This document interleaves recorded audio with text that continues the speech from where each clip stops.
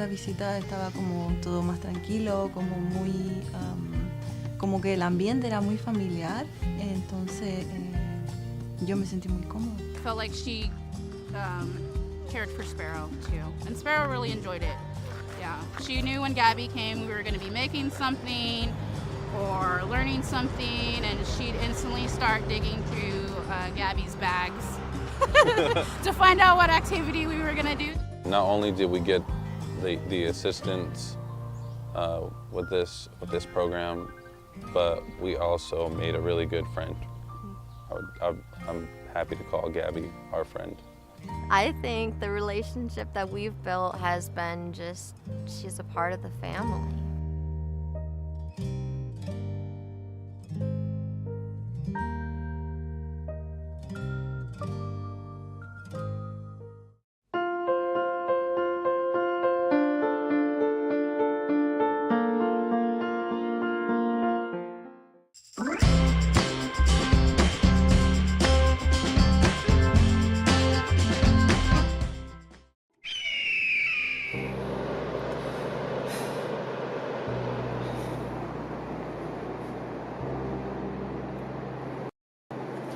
What happened here? Where am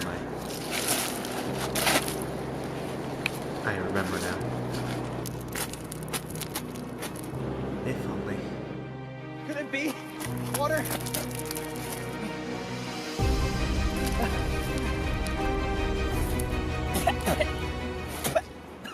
If only he would have saved a bit of water, he wouldn't be stuck in this situation. Like fixing that leaky faucet you say you will get to but never do. Or not taking that extra long shower because you want to go through your whole playlist. Or not putting that single piece of clothing in the washer because it was definitely bothering you seeing it on the ground. The only way to prevent drought is if you help. For more information about your water, please visit www.rrwatershed.org.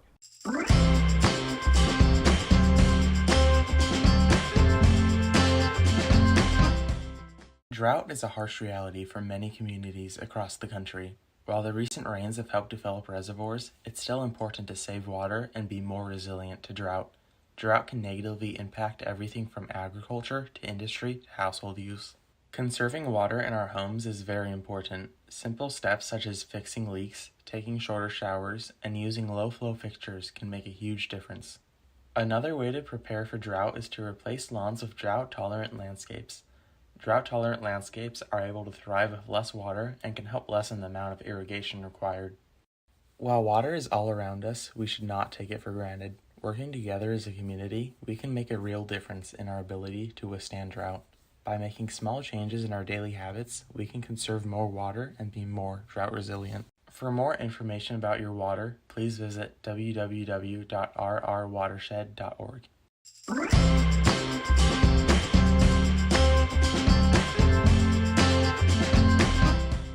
Water is the most important thing in the world. In order for our planet to flourish, we need an abundance of water. Due to droughts throughout California, wildfires have occurred, scorching Sonoma County several times. The Russian River is 115 miles long, and the main stem begins at Lake Mendocino. It flows through Ukiah, down to Cloverdale, through Healdsburg, and out to the Pacific Ocean. The river is home to 63 species of fish and has 238 streams and creeks flowing out of it. The river is a place for fun and relaxation for locals and tourists alike, as well as a home and resource for many creatures.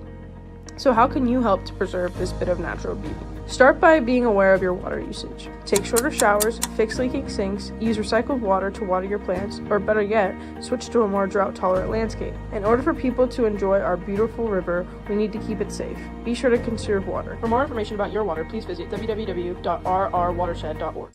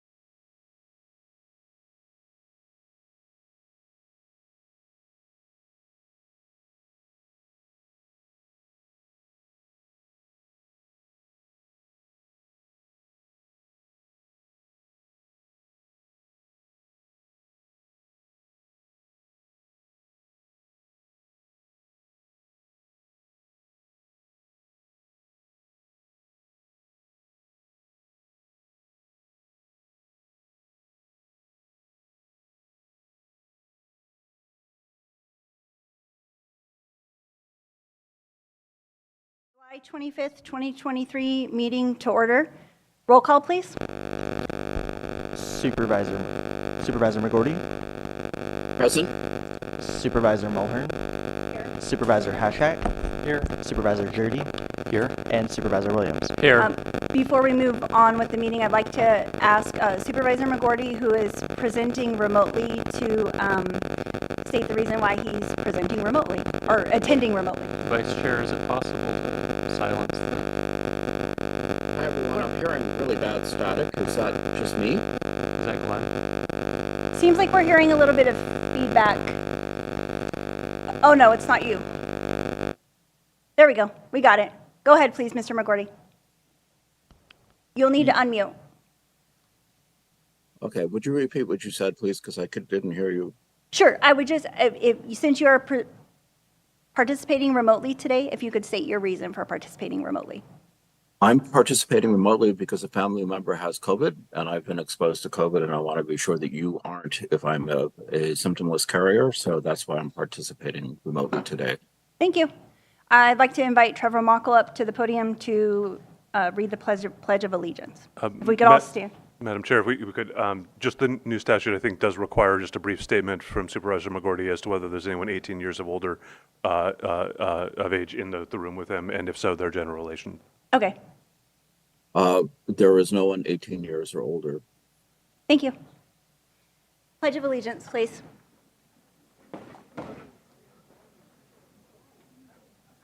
I pledge allegiance to the flag of the United States of America and to the republic for which it stands, one nation, under God, indivisible, with liberty and justice for all. Just a point of clarification for today's public expression. Public expression is a time for the audience to comment on items of interest that are not on the agenda. We're also going to use this time for members of the public to comment on closed session, which is item 6A, pursuant to Government Code Section 54957.6, conference with labor negotiator. I will be taking public comment for 3 minutes for each person. We will not be yielding time. We will not be having the supervisors ask any questions or comment to the members of the public. I ask that you all try to keep your comments concise and don't repeat what somebody said before you. The board does want to hear your comments, but we also have a very packed agenda today and want to keep the meeting schedule on track. So with that, I'd like to open public expression in the room first. Please form a line. Watch out for Scott. Good morning, Scott Ward, Redwood Valley. I'd sent you all an email regarding maybe reinstating the amnesty program for building permits for folks that had built without permits that want to come into the fold. The county had done this in 16 and 17, and it was rather effective. It's a benefit in a lot of ways. One, it helps people not be as fearful of coming in the building department. The penalty fees are more punitive. It's a slap on the bottom of the wrist for building without a permit. And because the county is strapped for revenue, it would make more sense to encourage people to come in without having this punitive fee, which the county doesn't earn. It's just a slap on the wrist. You're a bad boy and girl, don't build without permits again. And have people come in and get building permits. The assessor right now is sending out letters to the public for properties that they can tell with satellite or other information that there are structures there that haven't been appraised. So a few of my clients are getting letters, hey, we see on this property you got these 5 buildings.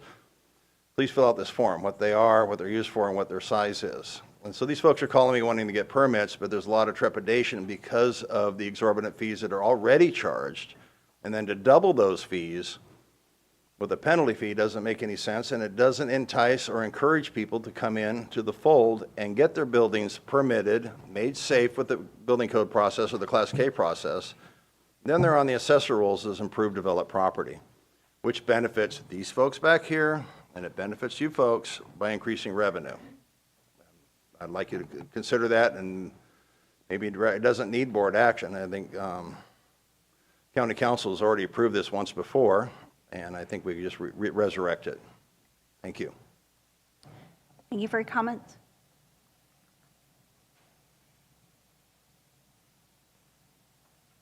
Hello, my name is Sally Grigg, and this is my husband, Charles Grigg.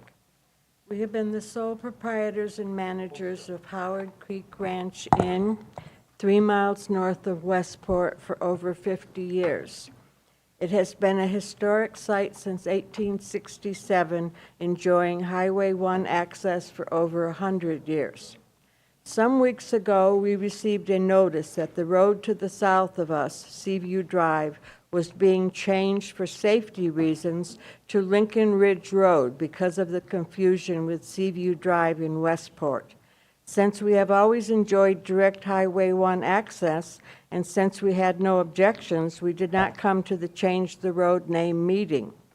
As a matter of fact, the 80-foot highway easement into the subdivision is state property. Seaview, or now Lincoln Ridge, Seascape Drive, and Howard Creek Inn Road are all private roads.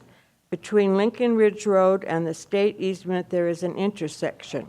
This intersection includes 3 adjoining roads, i.e. Seascape Drive, Lincoln Ridge, and Howard Creek Inn Road. All roads are in a 70-foot easement. Howard Creek Inn Road has always used this intersection, our property, to have direct highway access. Making this distinction will never have an unsafe effect on anyone. We have never known of any confusion as to what road leads to Howard Creek Inn. The 2 Seaview roads debacle has nothing to do with our direct Highway 1 access. We would just ask that we keep a sign of our existing address as our parcel's name and address. To our surprise, we were notified after the fact that our historic inn's address was being changed from 40501 North Highway 1 to Lincoln Ridge Road. This is completely unacceptable for many reasons. If we had known that our historic address was being changed, we would have definitely been there. Our 70-foot road easement entrance comes through a 50-foot wide driveway directly through the Caltrans 80-foot easement. This extra wide driveway has come right off from Highway 1 since 1971. We own the entire driveway on both sides. We are the only ones with that distinction. People have an easement over it, but the road belongs to our ranch. Please change our driveway sign back to our driveway notification back to 40501 North Highway 1. We have spent many thousands of dollars on internet sites to promote our address as it currently is. Over 1,000 places on the internet, many books, magazines, TV shows, and hundreds of thousands of past guests have our 40501 North Highway 1 address. It would be impossible for us to change this address. I'm very sorry, Ms. Gregg. We are going to keep our time to a very specific 3 minutes today. I get 3 minutes and he gets 3 minutes. I see that you've presented your comments in writing to the board, and I appreciate that very much. Okay. I'm going to ask that the executive office follow up with you on this item. County Counsel? Actually, if I may, Madam Chair, I have spoken to Planning and Building on this. They are putting out a new letter. There's an appeals period for the decisions, and you should be getting a new notice shortly that'll let you know how to go ahead and file that appeal to have that brought forward. Okay. There will be new notification going out. Okay, so we don't need to get on the agenda for the next Board of Supervisors meeting? No, you'll get a letter that'll explain what you need to do to be able to move that process forward. Thank you. Okay, Thank you very much. Thank you. Hi, I'm Marvin Trotter. I'm the medical director for Ford Street and also for the utilization management team at Adventist Hospital for the 60,000 Medi-Cal patients in Lake and Mendocino County. I'm here today about substance abuse. Believe it or not, UVMC and the 4 other hospitals are spending $50 million a year $50 million a year on hospital admissions for substance abuse. We're number 1 or number 2 in the state with Lake County for OD deaths. And we just have a terrible substance abuse problems. And I just wanted you to recognize that these are people, not just numbers. This is Taylor, my wife's cousin, who I had a wonderful Thanksgiving dinner with last year and who died in a bathroom stall at the Redwood Valley Casino from smoking fentanyl. And it devastated the family, and these are real people in real numbers. The jail, 2/3 of the jail patients, Sheriff Kendall tells me, are there because of substance abuse, and 2/3 of them come back within 5 years. I'm not even talking about child abuse, domestic violence, or homelessness. And what we're here for today is to beg you to use the 10% of the substance abuse money from Measure B to go to Ford Street that would allow us to build 10 new detox beds and 24 sober apartments.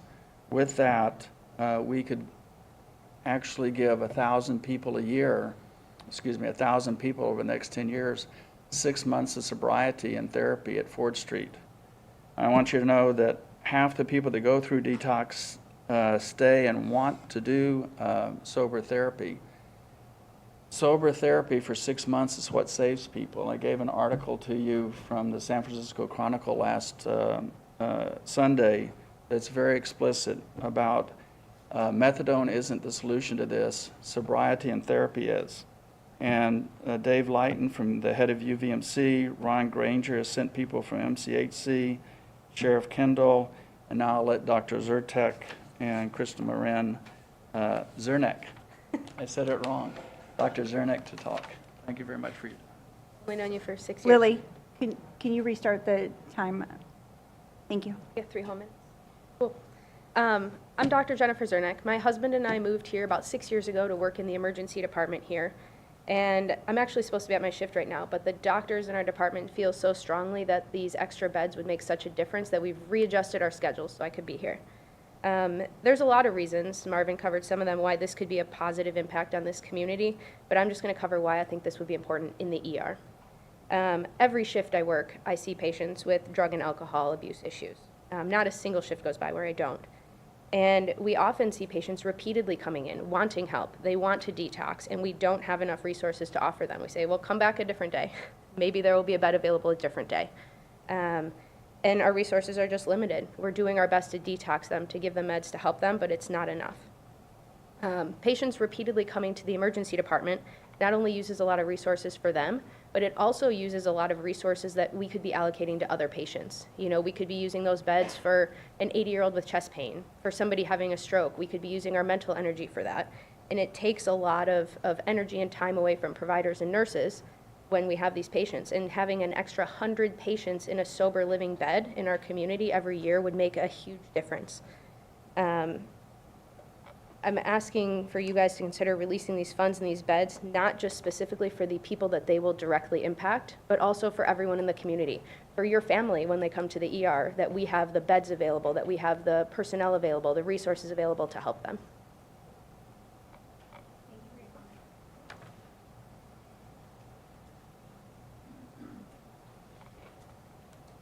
Good morning. My name is Ben Anderson. I have been a mental health therapist for over 20 years. I am currently the Behavioral Health Director for the Mendocino Community Health Clinics. This includes the Little Lake Clinic in Willits and the Hillside Health Center and Doris Street Health Centers in Ukiah, as well as the Lakeview Health Center in Lakeport.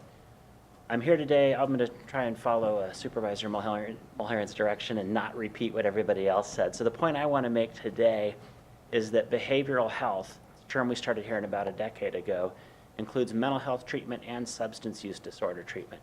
And substance use disorder treatment, including residential treatment, is an upstream intervention for suicidality and psychiatric hospitalizations. Mental health disorders and substance use disorders are interlinked in a way that you can't separate them out. And so anything we do to treat one treats the other. So I've heard the argument that Measure B funding is for mental health treatment and not substance use treatment. They're linked. You can't treat one without treating the other. So thank you very much for your time. Thank you for your comment. Good morning. My name is Jackie Williams. I'm the Executive Director of Ford Street Project. Ford Street Project operates the Ukiah Recovery Center. I wanted to give you a brief update on our construction effort. We did receive over $3 million from the State Department of Behavioral Health, and we have, with those dollars and the $350,000 we received from Partnership Health, plan to do a planning grant, we have continued to endeavor towards building a treatment pavilion and the sober living apartments that Dr. Trotter just mentioned. We anticipate we will have our building permit in August. We expect that construction will begin in October, with the construction to be completed in May. It is my sincere hope that our request for funding for Measure B is treated seriously, because with the addition of the funds to build the sober living environment, there's still time that we could operate this as one large construction project. So again, we would be looking at May next year of significant expansion of both the sober living environment, residential treatment beds, but primarily beds for social withdrawal management, or what we commonly call detox. I think I will quote Dr. Trotter, that's usually risky for me, but as Dr. Trotter has pointed out, the work we do at the Recovery Center is not catch and release. We really need to provide ongoing, continuing services for folks once they complete treatment. We work with them to get them employed and housed. Thank you. Thank you for your comments.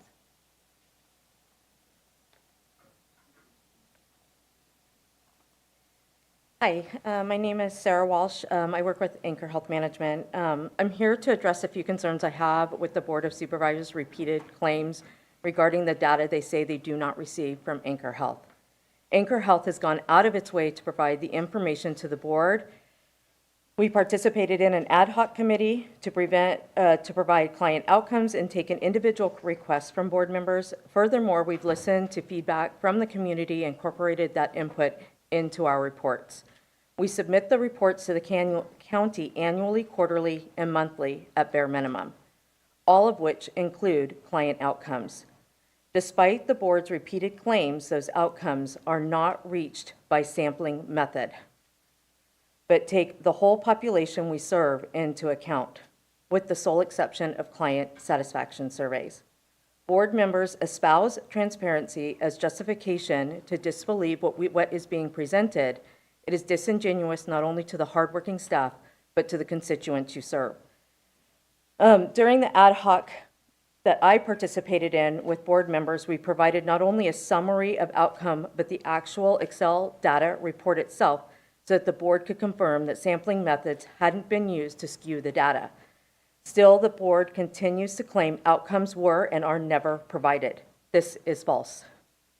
Even after that ad hoc, the board researched what outcomes other counties reported on and couldn't locate a county that reports the type of intensive data that you require of Anchor Health Management, and has gone so far as to suggest that we press other counties to report similarly to ensure there would be a way to compare data. With this in the derogatory manner in which the board speaks to the public about Anchor Health Management's provided data, one can reasonably conclude that the board has an agenda in this matter and no amount of requested data will suffice. However, if no agenda exists, then ignorance on how the system works is the only other line of reasoning I can come up with. Our county mental health system is robust comparatively, and without the creative thinking of Tim, Dan, and Camille to maximize the dollars that have been allocated to this county, your adult system would be combined to just mandatory services, which include medication management and crisis only. In reality, those three are the architects of the current, especially mental health system that we have in Mendocino County today. We have received exceptional grades not only from the California External Quality Review Organization's yearly review, but also from the triennial state audits. I think this is because at Anchor Health we work as a full functioning team where we are allowed to disagree with each other and have meaningful conversations on how best to meet state and county guidelines. I'm sorry, Okay. but in all fairness, I need to stop you there. Please submit your comments to the full board at bos@mendocinocounty.org. Okay. Thank you.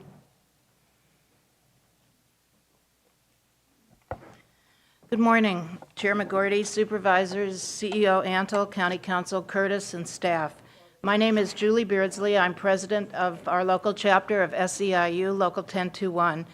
I'm also your epidemiologist, and I just would like to point out that in 2021, we had 76 deaths from drug poisoning.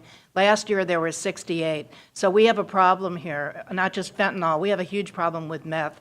And so I want to say that I personally support putting Measure B funds towards more treatment facilities. In terms of our contract, last year we came to you in good faith, hoping that you had budgeted a reasonable cost of living adjustment into your budget planning. You kept us in negotiations for 8 months before offering a 2% cost of living adjustment, and you didn't make it retroactive to cover those 8 months. Is this going to be your tactic again this year? We asked to settle this contract before it expired on June 30th, and here we are, we're almost to August, and the only thing you've brought to the table is a salary reduction.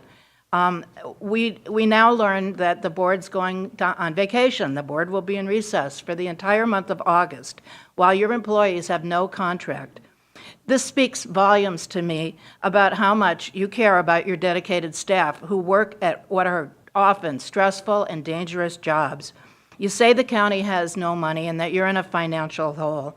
Okay, I'm saying this is a situation that you created. There are funds out there that need to be collected. There are revenues that need to be picked up. We've asked you to come up with some creative solutions. For example, when Lake County had financial difficulties, they offered a paid week off between Christmas and New Year's. There are solutions out there. We can come together. We can come to an agreement about this contract. We would prefer not to go on strike. But that option is definitely on the table now if you can't come up with some kind of reasonable proposal. Thank you. Thank you for your comments.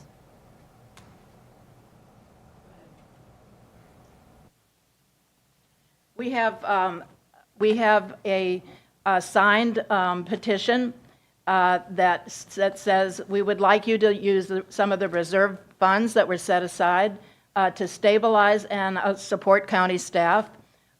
We would like to address the chronic lack of funding or lack of staffing. We know, for example, in public health, the state's just provided millions of dollars to hire public health staff. Where's that money? I want public health staff hired. We have a crisis in this county, a public health crisis. We would like, I'm going to present this with you. You can read the rest of it yourself. We don't want to go on strike. We would like to come to some agreement. Please work with us. Thank you for your comments.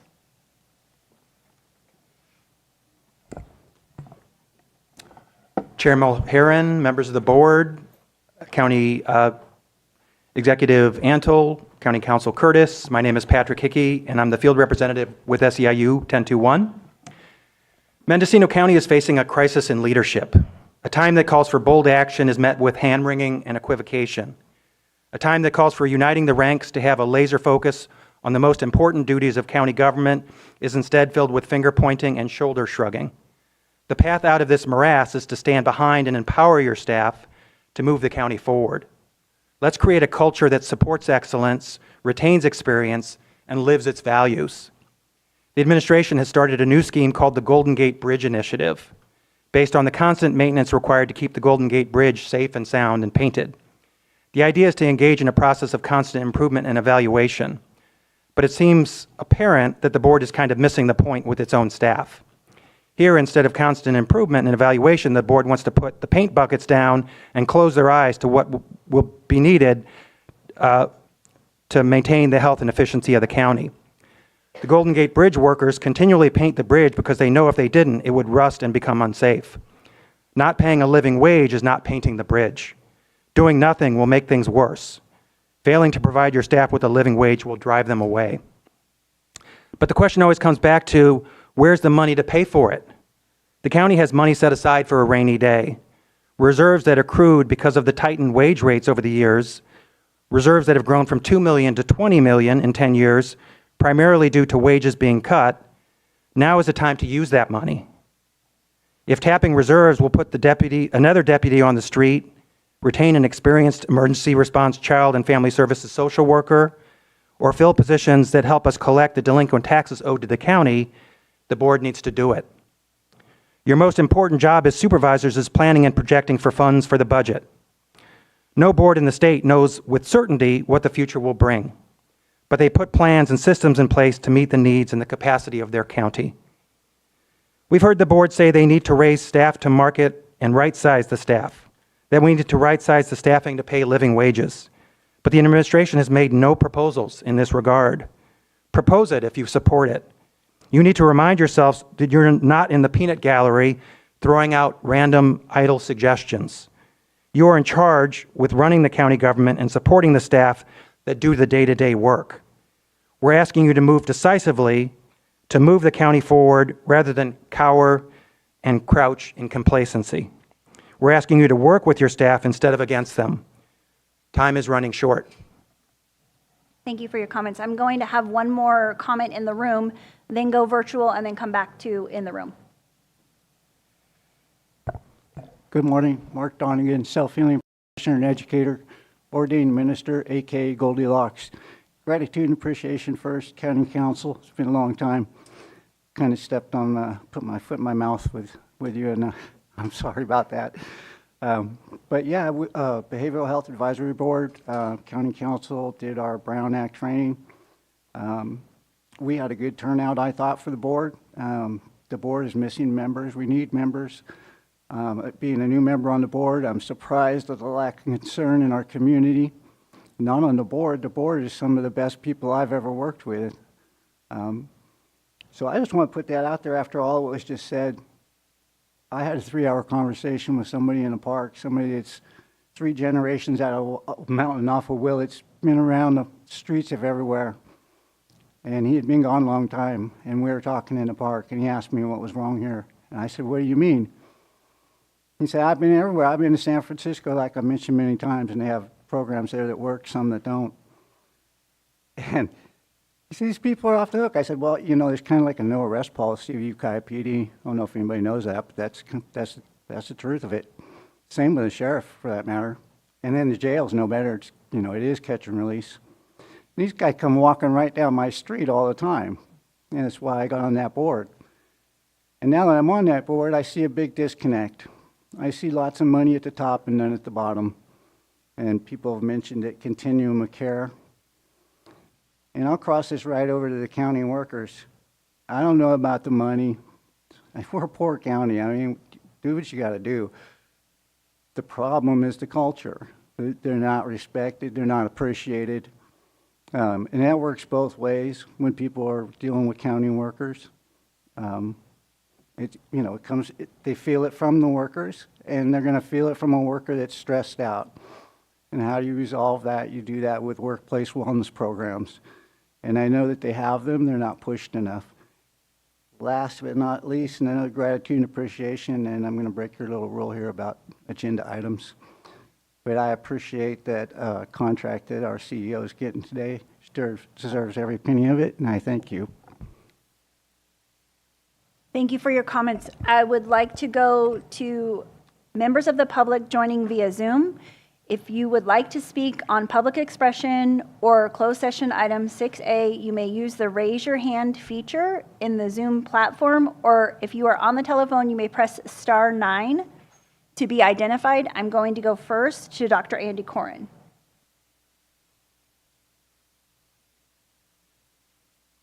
Unmute. Thank you. Good morning, Chair Mulherin, Board of Supervisors, and CEO Antle. I'm here this morning to raise my concern regarding the future of our Department of Public Health. I'm concerned that since the end of the pandemic emergency, the Health Department has felt expendable. Public health has struggled for leadership since the Health and Human Services Agency was broken up. Our organizational structure has been nebulous. Freezes on hiring and training of personnel have led to a loss of many essential employees with critical institutional knowledge. It's led to added work and low morale for those who remain. Most of our current managers are recent hires and need more training in county operations. We've seen the withdrawal of no less than 3 qualified applicants for public health directors, and we still have neither a permanent public health director or environmental health director.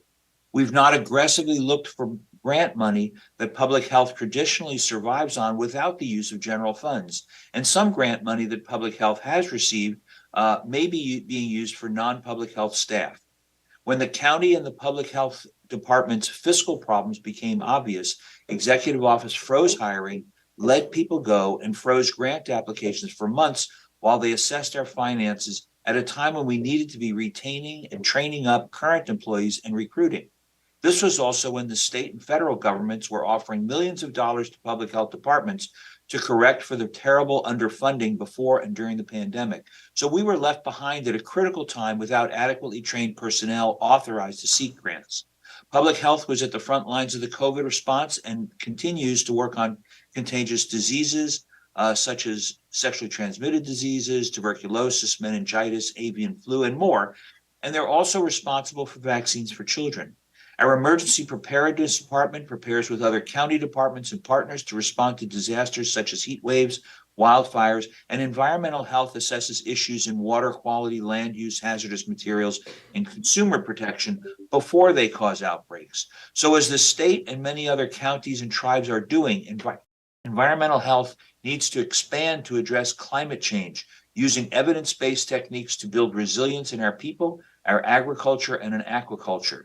Resources for this work exist in the state and the federal level.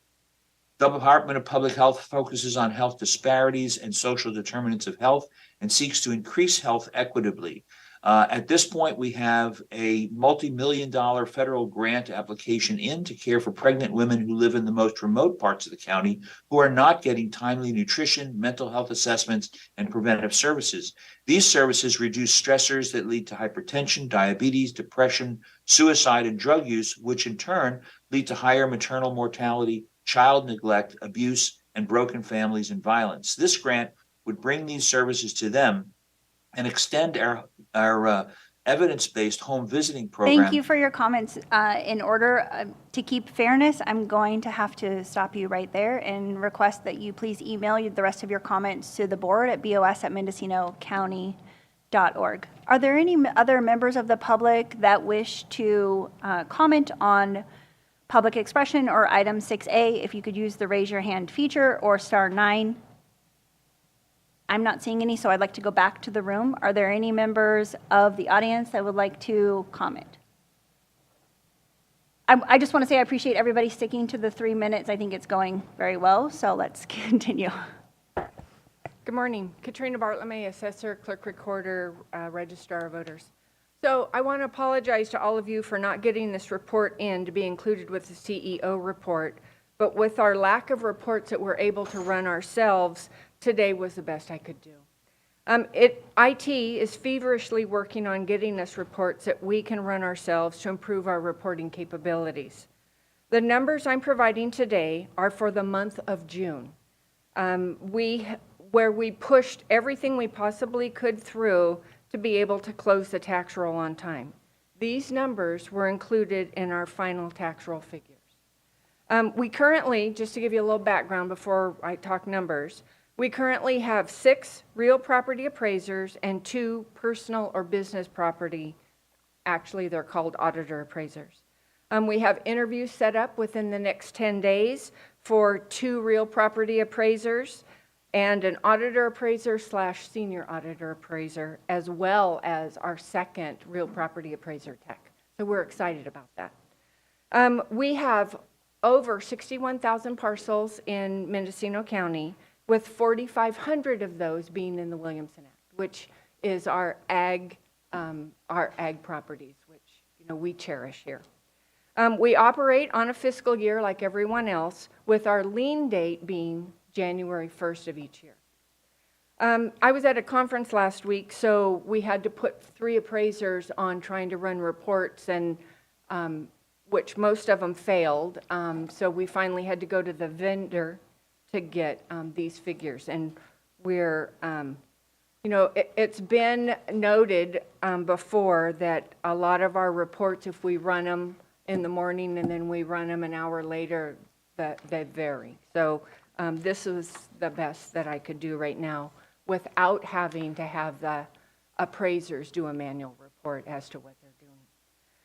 So in So these are parcel numbers, and one change in ownership can affect one parcel or can affect multi-parcel. So what we did was, in June alone, we processed 536 parcels.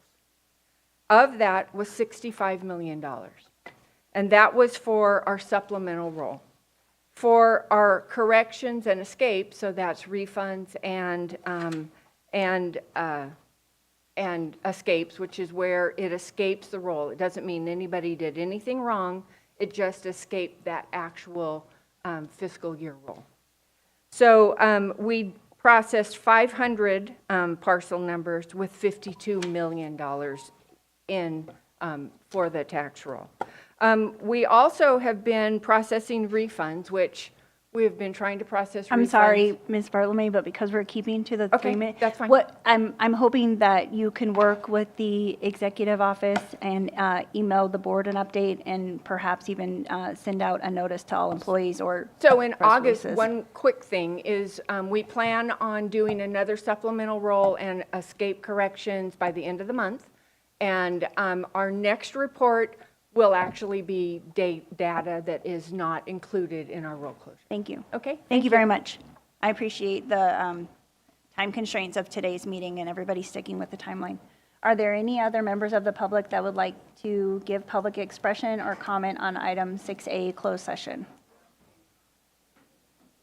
We can wait. It's okay. My name is June Culbertson. I'm a social worker with Mendocino County Children and Family Services.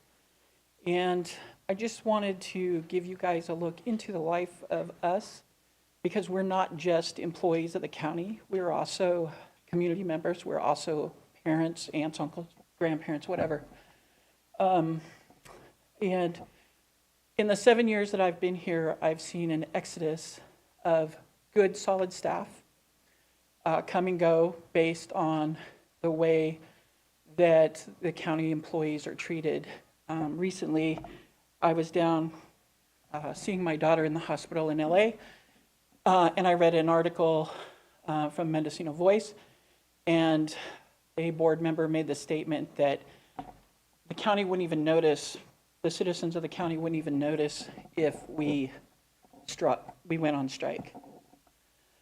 Going on strike is a scary action for a lot of our coworkers and us.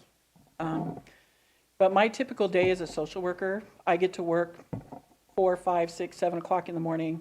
I leave sometimes 6, 7, 8, 9, 10 at night because we're understaffed, because the people in our agency and all the agencies, we have a passion for helping the people in our community. And sometimes I'm working 18, 19 hours a day, and I have children at home. So I leave work, go home, make sure they're settled, feed them dinner, get them to bed.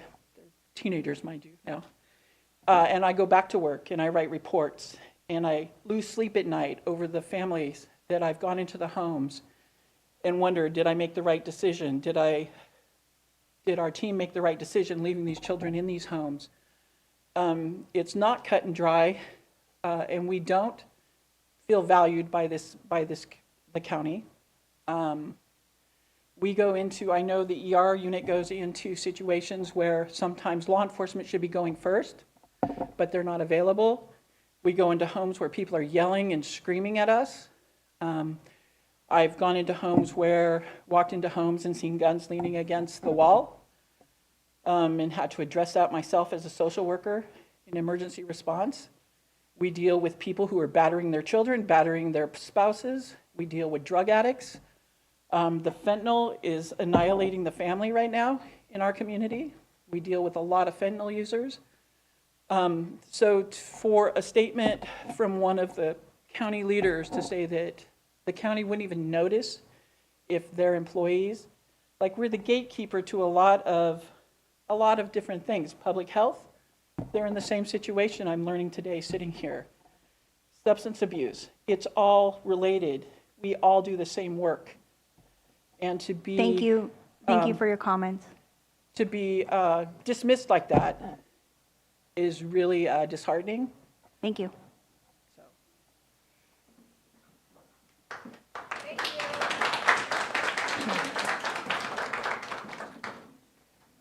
Are there any other members of the public that would like to give public expression? Now! What do we want? Contract! When do we want it? Now! What do we want? Yes. Contract! When do we want it? Now! They're on their way out. What do we want? Contract! When do we want it? Now! What do we want? Contract! When do we want it? Now! What do we want? Contract!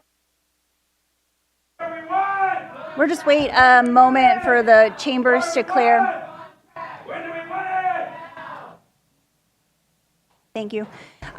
We are going to move on to agenda item 3, the consent calendar. Clerk, has proper notice been established? Proper notice has been established. Thank you. For today's agenda items, I will be calling on the supervisors in numerical order to see if they would like to comment. So I'm going to start first with this item with District 5. Are there any agenda items you wish to pull for separate consideration? For separate consideration, items 3P, 3U, and 3N. Okay. District 4. No. District 3. I was going to pull item 3P, but since it's been pulled, I'll. Thank you. District 2. I have none. District 1. I'd comment on item 3C, which is a proclamation about Paul Dolan, who recently passed. I will miss him as a neighbor, friend, colleague, and a wonderful contributor to our community. Thank you. For clarification, Supervisor Williams, it was 3P, U, and N as in Nancy? Correct. Okay, let's go ahead and start with N. So if we could group them all together, it may be more efficient. It's the Okay, same comment on all three. Okay, please go ahead. So these contracts are piecemeal mental health contracts that in the aggregate represent about $27 million of public money. I asked County Counsel if he had a chance to review the contract. He said, I don't think he's read it in entirety. His office only had 24 hours to review it. I read the Ordinance contracts, much more thorough in protecting patients and protecting public money. The contracts that are before us are, there's a lot of holes. Electronic health records, we're not keeping those records. It may create a situation like we have with OMG today. So my recommendation, rather than go line by line in those contracts with what I've circled, is give it to staff, let them come back once they've had a time to more thoroughly review. And it may be that we need to perform an exercise similar to what we went through with NAF care to put the county in a much stronger long-term position. And Chair, I'd ask to get comment from CEO and County Counsel. While I'm waiting for the County Counsel comment, I'd like it if the Clerk of the Board could bring Dr. Miller over into the Zoom meeting if she has comments that she needs to add. County Counsel first. Yes, Madam Chair. So we haven't spent a lot of time with these particular contracts. They did come through on a rush basis. I think Supervisor Williams has raised some very reasonable concerns in terms of the level of detail in the scope of work, and in particular, the level of clarity as to what exactly is being called for, and frankly, some heavy use of acronyms in terms of the language. If we did have a bit more time, I think what I'd want to do is work very closely with the department to be able to get some very specific information as to what is expected in terms of the work product, what is that going to look like, and then be able to frame that in terms of language that would ultimately be something that could be objectively evaluated. Right now, there is a fair amount of vagueness in the language as presented. Thank you. Dr. Miller, do you have any concerns or objections to pulling these three items and working with the contractor and County Counsel? Hi, Dr. Janine Miller. Hopefully you guys can hear me because I am traveling, but I'm here. Hopefully you guys can hear me. We can hear you. Okay, good. So no, if the contracts need to be pulled, we can definitely have them pulled. I do have concerns that they don't impact client care. So if we are going to potentially impact client care, meaning that the providers are not going to continue to provide services, and stop services till their contracts go through, that would really impact clients in our community.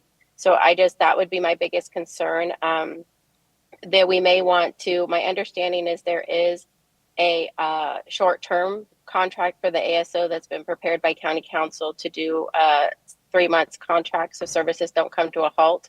The other two are crisis contracts so that the contractor could decide not to continue to provide services, and then we wouldn't be back until August 29th. So I don't know if that's something we need to be concerned about so that we don't impact overall client care.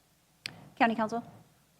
Yes, Madam Chair. We did prepare a version of the ASO contract that would be for a few months to essentially serve as a stopgap if that's the way that the board would like to go. I might defer to Dr. Miller in terms of what might be better as to the other two. But certainly there are options, both given the termination language that the county has and the ability to amend, that you may be able to put something in place today and then go ahead and still negotiate some more specific language so that everyone has clear expectations as to what's going to be done. Thank you.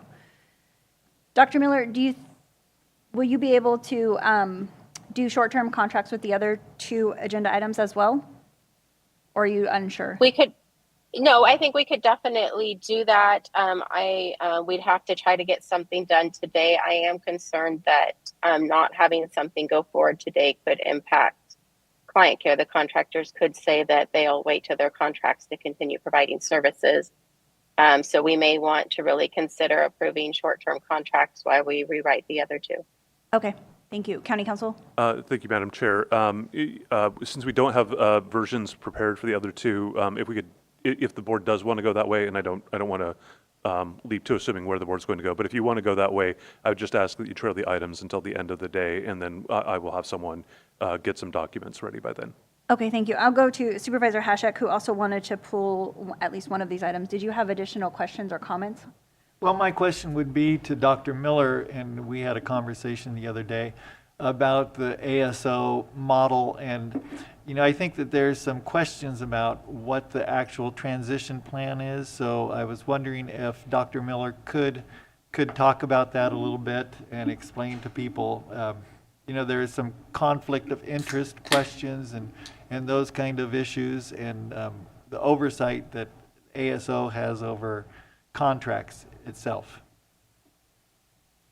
Sure. So the new contract that went through takes out any financial oversight of any of the contractors. So the ASO does not have financial oversight of any of the providers any longer.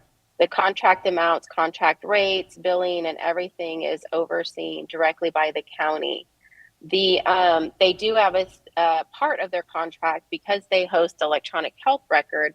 The billing does go through, they upload the billing to the county system. So there is a pass-through of billing, but the oversight is really at the county level now.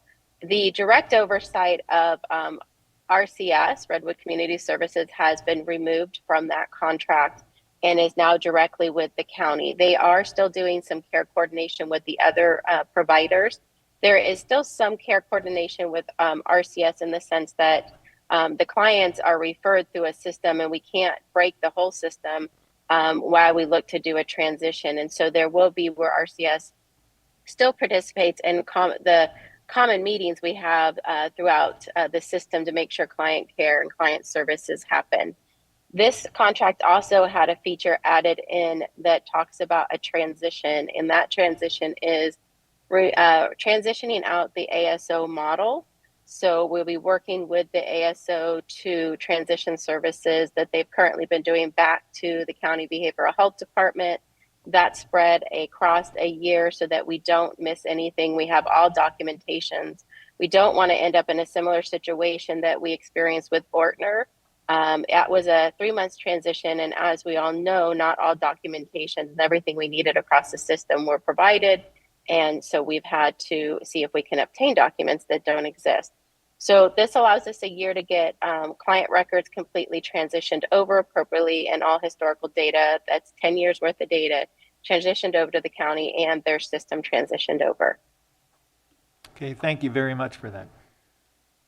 Thank you. At this point, Supervisor Williams, do you have a direct question or comment? Otherwise, I'd like to pull the board on the items and see if we could move on. I have a very brief comment. When this was before us 2 weeks ago, it was for 3.6 million. We revised it so that it would be less work. It's back for 3.6 million. That's confusing why The dollar amount didn't change even though the workload has decreased. And secondarily, I want the board to remember that we're going out to bid. We can't have a potential vendor who may bid be scoping that same project. And it looks like that may be the situation we have with this transition plan. I would not object to a contract for 60 to 90 days for the three of these. So I would like to pull the board to see if we're agreeable to have an item come back at the end of the day for 3P, 3U, and 3N for a 90-day extension. And I also do need to go to public comment, but I'd like to hear from the board in numerical order again as to whether or not they'd be agreeable to that. So I'm going to go first to District 4. Supervisor Dirty. Yeah, I would support the 60, 90-day proposal from staff. Thank you. Supervisor Hashak. Yeah, I could support that. Supervisor McGorty. 60 days preferably, 90 max. And Supervisor Williams. I support 60. Okay, so we have agreement from the board for a 60 to 90-day extension while we work through some of these contract challenges with County Council and the Director of Behavioral Health. So I'd like to open the public expression on the entire consent calendar. And if you are in the room, please make a line at the podium. If you are on Zoom, please use the raise hand feature or press *9. Seeing nobody come forward in the room, I'd like to go first. Well, while people are coming forward in the room, I'll go first to virtually and call on Peter McNamee.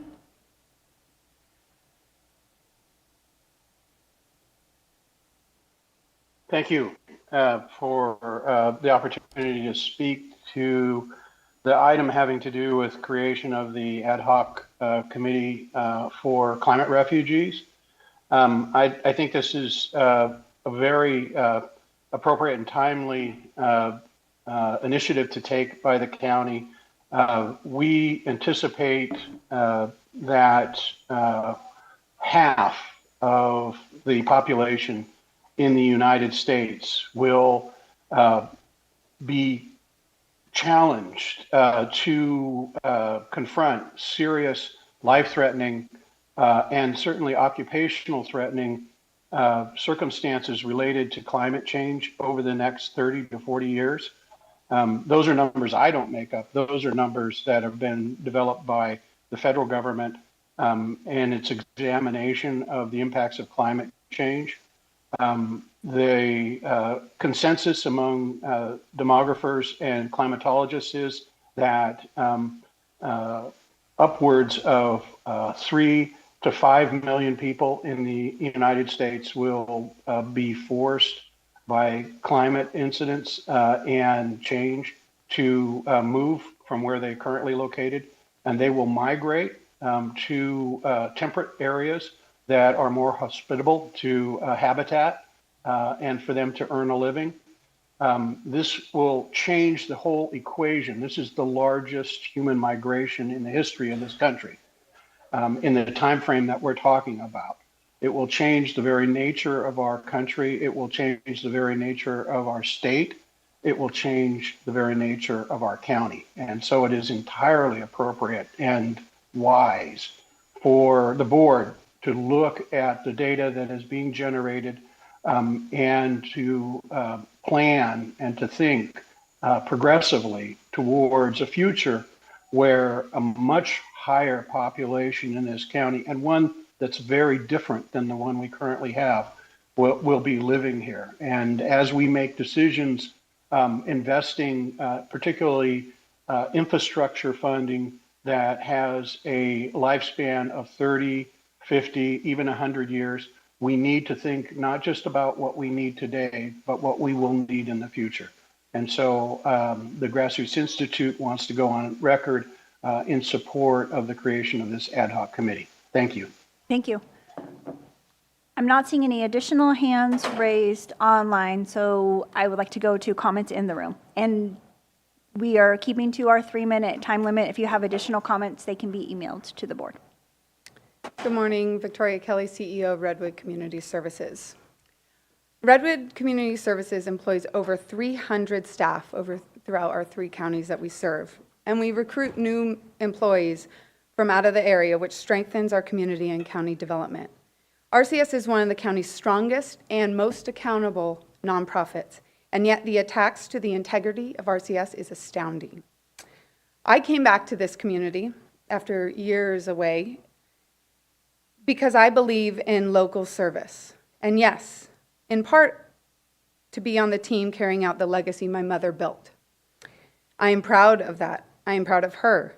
And I ultimately am proud of the positive client-centered care RCS team members do every day that saves lives. And that's not a statement. That is reality. Lives are saved every day because of RCS. The board asked Dr. Janine Miller 2 weeks ago, would you do the ASO again? The answer should be 100% yes.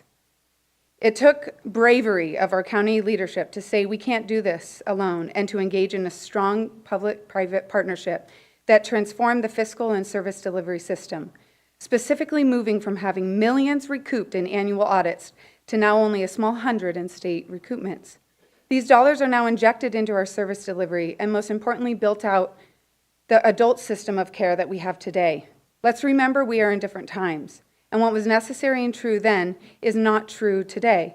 But that does not give anyone the right to downplay what the ASO did in very precarious times. The decisions you are making impact real people's lives, the lives of our staff and the people we serve. The board has not engaged us as a provider network in discussing regarding what is working and what is important to the system management and how to appropriately transition from the ASO to county management without detrimental impact to the financial and service delivery system. We, the provider network, submitted a letter to the board, the CEO, and county council requesting we have input in mapping a transition from the ASO to county management. And we demand to be included in these conversations over the next 60 days as we are experts on the ground to what is affecting our clients and our staff. Thank you for your comments. Hi, good morning, Board of Supervisors. My name is Natalie Shepard, Executive Director of Tapestry Family Services. Not only do I agree and concur with everything Miss Victoria Kelly just mentioned to you, I came into this system 4 years ago as a brand new executive director coming from a social service agency as a supervisor. The system was definitely starting to be rebuilt when I came on board. I have worked endless hours with Anchor Health Management to ensure that our agency, Tapestry, can be the best it can be out there. I talk to staff daily, and my staff talk to staff at Anchor Health Management daily to get the support we need. When we are stuck and we reach out to county, we get no response. It falls on deaf ears. We are not a part of planning. We are not a part of contract negotiations.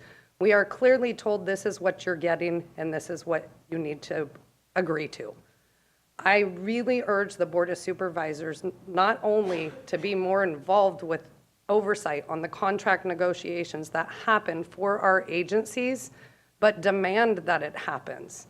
If we're going to walk away from an ASO model that has been so amazingly beautiful and supportive and collaborative, then we need you all to help as well. We need you all to step in and be there for us because they are every minute, 24/7 of the day. I can call any one of the Anchor Health Management, any one member, and I will get a response no matter what time of day it is. And I really encourage you to know that it's working and it's successful and we should not break it. Thank you. Thank you for your comments. Good morning, Chairman Mulheron, Executive Office of the Board. My name is Dan Anderson. I'm the Chief Operation Officer for Anchor Health Management.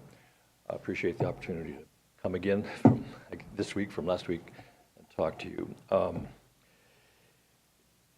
So two things I want to share with you this morning. One, it's difficult sometimes to sit here and listen to things being said that seem to misrepresent the reality. And And I know there's agendas and people have things that they want to see accomplished. It would be helpful if that was said transparently and there weren't things that were said that seem to imply things that actually aren't real. For example, Sarah Walsh got up and talked about comments made about data. That's been repeated a number of times, and it's not correct in the way it's been framed that there isn't data available. There's data that's provided month after month to the Behavioral Health Advisory Board. It's provided to you as supervisors. It's provided to the community. So I wish, as you're having this conversation, that all of you would have the integrity to speak clearly and transparently, not with an agenda. I know the agenda here on some of the board members is to move away from the ASO model, and that's fine. In fact, we already had this conversation, and we're completely on board with that. We have no need to continue the ASO model if it's not working. Our concern, though, as the ASO, is that this process is done in a way that takes care of our community and our clients, and also supports the incredible network, provider network, that's here in our county. This is unusual. And if it's done in a way that doesn't involve them, that doesn't take their feedback, does not look at what they need in order to provide these services, you're going to lose a very precious thing. So this is not about the ASO. We're fine with transitioning out here. Want to do it in a way that works. But please, you heard comments already this morning, and my comment to you is do this in a way that does not break the system. And that's my worry. You guys have agendas, and you're going to break the system, and then in 2 years, you're going to be back where you were 10 years ago or 16 years ago. The other thing I wanted to say in my last 29 seconds here is there was comments about we don't want to repeat Ordinance management fiasco where we didn't have data and we didn't have records. It's a very different situation that we have now. We have an electronic health record that the county has access to. OMG did not have that. They did not have an electronic health record. And so to imply and leave the impression here that the county does not have access to data is once again a misrepresentation. Thank you very much. Thank you for your comments. Are there additional comments in the room?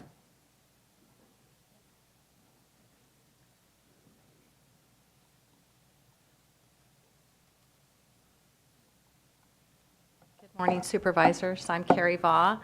There's a lot of motion in the room. I understand from Redwood Quality concern that they're feeling attacked.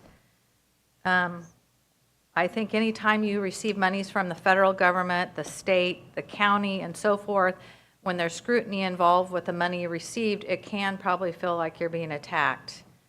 And I just think that comes with being in that position. However, as far as speaking on my own behalf and for my committee, which is Citizens for a Better Community here in Ukiah Valley, we would like to see you supervisors consider what you're talking about is to look closer at the budgets and the expenditure, because our economic condition in Mendocino County is very fragile, as you know.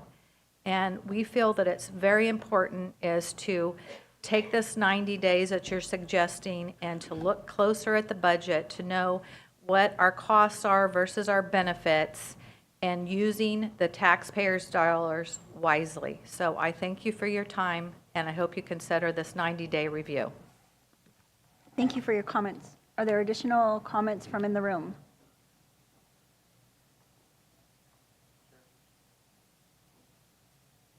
Good morning, Camille Schrader with Anchor Health Management. I just wanted to make sure that based on the latest misrepresentation that the county has 6 portals that we pay for directly to our EHR. They have access to all 10 years of all of the work that we've done. We've turned in financial reports year after year after year. And if something suddenly were to happen, we have made sure that it is up to date because, again, most foremost, I am a citizen of Mendocino County and will do nothing to hurt the future of the very fragile mental health system we have, as well as the fiduciary responsibility of our county. So I just wanted to clarify that. Thank you. Thank you for your comments. I'm going to finish hearing from the public and then come back to the board. Are there any other members of the public that would like to come forward on any items on the consent calendar? Can I make a comment about No, that item will be heard later this afternoon. Yeah, that item is 4I. Yes. Thank you. Are there any other members of the public that would like to come forward on comment on the consent calendar? Seeing none come forward and seeing no hands on Zoom, I'll come back to the board, numerical order. Supervisor Hashak, do you have additional comments on items 3P, U, or N that you want to give direction to staff? Those 3 items are going to come back later this afternoon with a 60 to 90 day extension or window. County Council, did I represent that correctly? Yes, I just want to clarify one point. I believe the draft contracts are retroactive to July 1st, so 60 days from now would be a 90-day extension overall. I think that if I heard correctly, that was what the board's intent was. I just want to be clear that that's the text would say 90, but that would be effectively 60 from today. Okay. Supervisor Hashak. Well, if Dr. Miller is still on the line, I don't know if she is. She is. Okay, very good. So my question for her would be, there's the ASO model, and we transitioned out of Ordinance to this ASO model. Do you feel like that the ASO model has been serving Mendocino County's mental health services? And the question about any kind of liability that we have, certainly with Ordinance, that was a mess. Do you feel like we've improved in that area? And what's our liability? So, all right. So I'll start with your first question, which is, has the ASO been serving Mendocino County? And I would say, yes, they have. They have done a lot of work as a partner with the county to really help navigate the system. Generally, it has been a partnership, and when there has been an issue, we've come together and tried to really work on that from that perspective. Ordinance was a little different in the sense of data, but part of the thing, my expression earlier is that I want to make sure we do it right this time. Not that our QMC doesn't have a data, doesn't have electronic health record. We don't have a contract with that electronic health record. And so we have to decide, would that be a contract the county would take on, or would that be a contract that we would need to merge records into our own electronic health record, right? So it's a process. It's not going to just happen overnight. There's always liabilities in everything we do. It's the nature of our world. We're always going to have cost report audits. Cost report audits didn't stop with the state of California until 22-23. And now that we've gone into Cal Ames, we don't have to do cost reports on our whole system of care. We still have to do it on 2 portions of the system of care. So there's always a cost report audit that we'll go through. Other liabilities, I don't see, as long as we do a good transition over the year, we make sure all our documentations are retained for those cost report audits. And we have built into the contracts with County Council to make sure that there is a requirement to retain records for 10 years after the close of an audit, which is actually federal and state standard. They are required to maintain all client and financial records for 10 years after the cost report closes with the state of California. We know the state of California is behind in cost reports. They just completed 13-14, and we are going into 14-15 this year. And last update with the state is they do plan to close out all years through 21-22. So we won't know probably in the next year what all those cost reports look like. They'll probably try to do 1 a year, or maybe they'll fast track and increase that to get it done quickly. They had planned to get it all done before Cal Ames rolled out this year with payment reform, but that has not taken place.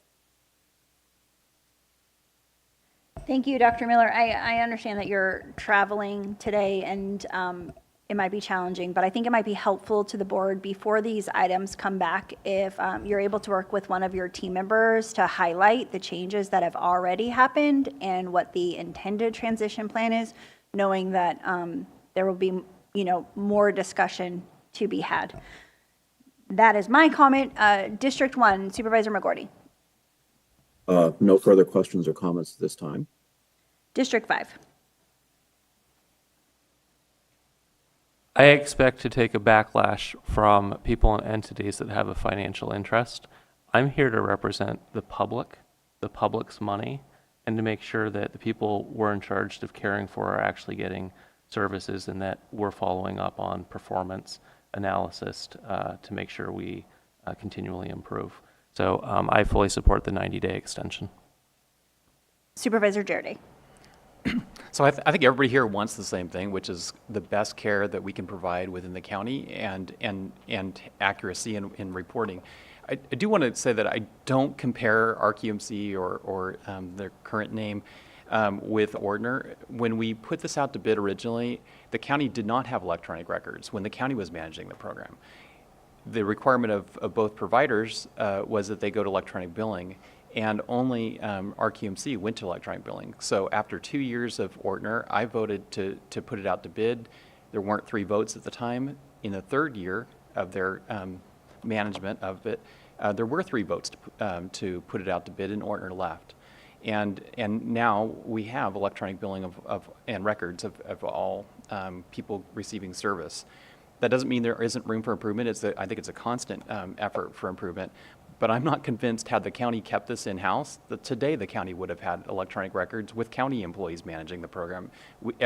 Basically every time the state did an audit, the county owed the state money when the state audited the county's paper records. And I think with this electronic system that we have in place now that RQMC brought into place, we're in a much better position. Unfortunately, we're going to be paying, I predict, money when the state audits the books that were the programs that were being managed by Ordinance, and that won't be anyone's fault other than Ordinance. Okay, thank you for your comments. So, County Council, we're going to move items 3P, and N to the end of the meeting. And what I'm looking for now, colleagues, is a motion to approve the balance of the consent. So moved. I have a first Second. and a second. Roll call, please. Supervisor McGorty, Yes. Supervisor Hashak, Yes. Supervisor Williams, Yes. Supervisor Jardy, Yes. and Supervisor Mulhern. Yes. Motion carries unanimously. Thank you. We're going to move on to item 4A, discussion and possible action to direct staff to initiate modernization of new hire and annual employee standards, including position-appropriate physical, psychological, moral character, and computer literacy. The sponsor is Supervisor Williams. Can you please introduce the item? I believe there should be standards. Some of our departments have standards. I talked to Sheriff Kendall at length, and I think he's really sets an example of hiring standards. There are some other departments that may have been operating under a model of just getting people in seats, hiring whoever is willing. It's been noted to me that in some cases there are no background checks at all. I think given the county's history of expensive exits by some employees, it would be prudent to have background checks universally for everyone. And yet I recognize that the standards need to be specific to the position and department. You're not going to hold someone in the DA's office, maybe to the same standard as OES. They're characteristically different jobs. And so the goal here is to ask staff, which is CEO and department heads, to come back and tell the board what that update should entail. What are the appropriate standards?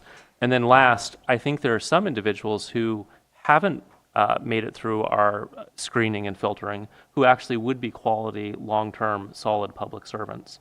And so not only do we want to try to prevent unfortunate situations, but we want to try to make sure that we get the right people who are applying all the way through the hiring process. And I would say I think staff is ready for this item. I imagine the CEO would direct it to the Golden Gate Initiative. I believe the CEO can make that happen. Okay. Now I'd like to ask board members for their comments in numerical order. I don't have any comments at this point. District 1, Supervisor McGorty. Having been a former department head, the way that we hire people into Mendocino County is a little different because we have to have sometimes lists of qualified applicants, and I find that system is kind of cumbersome and perhaps works against some of what Supervisor Williams is hoping to accomplish. And I would like to know from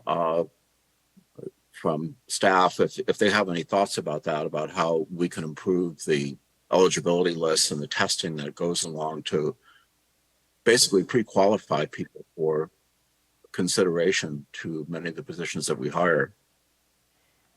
Thank you. Supervisor McGorty, I know that staff, we do have actually several HR committees, and we currently have a grand jury report. I think some of these items might be addressed through that process, and that those changes are ongoing.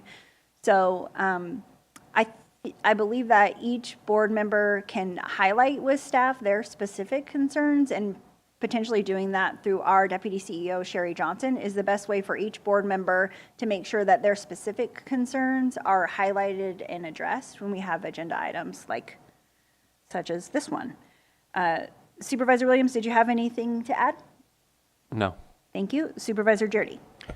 Yeah, I think this is a welcome proposal, and I hope that as HR and the departments come up with proposals that the county does a better job of communicating what those tasks and or skills are that are desired for these different jobs. Maybe it could even be put into video form, because a lot of people seem to digest information through video, but maybe we do want to require that they learn how to read also. But anyway, so I think that it's important that we communicate, that people know what the expectations are for each of the jobs, so that we get the widest possible field. And then finally, I think one of the issues the grand jury raised, which is legitimate, and it's an issue with all government agencies, is all government agencies are fairly slow in their filling positions, and sometimes many of the best applicants have taken jobs in the private sector before they hear back from the government agency. So somehow there needs to be some speed added to the county's response when there is a good applicant. Thank you. Supervisor Hashak, and then I'm going to take public comment. Well, I agree that, the grand jury report saying that, this process, and we all know that the process is taking a long time to get qualified people into positions, that we need to really look at. I just see this agenda item as, in this time of when we can't provide a COLA to our employees, when we are asking for increases in healthcare contributions from the employees, and we're having trouble filling a lot of the positions, that it just seems like this agenda item is a slam at, the physical, psychological, and moral character of our applicants, and I just don't see it as helpful at this point. If I were an employee, which I am an employee, I would be really taken aback by this. And I think that if we are going to do like a pilot program, I would suggest that we apply these standards to the Board of Supervisors first and see who's left standing. Because if we look at, some of just the way it's phrased, I just think it's really going to not do us good in our negotiations, and I don't see it as helpful with morale. Okay. Thank you for that comment. And I'm going to go to public comment and then come back to first to Supervisor McGorty and then Supervisor Williams and then the other board members. Are there any members of the public that wish to comment on this item? If you could please come forward. And if there are any members of the public on Zoom, you can use *9 or raise your hand. Seeing no one, come forward to the podium, and seeing no hands raised on Zoom, Supervisor McGorty. Supervisor Jurdy brought up one of my points about how our system that we have right now with the eligibility lists and scheduling interviews and getting back to employees is one of the things that I think is problematic and really needs to be addressed and worked on. Thank you. Thank you. And Supervisor Williams, I know that you have additional comments, but if you could also maybe just provide the board and the CEO with a timeline as to when you expect some kind of item to come back to the board.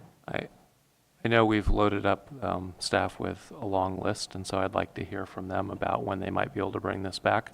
It was my hope that maybe over the next 90 to 120 days, supervisors could give individual input, and then perhaps staff could bring back a draft. CEO Antle, absolutely, we can do that in the fall. We could target October. Continue to work with HR and the Golden Gate team. I believe HR has already begun some of this work, so we're moving forward. May I give my comments? Yes. So Supervisor Haschak, I actually see setting higher standards as a benefit for labor. I'm more likely to work in an environment where there are high standards.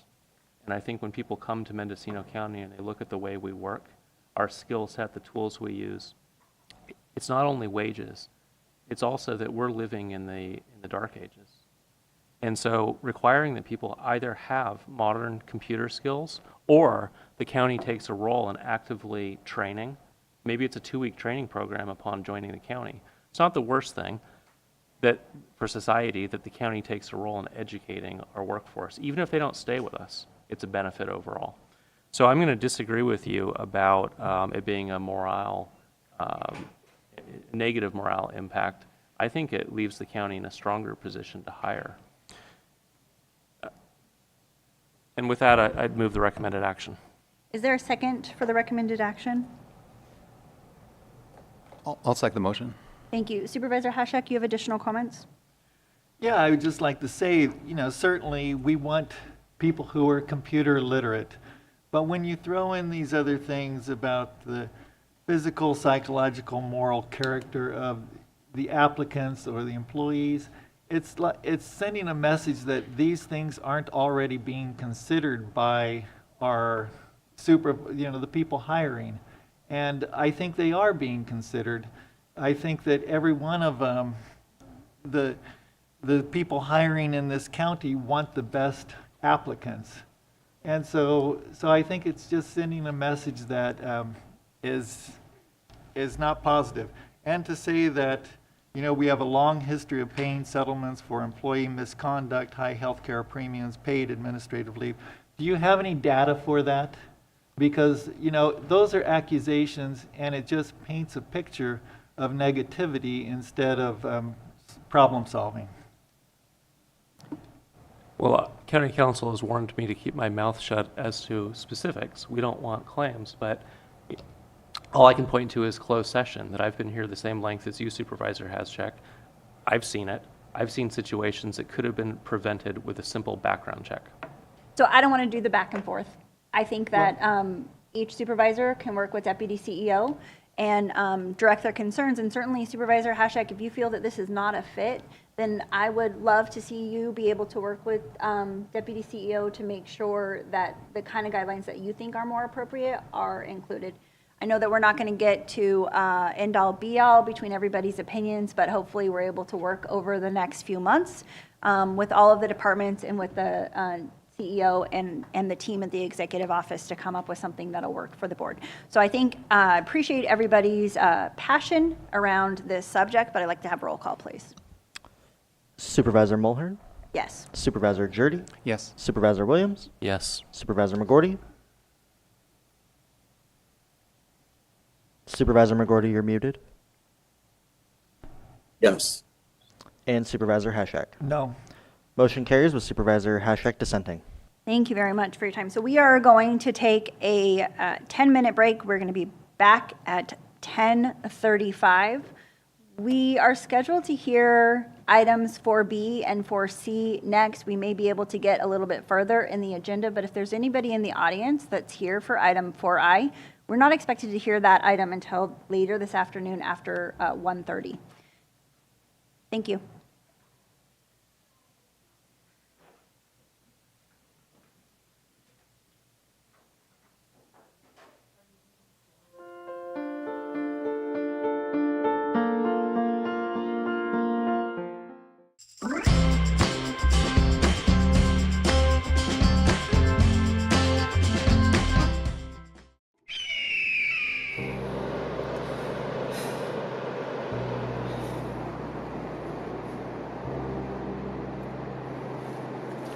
What happened here? Where am I? I remember now. If only. Could it be? Water?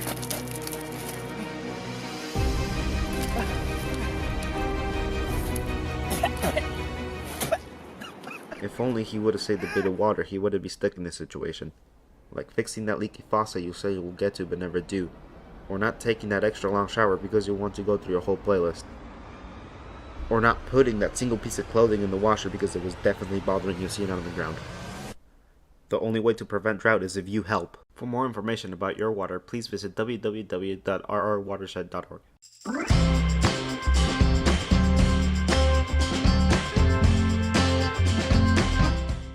Drought is a harsh reality for many communities across the country.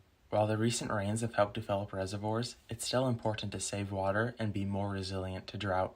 Drought can negatively impact everything from agriculture to industry to household use. Conserving water in our homes is very important. Simple steps such as fixing leaks, taking shorter showers, and using low-flow fixtures can make a huge difference. Another way to prepare for drought is to replace lawns with drought-tolerant landscapes. Drought-tolerant landscapes are able to thrive with less water and can help lessen the amount of irrigation required. While water is all around us, we should not take it for granted. Working together as a community, we can make a real difference in our ability to withstand drought. By making small changes in our daily habits, we can conserve more water and be more drought resilient. For more information about your water, please visit www.rrwatershed.org.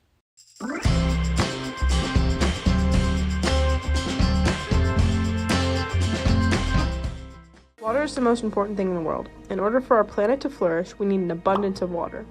Due to droughts throughout California, wildfires have occurred, scorching Sonoma County several times. The Russian River is 115 miles long, and the main stem begins at Lake Mendocino. It flows through Ukiah, down to Cloverdale, through Healdsburg, and out to the Pacific Ocean. The river is home to 63 species of fish and has 238 streams and creeks flowing out of it. The river is a place for fun and relaxation for locals and tourists alike, as well as a home and resource for many creatures. So how can you help to preserve this bit of natural beauty? Start by being aware of your water usage. Take shorter showers, fix leaking sinks, use recycled water to water your plants, or better yet, switch to a more drought-tolerant landscape. In order for people to enjoy our beautiful river, we need to keep it safe. Be sure to conserve water. For more information about your water, please visit www.rrwatershed.org.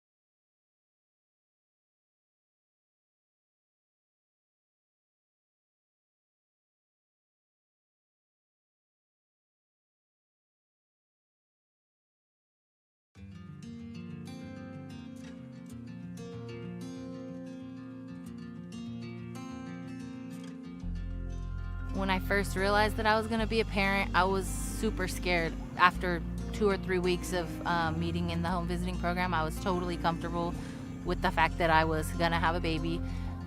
Yes, I was still scared, but at the same time, I felt like I had some sense of strength behind me. If I didn't have those resources that Jeanette provided me, I think it would be harder now. I got into the program and I realized, like, oh, this is nice. And now look at me, I work at a family resource center with parents and families, all this stuff. I'm so grateful that I got the opportunity to meet my home visitor, because without her, I think that I would be 10 steps behind from where I'm at right now. Pero pues aquí pues ya los enseñan un poquito más cosas que uno no sabía, como cómo cuidarla, cómo desarrollarla, cómo educarla, y pues es algo bien porque pues cosas que yo no sabía, pues ya usted nos las dijo y todo como consejos, y pues muchas cosas que se aprendieron. I don't know what's normal for a 22-month-old baby or an 18-month-old baby, you know. When we get together, we usually discuss and get some progress made with the baby. It makes me feel comfortable, and I associate my parenting with her, my home visitor, telling me, yeah, this is going great. So it's nice to know where they're at, what stage they're at for every parent, and also to give, again, your children that head start in education. If I had any questions with her, just call her up on the phone. You know, it was very relatable, very personal. And, you know, with her getting to know my kids, you know, she got to kind of help guide me along the way. I mean, there were so many cool things that I've learned. I went from a very rough type of life. I was homeless, and she was able to help me get into school, and I actually have enough credits to graduate with a business degree right now. I think I really want to mention just that I'm grateful that I took advantage, because it's something that has put me in touch with my child, or closer to my child and her development. I want other people and parents to know that the home visiting is not something that you should be afraid of. It's actually something that is needed.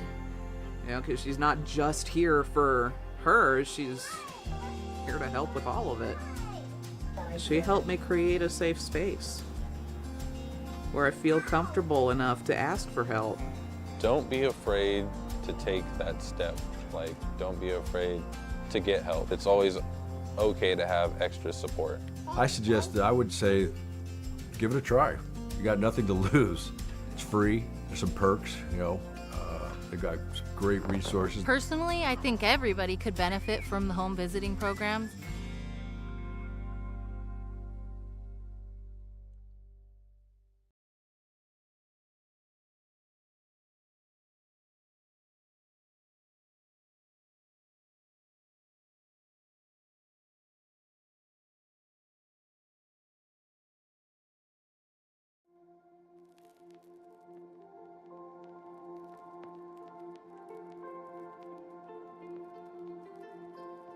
I realized that my life was going to change dramatically in ways that I did not know. We're going to move on to item 4B, discussion and possible action, including direction to staff to develop a contingency plan for creation of Department of Finance based on best practices of successful counties. The sponsors are Supervisor Williams and Supervisor McGorty. Supervisor McGorty, I understand that you're participating remotely. I'll go first to Supervisor Williams for his comments, and then to you, and then I'll ask for questions or comments from the board before opening public comment.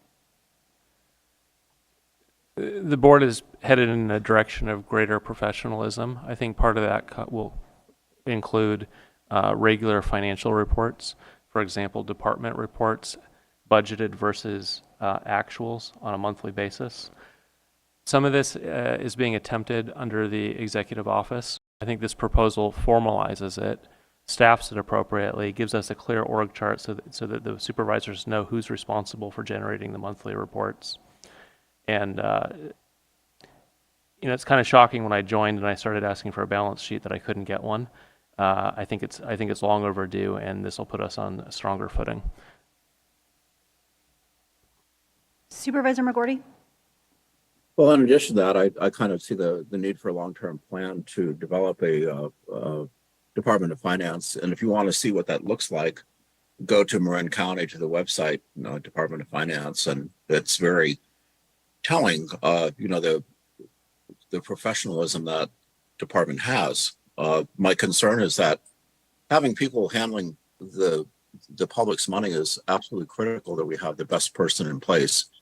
And while we have hardworking people with this task, they don't necessarily always have the capacity to really deliver the information that we need as supervisors. We have no control over them since they're elected officials.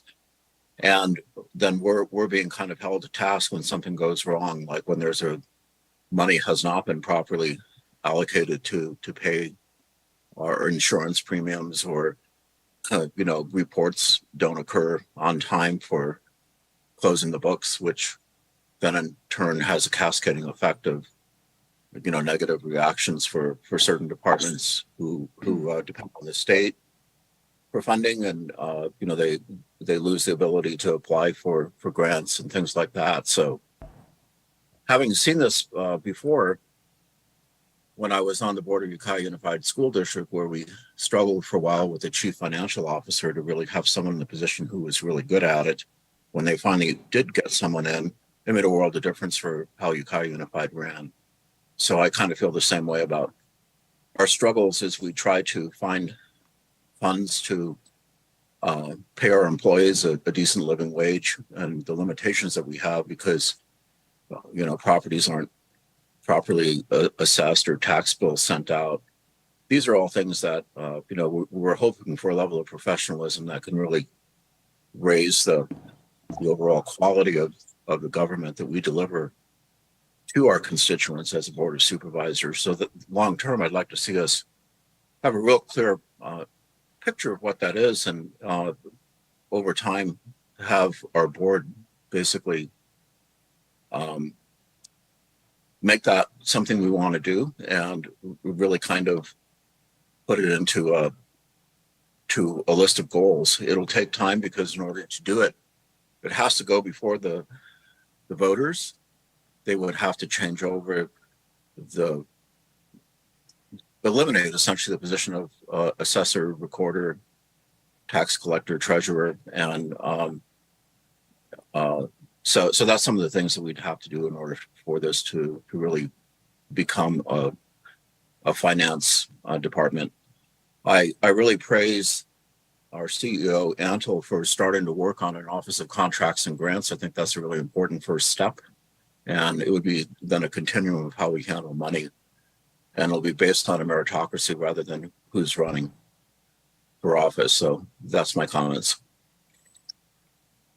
Thank you. I'm going to come back to the board, and then I'm going to go to county council to provide clarification as to what the process would look like. For those members of the public that may not have read the agenda item, it is online at mendocinocounty.org, and there are several items that would create an action plan for a contingency plan for a Department of Finance. I'm going to go now to the rest of the board, starting with Supervisor Jardy.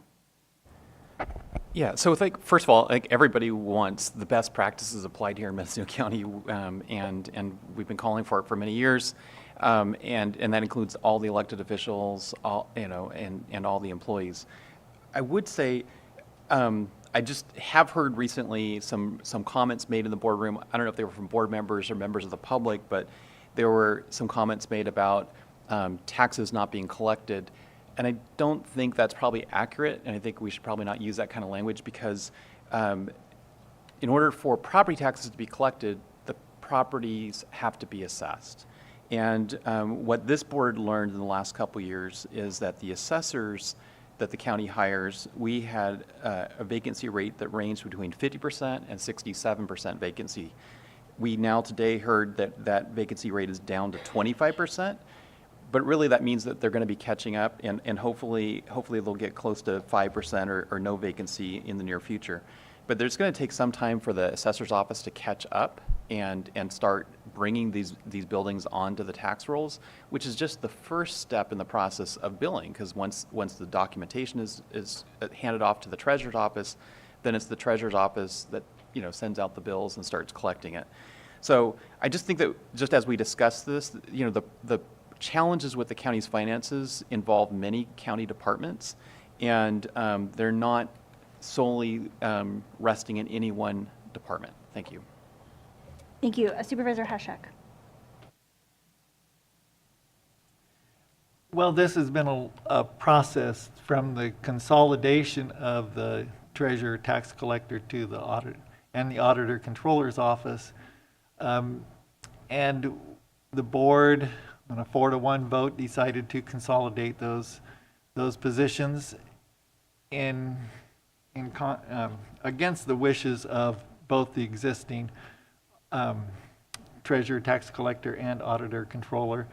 And so we have had a rocky, past year and a half with getting the proper information and making sure that the processes for the fiscal department were doing what they needed to do. Like Supervisor Jurdy said, part of it was the assessor's office not being properly or appropriately staffed, and then we had transition with, I think, 3 people with long-term institutional knowledge retiring, and so it all fits together. I think that any fiscal department is based on checks and balances, and I think that if we're going to, the goal is to put it all into the CEO's office and have this fiscal department reside there. Right now we have a CEO that we really trust and have a lot of confidence in, but we can't make policy based on personalities. And so that would be a real concern, and I think that the people of Mendocino County would have to vote on this, and they would have real concerns too. So, certainly we want best practices throughout our fiscal department. And all of these goals are good. It's just that I don't see it moving into the CEO's office in the immediate future. Thank you for your comment, Supervisor Hashak. I think that would be one of the considerations that would be undertaken while trying to develop a plan, is what does it actually look like. I think I would just like to comment as a board member that, importantly for all of our community is reporting and redundancy, and making sure that there are multiple layers of people that know how to serve functions, especially as it relates to our financial system, and that, as I often say, there's a binder, and of course I want it to be a digital binder. I don't want anybody to use paper, but there's something for somebody to pick up. If everybody in a department up and moved to Aruba, who knows how to do the job, or what kind of guidance document is there to be able to move forward and complete the job? County Council, can you briefly discuss what, not only what we have outlined potential direction or action plan, but can you briefly discuss what the role of the voters would be in something like this? Certainly. Prior to moving to a Department of Finance model, the question does have to be submitted to the voters for their approval. And there are 2 questions that could get submitted as part of that process. One is whether there's going to be a Department of Finance position created. Essentially, a question looks very similar to the consolidation of the auditor, controller, treasurer, tax collector that you have now, just the creation of a department and the changing of that position to a title of Director of Finance. The second question that gets asked as part of that process is whether, if the department is to be created, whether the official in charge of that department is going to be elected by the voters or is going to be appointed by the Board of Supervisors. And so I think Supervisor McGordy had mentioned there possibly being some method of being an appointed position, and I do just want to make sure that the board and everyone is aware that question would be voted on separately from the creation of the department itself. Additionally, you need to make sure that it's, either you'd be calling a special election or trying to sync it up with one of the existing elections, so you'd want to look at what the schedule would be there. And then I do believe you need to look at when you'd next have a vacancy in the office. There are some limits as to when changes may be able to go into effect when there is currently an incumbent. Thank you. I'd like to go first to public comment in the room and then online. If you're watching virtually via Zoom, you can use the raise hand feature or press *9. Good morning, board members, Auditor, Controller, Treasurer, Tax Collector Shamise Kebison. I take exception to this board bringing forward this agenda item and its wording. I continue to be dismayed by the board or certain board members' inference that my staff or myself are unqualified, not doing our jobs, or are unprofessional. And I continue to feel like a scapegoat for your lack of understanding of financial matters relating to the county and your inability to make hard decisions. I would like to remind this board that the board took action to combine the offices with no plan in place, and in spite of opposition from myself, the former Auditor Controller, and the former Treasurer Tax Collector, along with community members and community organizations. The combined office was to take place effective January 2023. I have requested that the board members who are asking for financial information in a different way provide examples of those financial reports provided from their colleagues in other counties. To date, I have never seen an example of such report. I have asked my other Northern California county colleagues with the State Association of County Auditor Controllers, and none of them provide the information in the manner that is being verbally requested. They provide, in some cases, information once or twice a year, and in many cases, the information is coming from their administrative officers, their CEO or their CAO.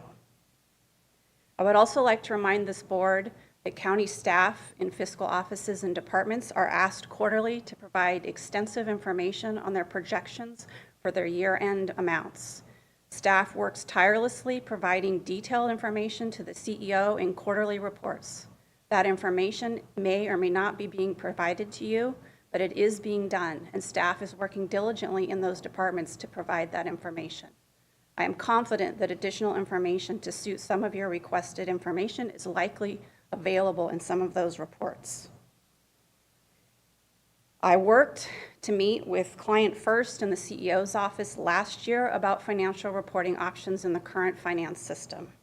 I was told at that time that that group, the CEO's office and Client First, would work to obtain information from board members about financial reports available from your colleagues, as well as what they believed was available in the finance system, and they would get back to me. I have not heard anything back. During the board's discussions about combining offices before the action was taken, my concern and my claim that key finance staff in those offices would resign if the consolidation had taken place was dismissed. Unfortunately, I was actually correct. Very shortly after that consolidation, the current elected Treasurer Tax Collector, Sherry Shatmeyer, retired 6 months early in protest, with 35 years of experience leaving the department and the county. By June of 2022, the Assistant Treasurer Tax Collector also quit with less than 2 weeks' notice. Both of these circumstances forced the board and myself to immediately take action in order to try to shore up the Treasury and financial systems in the Treasurer Tax Collector's office, resulting in me taking over those functions 6 months early with no transition.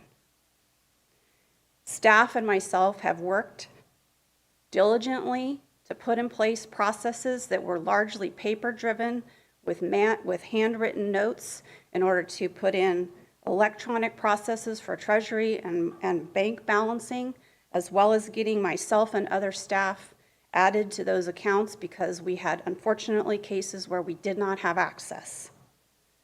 I have joined every state association.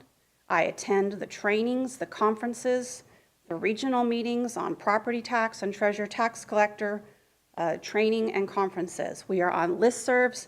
We are contacting other consolidated offices. We are asking for their policies and procedures, and we have begun documenting those processes in our own offices.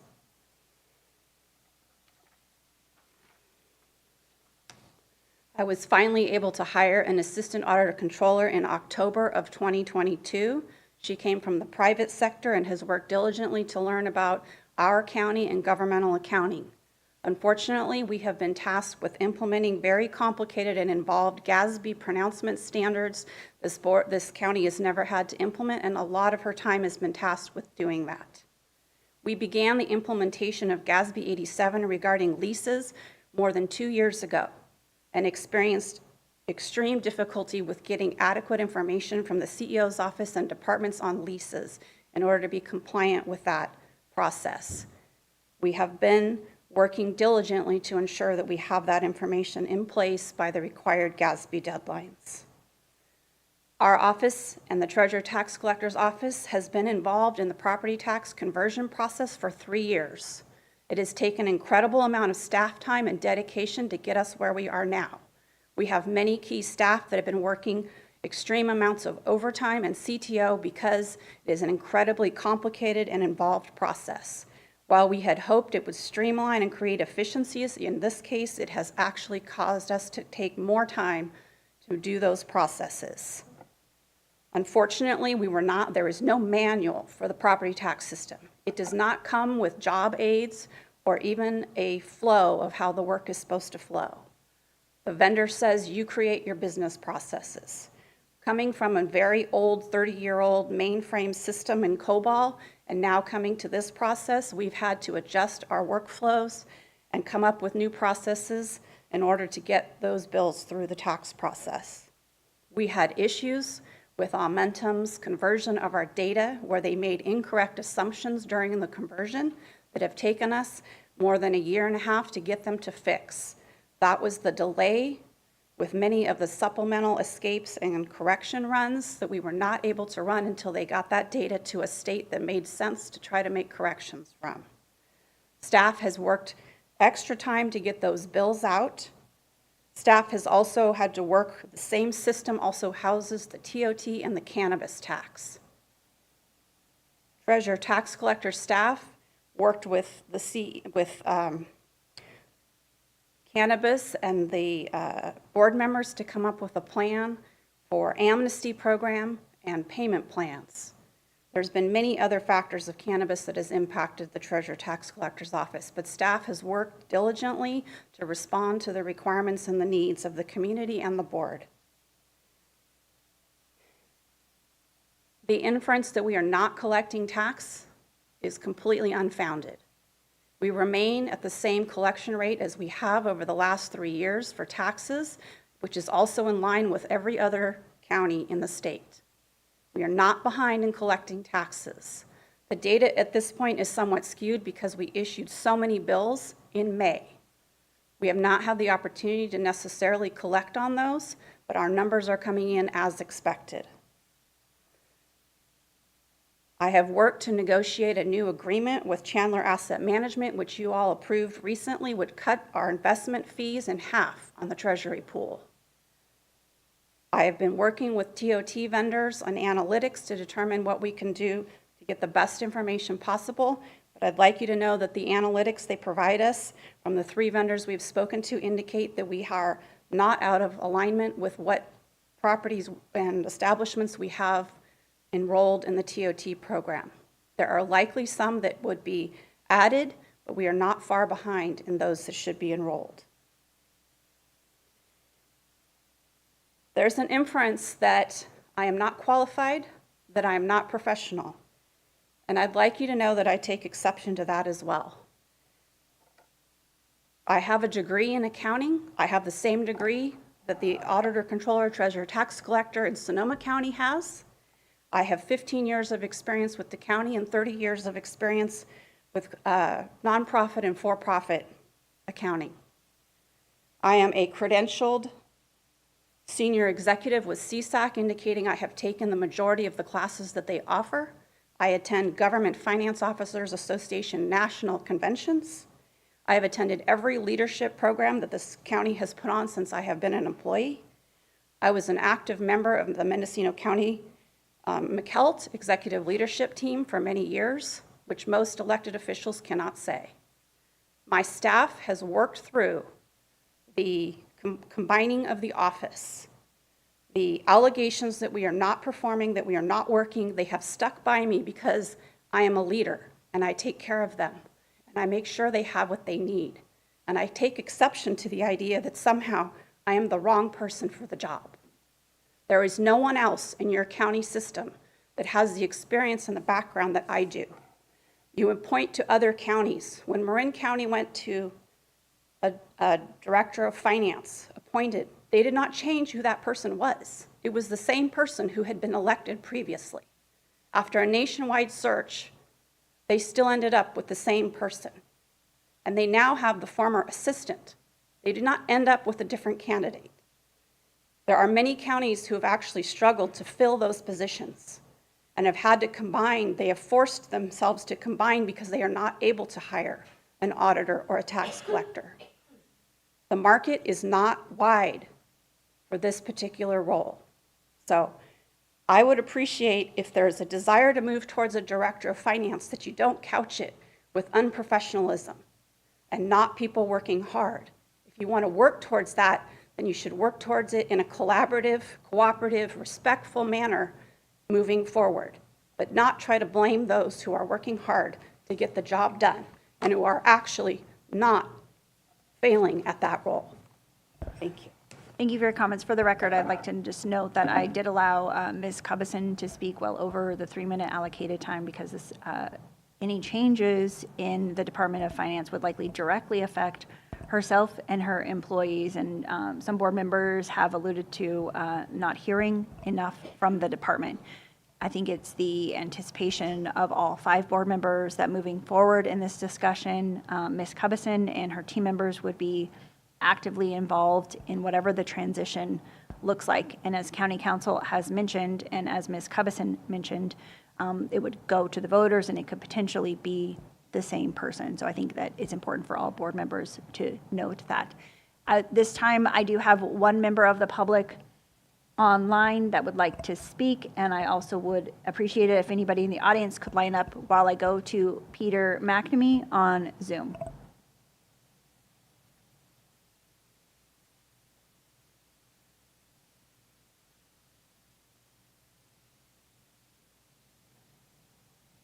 Peter, if you could please unmute.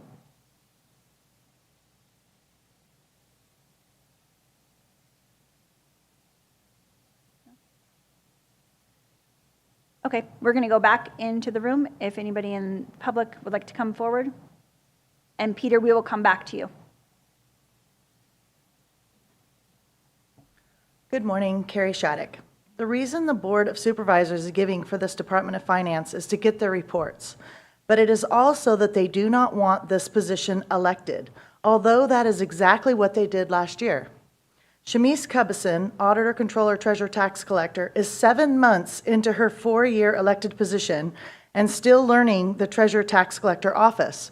The Board of Supervisors did this merging of offices without a plan or consulting the Treasurer Tax Collector. The decades of knowledge that existed in this office all left with the consolidation. One of the main issues with getting reports is the computer program, as Shamice pointed out. The information did not cross over correctly from our antiquated system that we had, therefore compounding the problems which the Treasurer Tax Collector told the Board of Supervisors was a major issue even before the consolidation. Now they want to blow up the department they consolidated before the dust has even settled from the last merging. We have a knowledge crisis in our county. Consolidating more power under the CEO office is not going to fix this. The CEO office is already filling in for more departments than they can handle. Human Resources Director is one example. Where are we going to get people to run this Department of Finance? We cannot even hire people to run other departments, including Human Resources.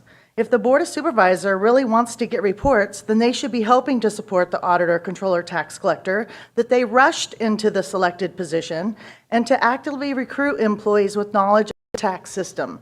Getting reports is not as important as getting the work done. If the work is not getting done, then there is nothing to report. You cannot merge your way out of this. Thank you. Thank you for your comments. I'm going to continue with public comment before I move back to the board. Peter, are you able to speak?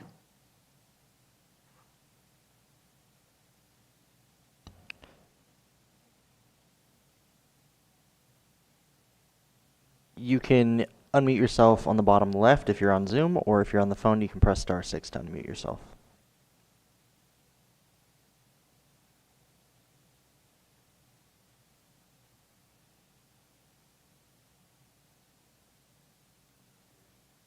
I'm sorry, Peter, we're unable to hear you on this item. Are there any additional comments online that would like to speak to item 4B?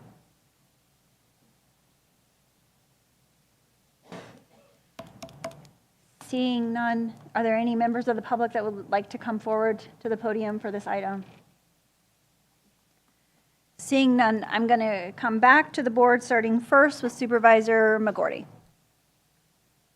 So I'd like to clear up a couple of misconceptions that are being promulgated here. So the first one is that the plan to merge these two offices goes back a long way, and I think Supervisor Jurdy can help me on this a little bit. But it goes back to 2005 when people saw the position being combined, and that's basically what we did by board action, was combining the position. We weren't necessarily combining departments.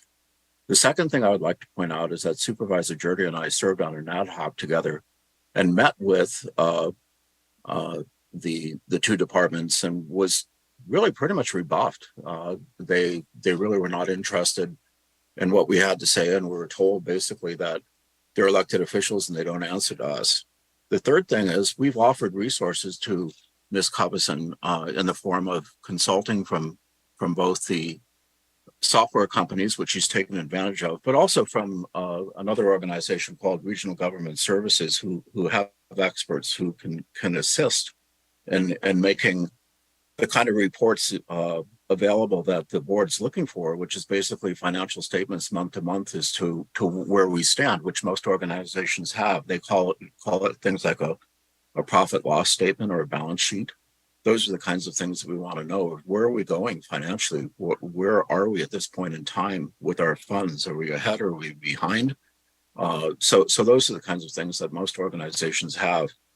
So I don't doubt that Ms. Covison is working hard. We can see that her work product is increasing and getting better. It could be that, she would end up becoming a chief financial officer if we were to set up a separate department. And then finally, no one is saying that the Department of Finance would necessarily answer to the CEO. It could be an independent department, which answers to the Board of Supervisors. So these are all ways that could be structured if we went forward with the plan. And I just want to be clear that nothing is set in stone. I do know we've really struggled during the last year. And Ms. Covison is assuring us that she is qualified for the position. But as long as it took for us to close her books and kind of, I don't always see her as being highly cooperative with the CEO's office when we're trying to work through financial difficulties. And I hope that changes. I hope things are getting better. And I am supportive of people doing self-improvement. And I think that things could change. And she is early into her term. Perhaps over time, things will get better. But I think we should also take a look at having a contingency. So checks and balances, yes, I think that's important, but also having a well-functioning financial system where properties are assessed, taxes are collected, accounts are paid, reports are made. Those are all things that we want to see. Transparency. We want to know at any given time where we stand financially. These are all things that I think are important functions of a good financial department, and something that I support. Thank you. Thank you, Supervisor Williams. Well, it's difficult to generate reports if you don't have good record keeping. And it's not about one person, because this is a long-term situation. It's been building probably for decades in this county. The quality of the records I expect and the reporting is such that if some money were missing, hypothetically, we would be able to look at a transaction log and see when it went missing and where it went. You don't have that today in this county. If you don't believe me, ask your staff if they can get a transaction report going back 10 years and check transaction by transaction. We don't know where the money goes. So checks and balances today, we don't have them. Supervisor Jody? Yeah, so just on the single point that's been raised a couple times about the elimination of one department head. So during the time I've been on the board, we've eliminated a number of department heads. We no longer have a department head in charge of the county museum, a staff of just a couple people. And from my perspective, we did not need to have two independent department heads of what are two very small departments, about 11 and 10 people below each department head. Now we have a single department head, same number of employees underneath that single department head. And there was an effort in attempting to get the treasurer at the time and the auditor, acting auditor, to come up with proposals for planning the merger of supervision of the two offices under one elected department head. And there wasn't a whole lot of interest in talking to us about it. Again, we did not eliminate any positions under the elected department head. All we did was eliminate one highly paid department head, knowing that one individual could easily manage, 23 people. Thank you for your comments, Supervisor Hashak. Well, it's not the number of people that a person's supervising. It's these incredibly big parts of our fiscal department of being, the treasurer, tax collector, and the auditor controller. That being said, I think we need to look at what are we really trying to do.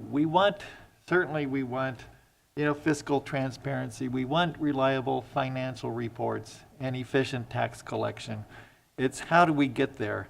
And I think that looking at this Department of Finance, I don't see that as really viable. It's certainly, I'm hearing from County Council, it would take 3.5 years to make that transition. And so it's how do we work with what we have right now and make it better? And so I'm up for any kind of recommendations. I thought that the Budget Ad Hoc Committee was supposed to be looking at the financial reports and getting that information to the auditor, controller, treasurer, tax collector, and working on that to make sure that we were getting those reports. So what is the status of that kind of progress? And I'd call it progress because that's what we're trying to do is get that information. So if I could direct that to the treasurer, tax collector, auditor, controller, are we making progress in the information that the board needs? I'm not sure, Supervisor Hashak, that was a question for Ms. Cubison. It sounded more like it was a question for the Budget Ad Hoc. If perhaps Supervisor McGorty and Ms. Cubison could both try to articulate where we are in the process. Supervisor McGorty? So on our list of priorities, as we functioned as a budget ad hoc with Supervisor Williams and I, our first goal was to work through our budget, getting prepared for the 23-24 budget, and just also concerned about the Ms. Cubison's office closing the books from the previous fiscal year. So, in terms of priorities, we felt like it's more important to get that done before we start coming up with more tasks for Ms. Cubison to do.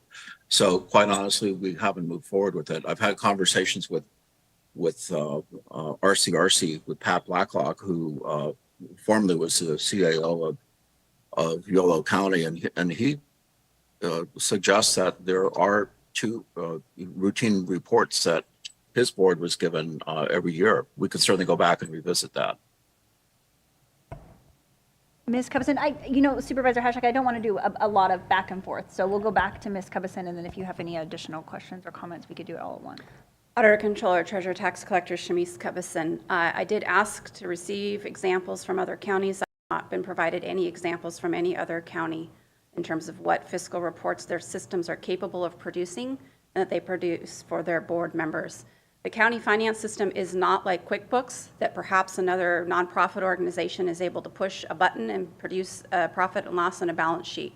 The county system was not configured as a finance system for producing financial statements on a regular basis. The county finance system is set up on a budget basis, which is how many counties are. And there are considerable actions that take place in order to produce a balance sheet because we are on accrual basis until June. We are modified accrual at June 30th, where we do accrue and make additional entries in order to book those for the financial statements. But it is not a push of the button, and the system is not configured to produce those reports right now. I did ask for examples. I have never been provided any examples. I would be willing to consider trying to implement those if I was given an example, but we are not a for-profit business and we are not a small nonprofit. So I've not been provided those. The reference to RCRC, I've not seen any examples from Yolo County or RCRC. I have only learned about the contract with RGS after it was brought up to the board a couple of months ago. I was never informed about that contract when the CEO's office entered into that contract. I don't know if any other additional work was done by Client First and the CEO's office on the reporting process. I'd like to just reference, yes, there were concerns with the close last year, but as I indicated, everything fell apart in June. If you recall, we had to immediately deal with actually the Treasury, the banking, and the financial systems at that time in order to shore those up. We also had a brand new, largely changed upgrade to the finance system. That was the first time we'd closed the books in the new finance upgrade. So that was a long process. We also had considerable impact still from COVID. We had changes in other department fiscal staff that required changes and waiting for information. You had recently lost your public health director. Deputy CEO Sarah Pierce had to step in and help reconcile and provide entries for those that close. And that was an incredibly difficult process, not a normal one by any standard that this county has probably been through. So the recommended action was to work with staff to create a contingency plan. It's my expectation that the 3 items that are outlined, each board member would look into which of those things are the most important, work with the executive office. And specifically, if there are examples, that's something the executive office and Ms. Cubison can work through. Supervisor Hashak, did you have any additional questions or comments on this item? Well, I guess just I want clarification on this contingency plan. Does that mean we're looking at this transition in 3.5 years to Department of Finance? I will look towards county council, but it's my understanding through reading the agenda item that it's to formally direct that staff look at a contingency plan. Not that the plan will happen, not that it'll be brought to the voters, but that this is a formal direction from the 5 board members to direct staff to look into these items. County council? That was my understanding, but I would defer to the sponsor of the item as to what their intent was. I'll go first to Supervisor McGorty. Is that your intention? Yes. Supervisor Williams? It's as you stated. Thank you. So I am going to call one more time for public comment. I don't see anybody coming forward. Mr. McNamee, you've had your hand raised again. We're going to try one more time to hear your comments on this item. Thank you. I apologize earlier. I was called away for a few moments and unable to respond, but I appreciate you giving me this opportunity at this time.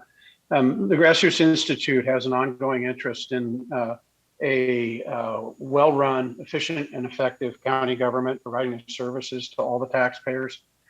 We also have an ongoing interest and concern about the transparency of financing.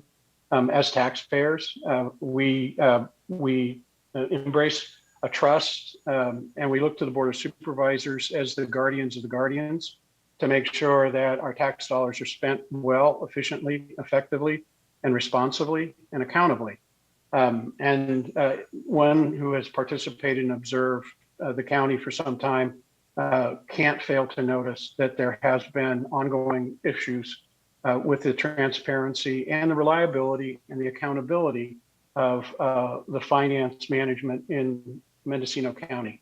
So for those reasons, and I do really want to say, I think it's inappropriate and unresponsive to go into all the past issues and try to re-litigate them. So I won't. I'll just say that I think it's prudent, good management under any condition to prepare to improve.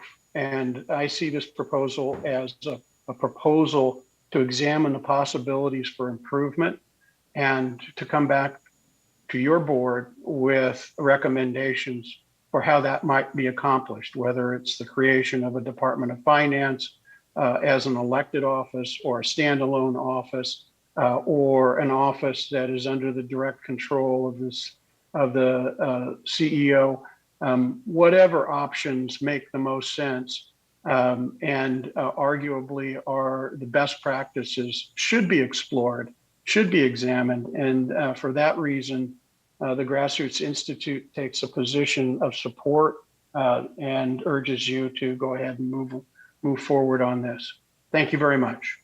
Thank you. I see an additional public comment on Zoom from Marcy Snyder.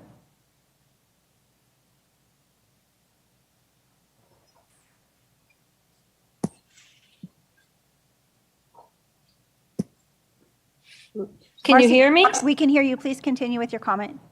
All right. Well, good morning, honorable supervisors and staff. I very much appreciate all the work you do. Everybody works so hard. I know you are understaffed, but this is a very important issue. It's about the future for everybody. On May 10th of 2021, the Grassroots Institute requested that you start the process of photovoltaic systems on public buildings, installation of additional charging stations, and procuring. Marcy, I'm sorry. I believe you're commenting on item 4C, and we are not to that item yet. So if you don't mind, I'd like to pause you right there. We're going to finish moving through item 4B, and then we will get back to public comment. My apology. I misunderstood. It's no problem. Okay. Thank you very much. I'll talk with y'all soon. Thank you.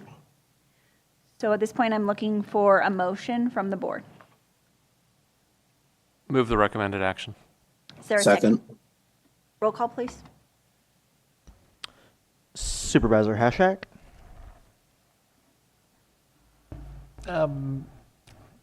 Yes. Supervisor Mulhern? Yes. Supervisor McGorty? Yes. Supervisor Jurdy? Yes. And Supervisor Williams? Yes. Motion carries unanimously. Okay, we're going to move on to item 4C, discussion and possible action including acceptance of a carbon footprint reduction priority plan and approval on proposed projects to be funded by the county's carbon reduction funds in the amount of $1 million. Director Rao is our presenter. Good morning, board members. Janelle Rao, General Services Agency Director. We're here today to discuss the use per the board's direction over the past several years, actually, to put an emphasis on carbon footprint reduction in the counties, both in our owned real property and most recently with our vehicle fleet. What we've come up with is what we believe is a plan to use the carbon footprint set aside that this board has. Originally, it was a $2 million set aside from the PG&E settlement dollars. At this time, we have approximately $1.5 million that's remaining in that fund. The board's direction was to come back with a generalized plan with the department's proposal to roll out and use those funds. So before you, we've presented you with what we believe based on the former audit of your energy audit of your county facilities and those findings, which included some lighting retrofit, HVAC replacement, and then of course your vehicle fleet. From a carbon footprint perspective, reducing your fleet or electrifying it will have the most gain or benefit from a carbon footprint side.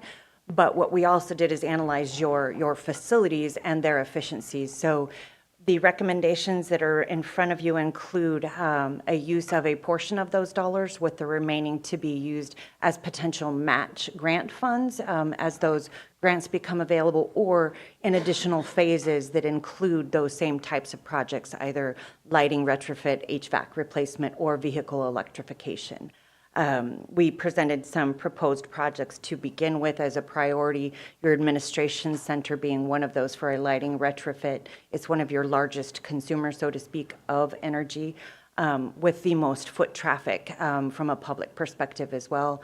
The Ukiah Social Services Buildings is another one that was on for consideration. We also included, again, using some of that in a portion for third-party energy consulting services. GSA is prepared to initiate a qualification-based solicitation, creating a pool of qualified energy, and we call them energy consultants, but they're really ESCOs. We may have multiple parties that we can choose from.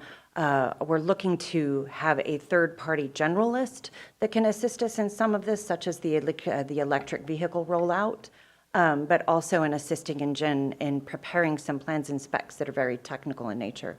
We've worked closely also with council on some of this. There's been some recent FPPC rulings on the use of some of these consultants to assist in preparing grants, so to speak, and then resulting contracts for projects, and trying to keep a separation there. So we're working very closely to have a pool of resources we can use to very efficiently and effectively roll out the proposals. With that, that's defined in an agenda summary and a staff report, and I'm here to answer any questions. Thank you. What I'll be doing is going in reverse order to each supervisor for questions and comments, and then opening it up for public comment, and then going back for a final round with the supervisors. I'm going to start with Supervisor Williams, District 5. I'd rather hold mine until after public comment. Thank you. Supervisor Jurdy. Yeah, on Fridays, Director Rao and Supervisor Hashak and I are meeting with PG&E to find out more about a program that they have that specifically is targeted towards deep subsidies for electrifying fleets. And so I'm just kind of curious, because that's sort of a late-breaking appointment and that we made. How might that affect what we're voting on today? I think once, through the chair, Janelle Rao, General Services Agency Director, what I would perceive seeing is, depending on the PG&E program, it may or may not supplant the funding that we would need to roll out. So, for example, they may assist us in determining the best location for electric vehicle charging, and then come up with a subsidized program for those. We're looking into solar-based on some of those, so depending on how PG&E's program work, we would return with the board with any type of resulting projects or programs that we would partnership with PG&E on, much like we did with Wildan under the study for the energy efficiency for the buildings. Thank you. Any additional questions or comments? No, I just wanted to put it out there that there's a possibility that we have a new funding source that we weren't aware of, and we're just going to get the details on Friday. Thank you. Supervisor Hashak?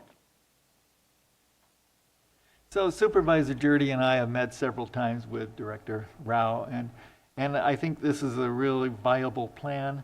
It's I went to a presentation in Santa Rosa on climate and energy forum, and in that there were some presentations by these energy services and companies, consultants who have expertise in electrification of fleets, and they've done it in many jurisdictions, and that's what we're hoping for, is this kind of expertise. And if we, so that's the proposal here, is to get that expertise that can really help us with the grants, with the technical identification of sites and types of vehicles and all of that we really don't have the expertise within our county. And so this would be a valuable service. And if, this conversation with PG&E this week provides any kind of help, then we can incorporate that into this whole plan. But I think the plan is, it needs to happen, because the longer we wait, the more our planet suffers, and we're spending money needlessly. So we need to be more efficient. We need to make this decarbonization plan happen. And I think that this will speed it up. Thank you. I'll call on myself next, and I just want to encourage the department and any supervisors to, lean in on institutions like the Grassroots Institute, the Mendocino County Climate Action Committee, and the Climate Action Mendocino, which are citizens groups that have an extensive amount of knowledge that they're volunteering their time and efforts to support the county in these endeavors. Supervisor McGorty. Yeah, second on that. And I also just wanted to say that we're also very, very close in Mendocino County to having a source of hydrogen to fuel vehicles. So Mendocino Redwood Products is seriously looking at a way to be able to recycle a lot of the waste that comes from their plant and into cogeneration, and also a byproduct would be biochar and hydrogen. And what they need is a customer base. So the economic development efforts of the county is going to try to take a look at how do we create the hydrogen highway and how do we go to the next step. So they basically are quite involved, and they believe that the investment is worth it and could work to make hydrogen. But what's called the takeoff, where you actually utilize that hydrogen, is sort of the next step. And this is another option that has kind of appeared relatively quickly that could be especially useful for things like our trucks and Department of Transportation, which don't electrify easily, but they run on hydrogen much better. But it could also be used for cars as well. So that's something that will probably not this cycle, but on the next cycle, when we look at what are we going to do to improve our carbon footprint, will be an option. Thank you. I would like to go now to public comment. If you are on Zoom, you can use the apps feature to raise your hand, or you can use *6. And if you're in the room, if you could please make a line behind the podium. I'm going to first go online to Marcy Snyder and then Peter McNamee. Good morning, supervisors and staff. It's an honor to be before you today. My name is Marcy Snyder. I live in Fort Bragg, and I'm a representative here today of the Grassroots Institute. I just want to say that this is a terrific opportunity for staff to really move forward on this. The public submitted 600 signatures that they got in a matter of a few hours, and from citizens who want to see these projects happen. And you also received approximately 50 businesses, some of them very prominent in the area, who want to see this carbon footprint reduction happen through different measures: solar, photovoltaic systems, electric vehicles, electric vehicle charging stations, lighting. So far, not much has happened in the county. The city of Fort Bragg, actually, to their credit entirely, and we totally support them, has done all three of those projects, or in the process of it. They have obtained funding. I encourage the county to talk with John Smith, the Director of Public Works in Fort Bragg, to find where to collaborate with them, at least for information, to find where he got the funding in order to do these projects. Right now, we have 2 level 2 charging stations and 4 F-100 all-electric vehicles sitting in the police department that are currently in use. The city of Fort Bragg also is understaffed, but they have done a phenomenal job. They have made it one of their priorities to get these tasks accomplished. They know the citizens want it. They know it's good for the economy. It will save taxpayers, probably within the county, millions of dollars. And it will help to save our atmosphere for sure. We will be doing our part. This is an opportunity for staff. I don't want to see staff look at this as more work. This is a tremendous opportunity to really contribute to our community and to the world at large. I understand that you too are short-staffed, but there are mechanisms to do this by. You can make yourself known in a positive way. I encourage the supervisors to give oversight to staff to make sure that these projects are accomplished. So with that, I just want to say thank you for all your hard work. It's deeply appreciated. And we at the Grassroots Institute and the public in general definitely want to see these things accomplished. And we want to see it happen right away. Thank you so much. Thank you for your comments. I'm going to go now to Peter McNamee and then Don Hess online. Thank you, Madam Chair.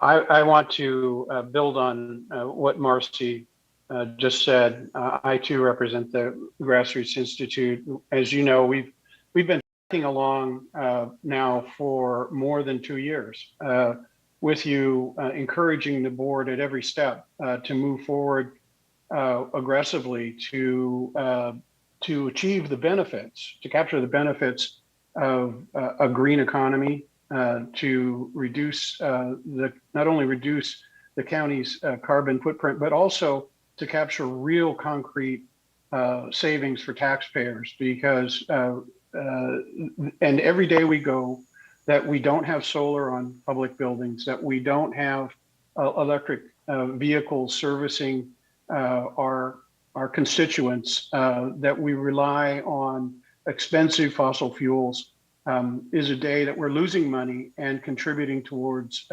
adverse climate changes in our community.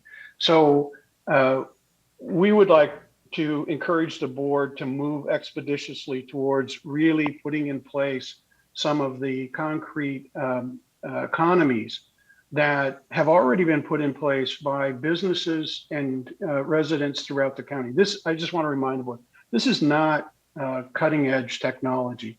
This is trailing edge technology. It's been in practice for decades now. Ranchers, farmers, business leaders, retail outlets, home consumers, all of them have utilized solar and electric vehicles to save money and also to improve the environment.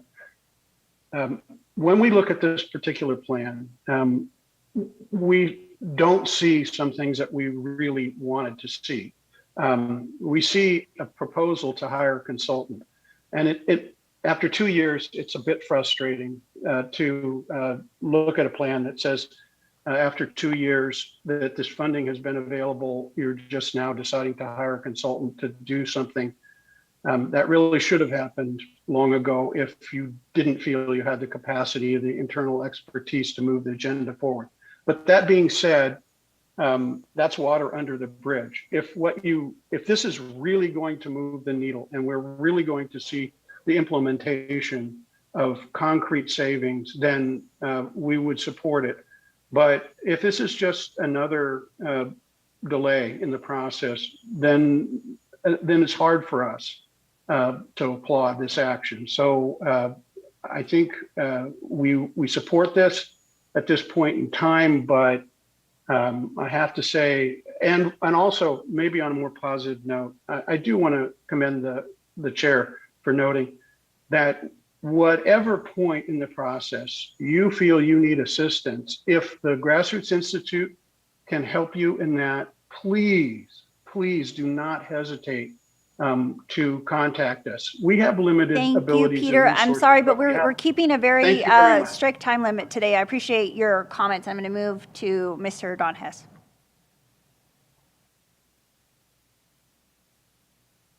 Okay, can everybody hear me? We can hear you. Thank you. Madam Chair Mulheron, board members and county staff, good morning. This is Don Hess, member of the Mendocino County Climate Action Advisory Committee, which incidentally met last Friday and unanimously passed the following resolution urging the Board of Supervisors to adopt the Grassroots Institute's recommendations for spending remaining carbon reduction funds in order to reduce greenhouse gas emissions. Whereas the worldwide climate crisis is undeniably upon us this summer with record-breaking heat waves, massive forest fires, torrential rainfall, rising ocean temperatures, and loss of sea ice, among other impacts. And whereas atmospheric CO2 concentrations are now higher than at any time in at least 2 million years, and concentrations of methane and nitrous oxide are higher than at any time in the last 800,000 years. And this is from the IPCC, the Intergovernmental Panel on Climate Change. And whereas the accelerated pace of climate change is, quote unquote, unequivocally linked to human activities, again, the IPCC. And whereas Mendocino County has established a $2 million carbon reduction fund stemming from a settlement with PG&E, and whereas allocating these funds to carbon reduction projects now likely have a greater impact on lowering carbon emissions than saving these funds for possible use later. Now, therefore, be it resolved that the Mendocino County Climate Action Advisory Committee recommends to the Mendocino County Board of Supervisors that they immediately adopt the recommendations presented by the Grassroots Institute on June 14th. These measures should be taken in a timely manner, perhaps in conjunction with other known effective actions to lower the county's greenhouse gas emissions. Climate scientists across the globe are extremely concerned and agree it is getting late and the time for action is now, not 5 or 10 years from now.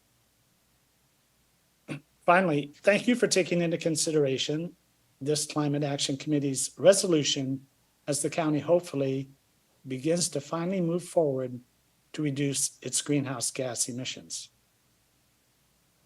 Thank you for your comments. Are there any additional comments online? You can use the Zoom feature to raise your hand or press *6.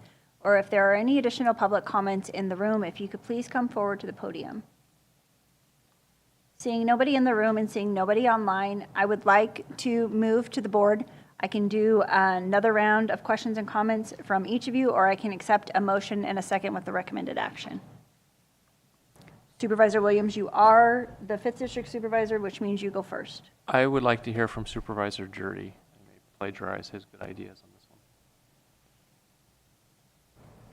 one. I support the staff recommendation, so. Specifically, GRI's comment, does that get incorporated in some way? Well, certainly we want to use any assistance that they can provide in terms of, I mean, they have given us references to grant applications that are available, and I think we're going to respond. I think we'll probably maybe more likely respond more quickly with a team like is being proposed by Supervisor Hashak and Director Rao. Thank you. So do you have any additional comments on the item? Thank you. Supervisor Hashak. Yeah, I think that this is the best way to move this forward as quickly as possible. We're certainly open to any kind of advice or recommendations or ideas from the Grassroots Institute or the MCAC or, PG&E, whoever is out there that can help us along, but we do need to move this forward. And I think that this plan that we've come up with is the best way to do that. So I move the recommended action. Second. Thank you. Good timing. Supervisor McGordy, do you have any additional comments or questions with your second? Yeah, I get a sense of frustration from the public that we're not moving along quick enough. And I feel the same way. I know this is a priority for a lot of us, and we really need to kind of light a fire under our county to move forward with this plan of action and get her done. It's time. I mean, the comments from the public are really clear that we're moving towards catastrophic events and worldwide, and anything we can do to start to mitigate this is a really good idea. Thank you. Before I go to the roll call, Director Rao, did you have anything additional to add, or shall we go ahead and do the roll call? Just through the chair, I just wanted to make sure within the staff report, there are several projects that are already in the works that the county has implemented already that have solar and or electric vehicle plans. So we do have a current grant that has been awarded for electric vehicle installation at the administration center. We're in the middle of project development for the psychiatric health facility that includes solar and electric vehicle. In addition to your jail expansion that does include an HVAC system that is fully electric. So I just wanted to point that out as well. Thank you. I'm going to call for a roll call. I just want to suggest you have a pretty good team member that's able to do some social media things, and it might be really nice to throw up some infographics that can tell the community the work that GSA is doing. Thank you. Appreciate that. Roll call, please. Supervisor Jurdy? Yes. Supervisor Mulhern? Yes. Supervisor Hashak? Yes. Supervisor Williams? Yes. And Supervisor McGorty? Yes. Motion carries unanimously. Thank you. Thank you. We are moving a little bit ahead of schedule, and if it pleases the board and the executive office, I'd like to quickly take on items 4D and 4E. Do you have any objections to that? Okay. Seeing none, we're going to move to item 4D, discussion and possible action, including approval of extra help appointment of Marie Tuttle to fulfill critically needed duties after her retirement pursuant to Government Code 7522.56. And I see Becky Emery, our Director of Social Services. Good morning, Vice Chair Mulhern, members of the board, CEO Antle, and County Council Curtis. My name is Becky Emery. I'm the Social Services Director. I appreciate your time today and listening to this. Before you is the request to return Marie Tuttle to extra help status within social services under Government Code 4522.56, requesting to waive the 180-day requirement. We have worked with Human Resources and the Retirement Board to ensure, one, that she is eligible, left in good standing, and request based on the critical needs within social services. We had worked to have efficiencies in place and ensure that we had staff that were able to do all of the tasks that Ms. Marie Tuttle had done prior to her retirement. However, we have lost a significant number of our staff, both to other departments as well as one to retirement and two that have passed away unexpectedly. With those changes, we are coming up on closeout, recognize that this is an urgent time for us in the county, and request that the 180 days be waived for Marie to return. There are no general funds in the request, and it is fully funded through social services. Thank you. At this point, I'm happy to accept a motion in a second or to go numerically to the supervisors with questions or comments. Move the recommended action. I have a motion Yeah. and a second. Yeah, I second. I will ask any supervisors if they need to add any additional comments. Supervisor Jurdy? Just that I see that there were unusual circumstances here with the absence of some other employees, so for those reasons, I'll support it. Thank you. Supervisor Hashak? No comment. And Supervisor McGorty? Yeah, I agree with what Supervisor Jurdy said. This seems, unusual, but we need to keep staff and we need to keep moving forward. So I support it because of that. And Supervisor Williams? Good idea. I'd like to hear from the public. Are there any members of the public in the room that would like to come forward to the podium on this item? Are there any members of the public on Zoom that wish to comment on this item? Seeing none in the room or on Zoom, clerk, can we please have a roll call? Supervisor Hashak? Yes. Supervisor Mulhern? Yes. Supervisor McGorty? Yes. Supervisor Jurdy? Yes. And Supervisor Williams? Yes. Motion carries unanimously. Thank you, Director. Great. We are going to move on to item 4E, discussion and possible action, including amendment of the employment agreement between the County of Mendocino and Mendocino County's Chief Executive Officer Darcy Ansel for the term of July 12th, 2022 through July 11th, 2026, with no change to existing salary that was previously approved on July 12th, 2022. BOS Agreement 22-18-5.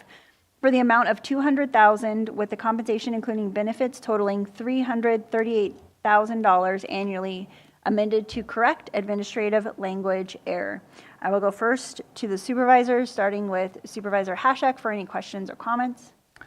No, I just appreciate that the CEO, the work she's doing and has done for the past year.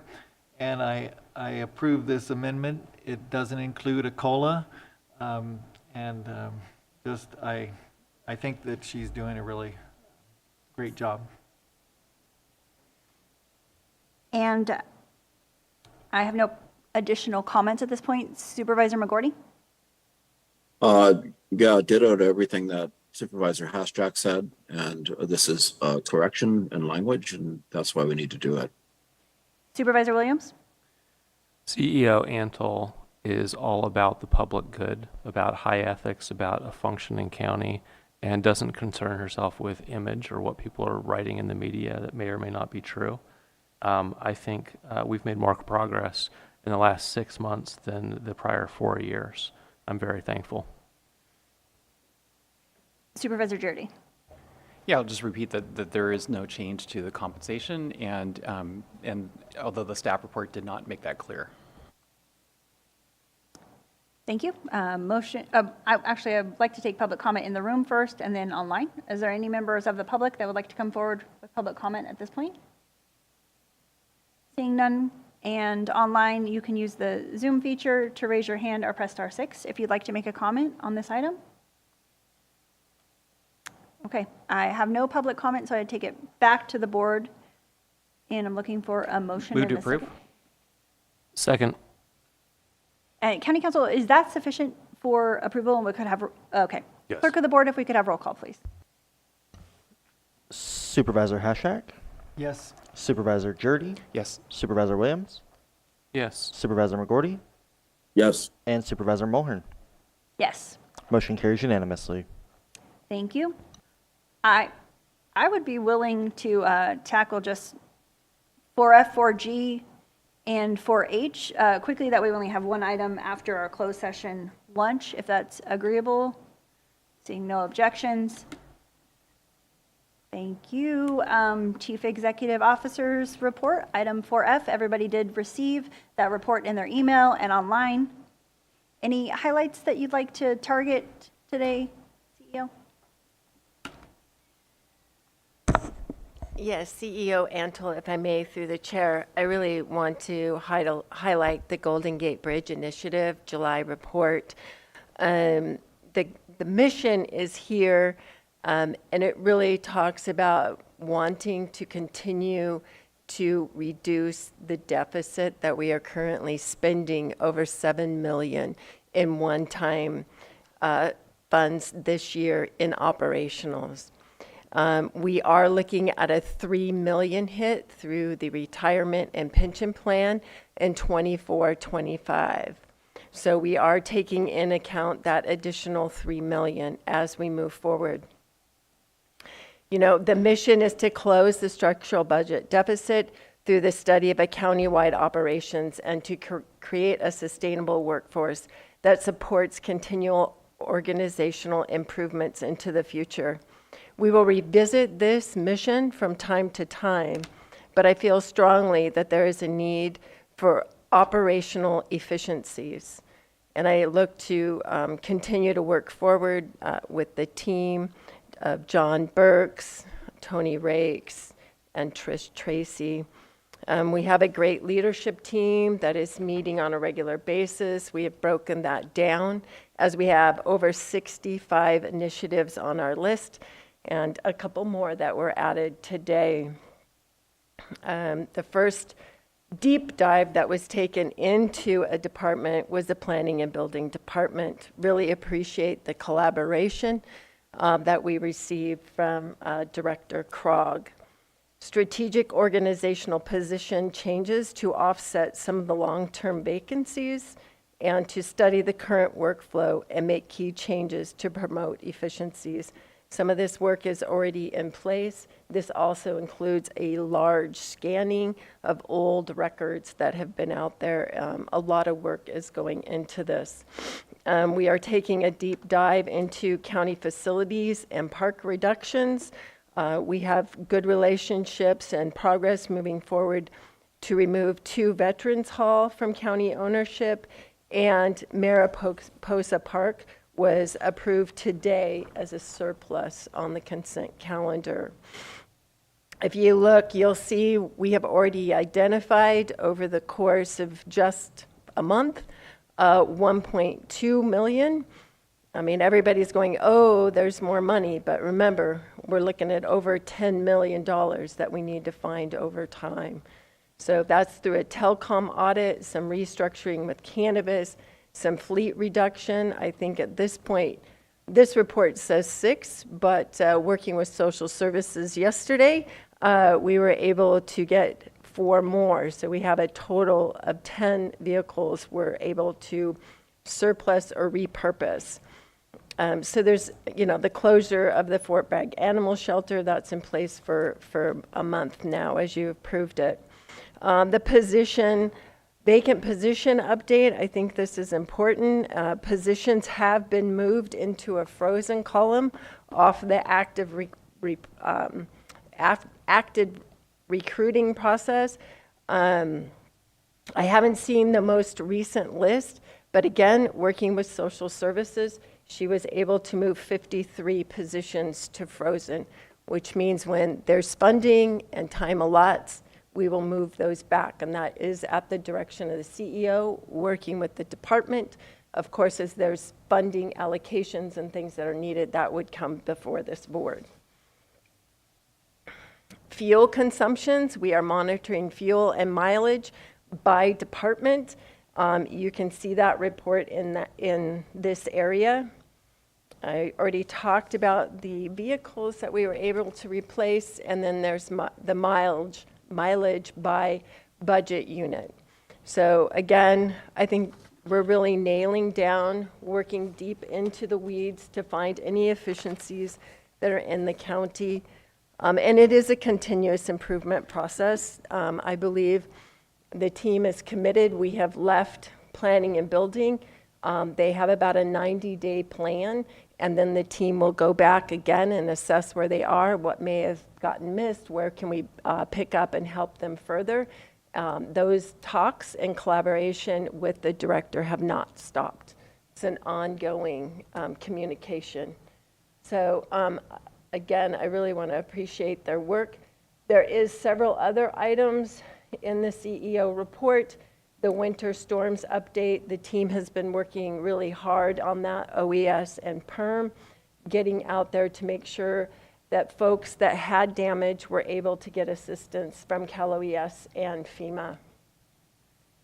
Behavioral health and recovery has a grant that's been awarded for $9.3 million.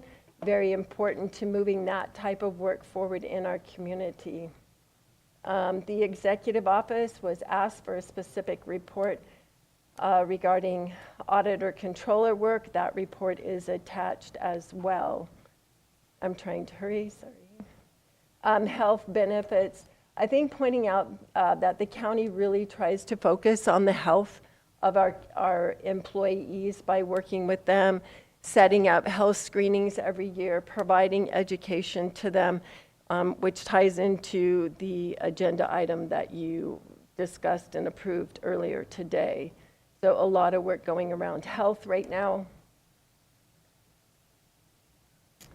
And I'll stop there. Any questions? I'm going to go in numerical order. I'm going to call on myself first, and I just want to say, when the new format for the CEO report came out, I myself had a little bit of challenges catching the drift. I think I've sufficiently got it. I'm able to share links and important highlights on social media, and I appreciate the efforts of all of the department heads that are submitting items to the CEO report. We are still missing some departments, and I hope that during department head reviews, that was a question that I asked each and every single department head, that they submit information to the CEO's report. So I am hoping that they hear that and make sure that in August they have updates. I will now go to Supervisor McGorty with any questions or comments on the CEO report. No comments. I just appreciate all the work that CEO's office does, and I agree with Supervisor Williams. We're making really great progress, and really appreciate how I get quick responses and answers from CEO Antle when I need something, and enjoy very much interacting with her staff.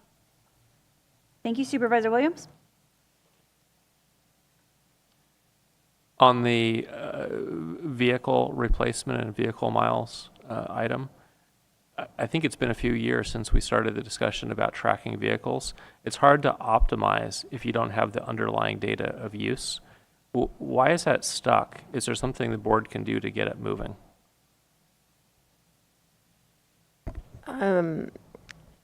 So are you talking about the location tracking on vehicles so that we can Director, analyze the use pattern? Fleet Director Rao is here.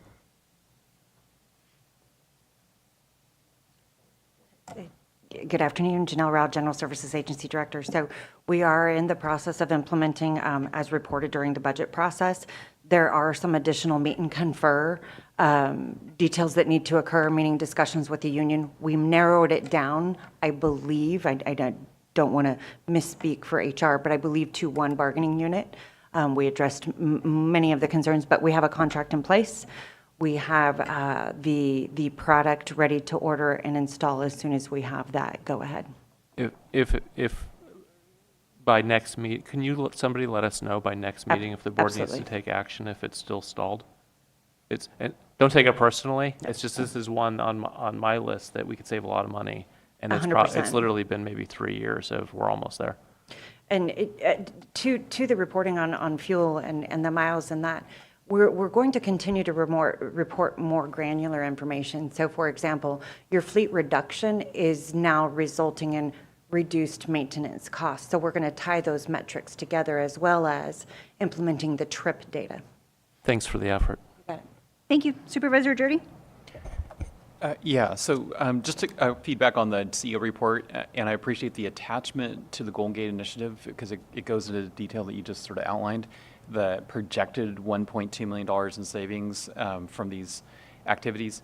But then the context of that you just offered up, that we're looking at a baseline deficit of $10 million, and that's with no COLAs funded. And of course, we want to fund COLAs, so it really means we're working under a baseline deficit well in excess of $10 million. So maybe in the CEO report next time, it could have a target explaining in the narrative that we're attempting to find savings well in excess of $10 million in order to have a balanced budget, including COLAs. And then click here for the latest on the tracking of our savings. Thank you. Supervisor Hashek? Well, I appreciate the Golden Gate initiative, and I think that we saw what happened in Cannabis being turned around. We're seeing some changes in planning and building, and I look forward to more of those. Thank you. With that, I'd like to open up. CEO Antle, did you have additional Can I comments? just make an announcement? I forgot one thing. It is in the report, but it is about a public health department applied for a federal grant this month for with the assistance of Round Valley for a perinatal project. We expect about a 1-month turnaround time. Some great collaboration between public health and Round Valley. This is a rather competitive grant. Only 10 are awarded across the U.S. So fingers crossed that we get that award. Thank you for highlighting that. I'll go now to public comment on the CEO report. Any questions or comments from members in the room? And online, you can use the raise hand feature on Zoom, or you can press *6 if you have comments on the CEO report. Look for a motion to receive the report. Do we need that? Yeah, all right, we received the report. Moving on to item 4G, discussion and possible action, including review, adoption, amendment, consideration, or ratification of legislation pursuant to the adopted legislative platform. Are there any updates that any board members wish to discuss? Seeing none, I'm going to move on to item 4I. And again, 4H, the supervisors' reports. And going numerically, I'm going to start with District 1, Supervisor McGorty. So good news on us finally getting a hydrology and climate change specialist for UC Cooperative Extension. We've successfully hired Dr. Laura Garza, who will start on January 2nd of 2024. I'm really enthused. She did PhD work in the Eel River Basin in Mendocino County and comes out of Dr. Sam Sandoval's lab, and she'll be a tremendous asset because right now we really don't have anybody who's truly educated in water science on our staff. So I expect we'll really put her to work right away. Thank you for that. Supervisor Williams? Pass. Supervisor Jordy? Pass. Supervisor Hashek? Yeah, I attended with the CEO a meeting about SURF, which is the Community Economic Resiliency Fund with NCO. It was interesting to get their take on where they are with it. And, you know, this is a 4-county consortium of Lake, Mendocino, Humboldt, and Trinity counties, you know, for economic development. there's going to be, I think, $26 million available. And we're looking forward to participating in that process. I appreciate County Council's work on the second access or the emergency access routes in Sherwood Road, which was a pilot program for the county, and we've been working through issues with the CSA 3, and I think we have a new route available to pursue, and so I appreciate that work being done. I met with Assessor Katrina Bartolome last week, and we did a tour of the office. During that time, we looked at the minimum value taxation, and so I'm going to be bringing an agenda item in September about increasing the minimum value taxation, because it seems like we're spending a lot of time and effort for very little in taxes, and in fact, we're losing some, and so that should help the process out of having the assessors really focus on the large items. And lastly, there's a Great Redwood Trail agency outreach meeting in Alders Point tomorrow evening, and then in Hopland Thursday evening. That's it. Thank you. I submitted my report in writing. So seeing no additional comments, I will now move on to item 6A. The board will now adjourn to closed session to hear item 6A. We will reconvene no sooner than 1:15 p.m. Item 6A is pursuant to Government Code Section 54957.6, conference with labor negotiator, agency negotiators Darcy Antle and Sherry Johnson, employee organizations all. Thank you. And to my colleagues, let's meet in the board chamber closed session at 12:15, please.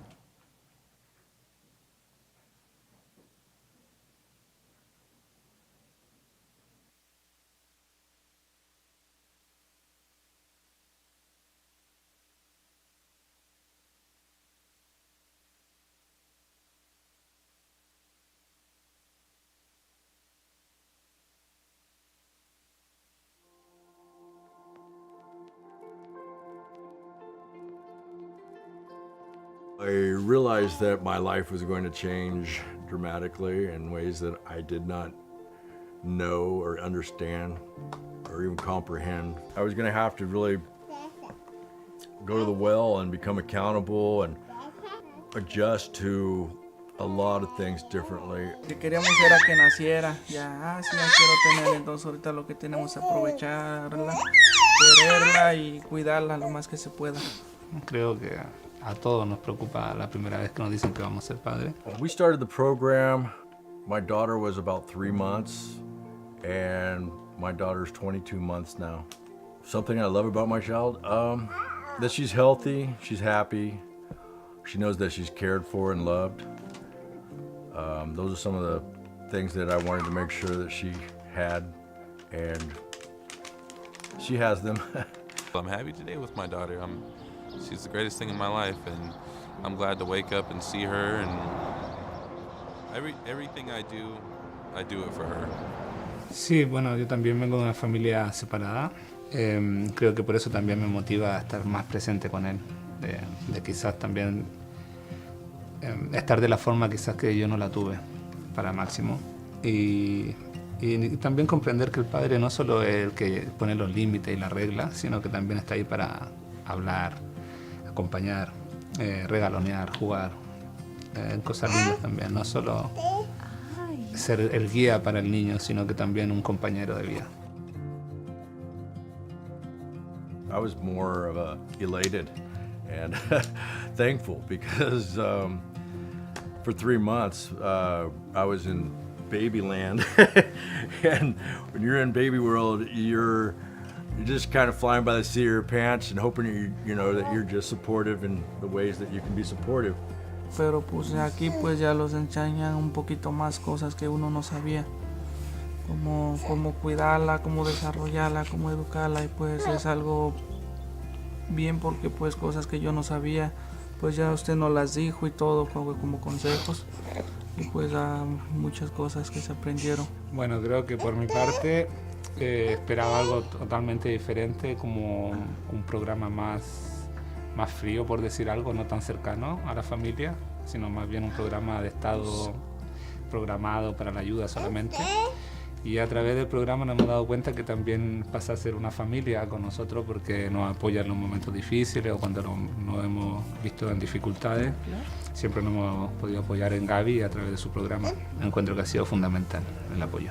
You know, my experience has been nothing but positive. Annette has been wonderful. She's on time. She lets me know if there's going to be any changes in the schedule. Not only did we get the assistance with this program, but we also made a really good friend.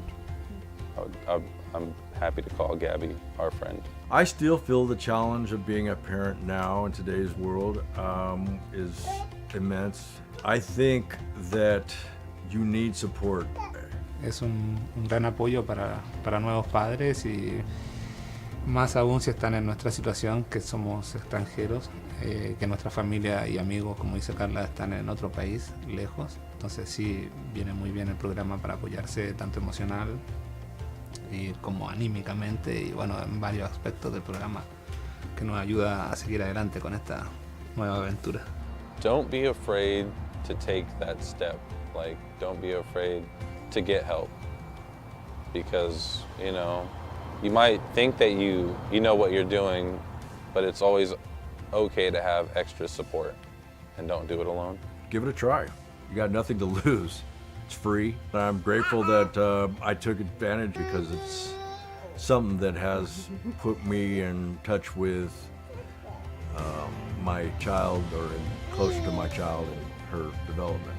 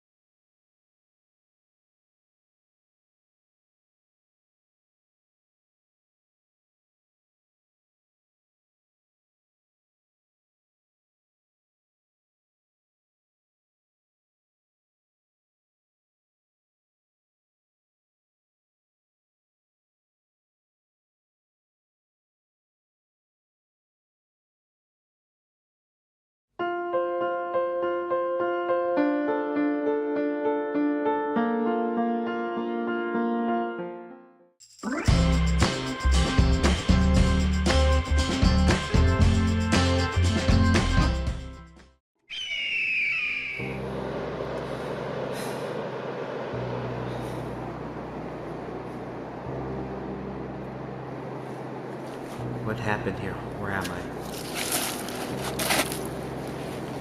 I remember now. If only. Could it be? Water?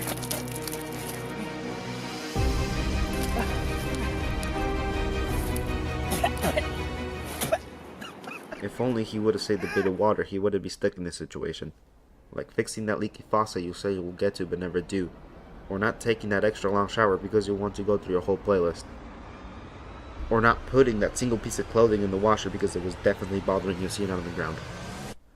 The only way to prevent drought is if you help. For more information about your water, please visit www.rrwatershed.org.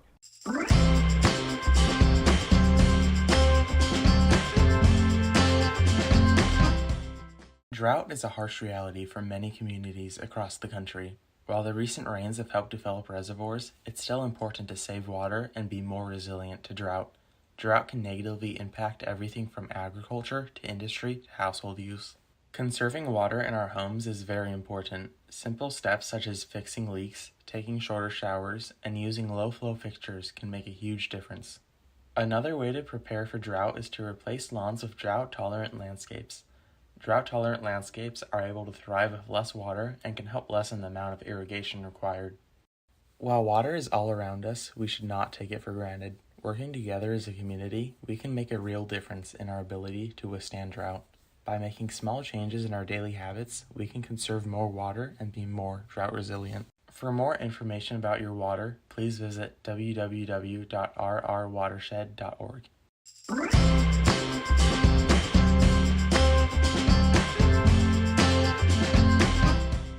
Water is the most important thing in the world. In order for our planet to flourish, we need an abundance of water.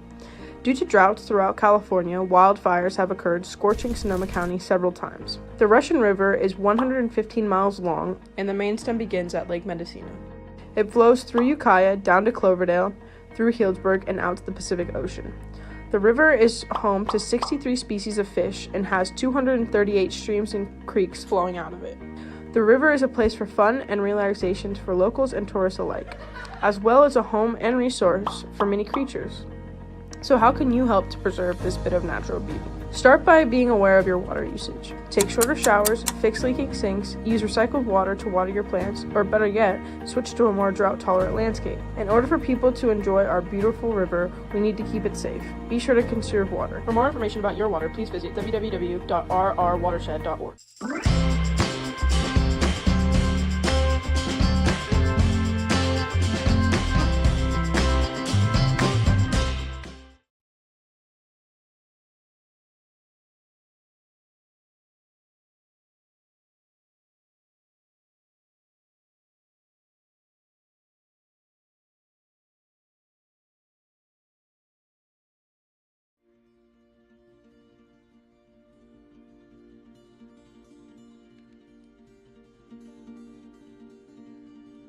Personally, I think everybody could benefit from the home visiting programs. I think that as a parent now, I'm grateful for support more than I was before. I filled out that form not knowing what I was doing. I am very, very grateful that I did it because it's really helping me a lot. Bueno, creo que por mi parte esperaba algo totalmente diferente, como un programa más frío, por decir algo, no tan cercano a la familia. Y a través del programa nos hemos dado cuenta que también pasa a ser una familia con nosotros porque nos apoya en los momentos difíciles o cuando nos hemos visto en dificultades. Well, I was a new mom and I had no experience taking care of a newborn. There isn't like a book on how to raise a kid. We come from like a lot of family history of, drugs, violence, alcoholism, so we didn't want our daughter to experience any of that. The thought that a parent was supposed to be loving, nurturing, supposed to be there for their kid, provide food, shelter, joy, and going in, becoming a parent for her, I had no clue how to provide that. Cómo pensar educarla, cómo educar a un hijo porque pues nosotros nunca, es la primera vez que íbamos a ser padres. What I think parents should know about home visiting is that you can learn a lot of new things and tips and tricks, how to take care of the baby and what to do, and if you're, stuck in a routine and everything being monotonous, like they give you new resources and new tools how to handle parenthood. It was nice to have them kind of guiding me. Even though I was not a first-time mom, I felt like a first-time mom. It totally blew my mind over time. So much information that I had no idea about. She was straightforward when, teaching me this stuff and answered any of my questions. It's just a really positive experience. What I think that parents could benefit with the program is just having someone here for you, especially for first-time parents. It can be very isolating and it can be very lonely, and having the home visitor changes that and it feels very good. For me, having a home visitor is like having a second mom there. A lot has changed. I'm definitely more knowledgeable taking care of her. And I know that anytime I need advice or help from somebody, I can just call her. It's just that little positive nudge to, hey, I'm noticing something, let's find a way how to change it. And she's like, you know what, Amanda, let's pick you up, dust you off, and let's go over to, see about either getting your driver's license or seeing about, going to college, see if we can start something for you. It's totally worth it.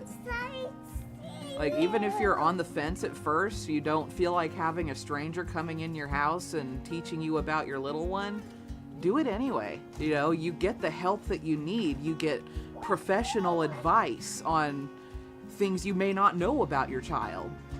The fact that the program has no fees or anything, it's all totally free, is fantastic.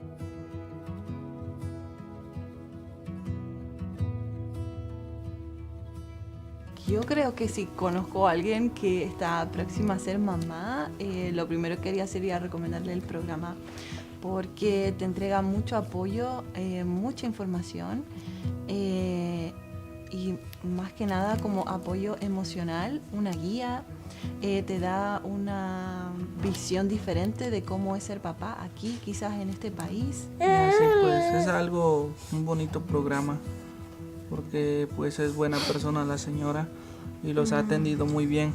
Pensé que nada más iba a ser un programa de orientación quizás para los nuevos padres, pero creo que nos llevamos una linda sorpresa porque Gaby es una persona muy cercana a nosotros, es como parte de nuestra familia, siempre ha estado dispuesta a ayudarnos y a escucharnos con nuestras dudas sobre la paternidad y en nuestro caso que estamos solos en este país ha sido como de mucha ayuda. Es un gran apoyo para nuevos padres y más aún si están en nuestra situación, que somos extranjeros, que nuestra familia y amigos, como dice Carla, están en otro país, lejos. Entonces sí, viene muy bien el programa para apoyarse tanto emocional y como anímicamente y bueno, en varios aspectos del programa que nos ayuda a seguir adelante con esta nueva aventura. Te ayuda como a ver los distintos recursos que tiene la comunidad para nuevos papás, entonces creo que es de gran ayuda. No queda mucho que agregar, pero lo veo de la misma forma. Que hemos aprendido algunas cosas aquí y pues los han ayudado, como este programa los ha ayudado para seguir creciendo a la bebé, como con buenos consejos y así. Sí, y creo que también ha sido muy importante el tema de apoyarnos con el libro y saber qué actividades hacer con Máximo de acuerdo a su edad, cómo estimularlo, cómo cuidarlo de los peligros de la casa, como cosas que uno como papá nuevo no conoce, claro. Pues a mí me gustaría que lo siguiéramos visitando aquí en la biblioteca de Covelo. Está tranquilo y muy bonito aquí. Cuando no nos podemos reunir, nos comunicamos por Zoom o una llamada telefónica o por texto. Donde nos visite, porque ha sido nuestra casa, a veces nosotros vamos a Willits y puede ser en el parque. Gaby llega, como hacemos un resumen de cómo ha ido nuestra semana o qué hemos hecho de nuevo, cómo va el trabajo. Luego hacemos las actividades del libro. Vemos si podemos hacer un juguetito nuevo para Máximo, a veces ella lo evalúa, cómo está su sentido motriz, qué ha aprendido de nuevo, nuevas palabras y jugamos un ratito y conversamos. A mí personalmente también me ayudó mucho a obtener mi licencia a conducir, que era un objetivo que teníamos en cuanto a la familia, sí, para poder estar tranquilos, así que encuentro que ha sido fundamental el apoyo. El objetivo del programa es que las familias estén bien y que las familias estén bien significa niños felices, niños sanos y eso en un futuro es adultos sanos y un mundo mejor. Entonces está bueno.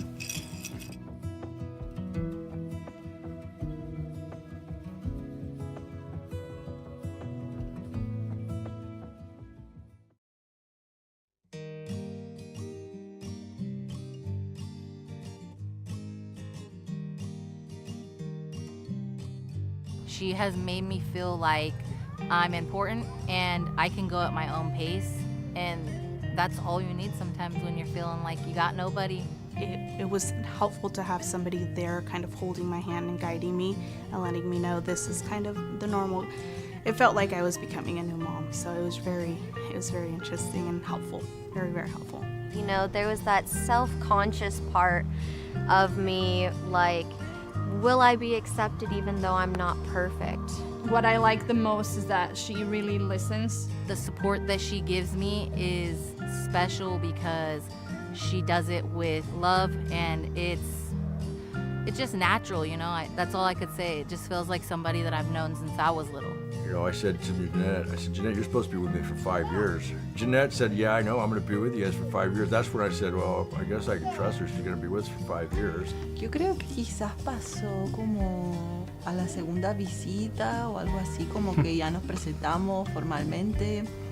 Y luego ya creo que en la segunda visita estaba como todo más tranquilo, como muy, como que el ambiente era muy familiar, entonces yo me sentí muy cómoda. Felt like she cared for Sparrow too, and Sparrow really enjoyed it. Yeah, she knew when Gabby came we were going to be making something or learning something, and she'd instantly start digging through Gabby's bags to find out what activity we were going to do. Not only did we get the assistance with this program, but we also made a really good friend. I'm happy to call Gabby our friend. I think the relationship that we've built has been she's a part of the family.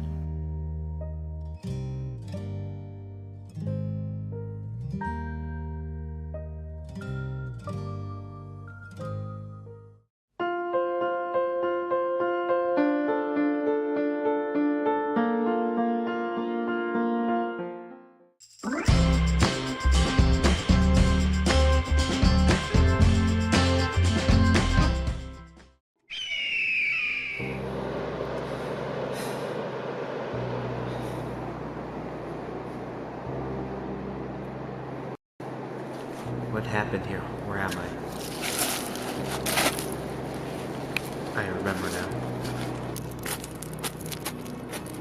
If only. Could it be? Water?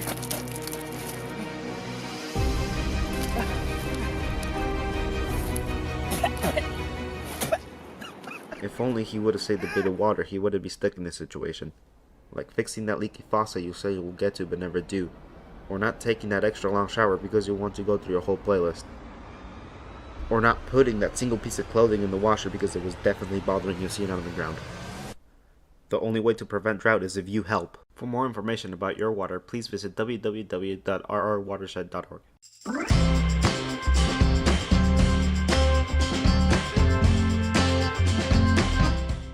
Drought is a harsh reality for many communities across the country. While the recent rains have helped develop reservoirs, it's still important to save water and be more resilient to drought. Drought can negatively impact everything from agriculture to industry to household use. Conserving water in our homes is very important. Simple steps such as fixing leaks, taking shorter showers, and using low-flow fixtures can make a huge difference. Another way to prepare for drought is to replace lawns with drought-tolerant landscapes. Drought-tolerant landscapes are able to thrive with less water and can help lessen the amount of irrigation required. While water is all around us, we should not take it for granted. Working together as a community, we can make a real difference in our ability to withstand drought. By making small changes in our daily habits, we can conserve more water and be more drought resilient. For more information about your water, please visit www.rrwatershed.org.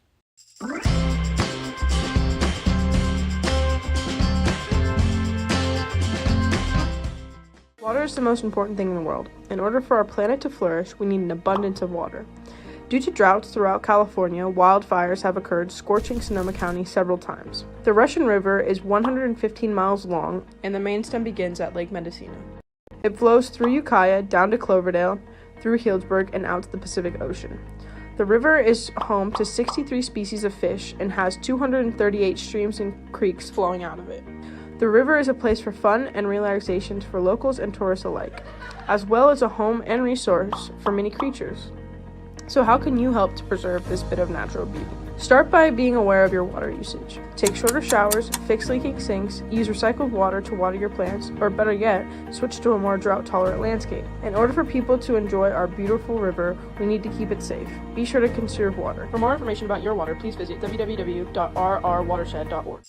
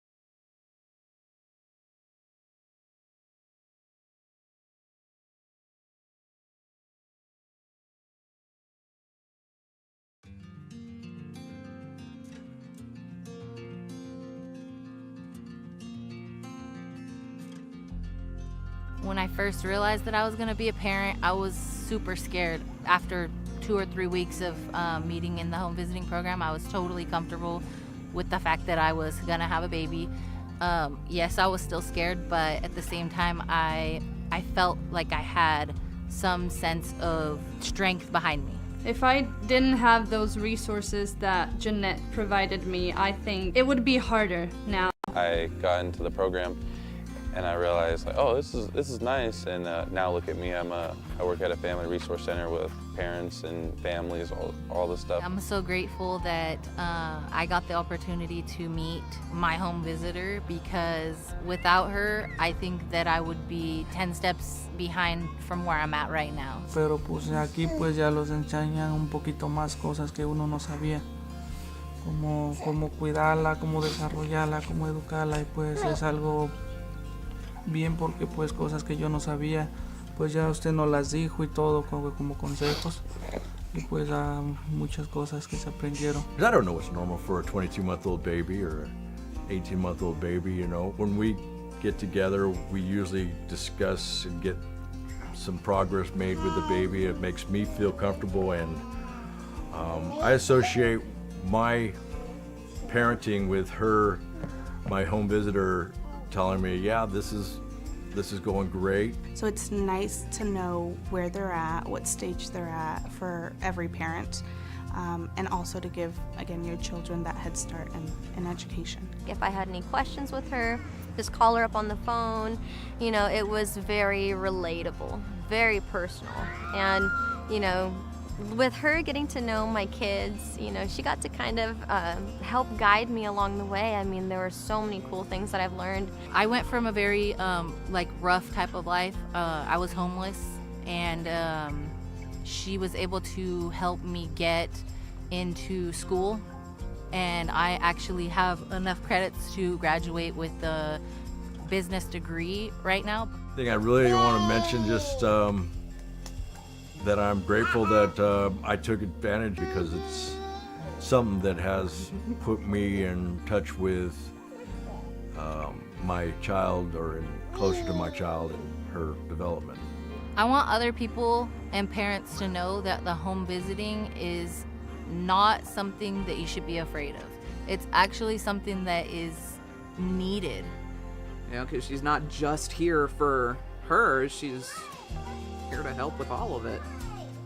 She helped me create a safe space where I feel comfortable enough to ask for help. Don't be afraid to take that step.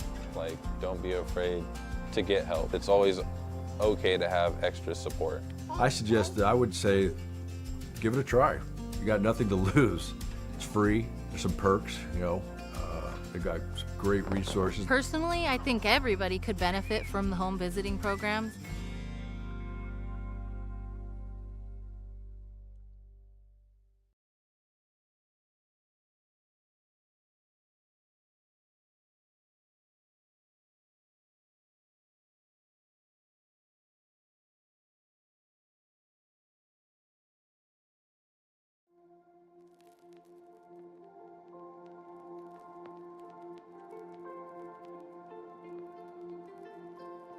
I realized that my life was going to change dramatically in ways that I did not know or understand or even comprehend. I was going to have to really go to the well and become accountable and adjust to a lot of things differently. Que queríamos era que naciera, ya quiero tener, entonces ahorita lo que tenemos es aprovecharla, quererla y cuidarla lo más que se pueda. Creo que a todos nos preocupa la primera vez que nos dicen que vamos a ser padres. When we started the program, my daughter was about 3 months, and my daughter's 22 months now. Something I love about my child, that she's healthy, she's happy, she knows that she's cared for and loved. Those are some of the things that I wanted to make sure that she had, and she has them. I'm happy today with my daughter. She's the greatest thing in my life, and I'm glad to wake up and see her, and everything I do it for her. Sí, bueno, yo también vengo de una familia separada. Creo que por eso también me motiva a estar más presente con él. de quizás también estar de la forma quizás que yo no la tuve para Máximo.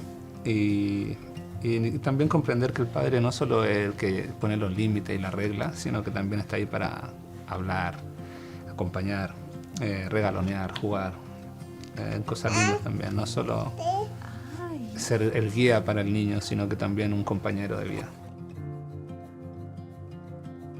I was more of a elated and thankful because for 3 months I was in baby land and when you're in baby world you're just kind of flying by the seat of your pants and hoping you know that you're just supportive in the ways that you can be supportive.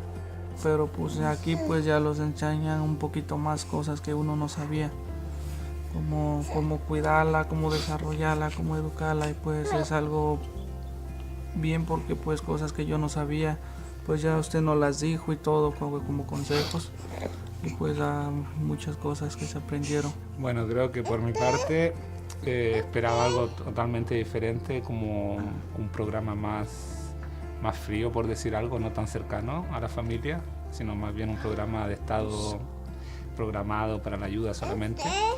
Y a través del programa nos hemos dado cuenta que también pasa a ser una familia con nosotros porque nos apoya en los momentos difíciles o cuando nos hemos visto en dificultades. Siempre nos hemos podido apoyar en Gaby a través de su programa. Encuentro que ha sido fundamental el apoyo. You know, my experience has been nothing but positive. Annette has been wonderful. She's on time. She lets me know if there's going to be any changes in the schedule. Not only did we get the assistance with this program, but we also made a really good friend. I'm happy to call Gabby our friend. I still feel the challenge of being a parent now in today's world is immense. I think that you need support. Es un gran apoyo para nuevos padres y más aún si están en nuestra situación, que somos extranjeros, que nuestra familia y amigos, como dice Carla, están en otro país, lejos. Entonces sí, viene muy bien el programa para apoyarse tanto emocional y como anímicamente y bueno, en varios aspectos del programa que nos ayuda a seguir adelante con esta nueva aventura. Don't be afraid to take that step. Like, don't be afraid to get help, because you might think that you know what you're doing, but it's always okay to have extra support, and don't do it alone. Give it a try. You got nothing to lose.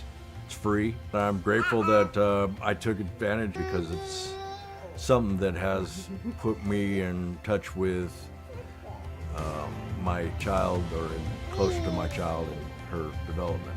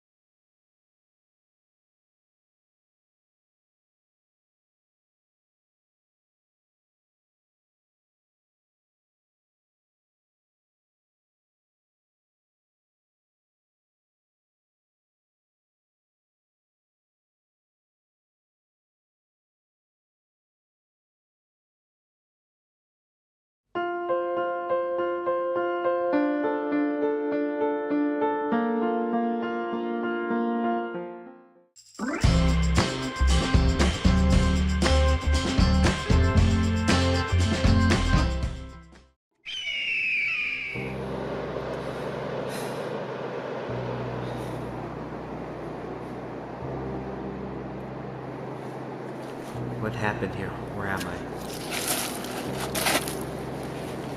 I remember now. If only. Could it be? Water?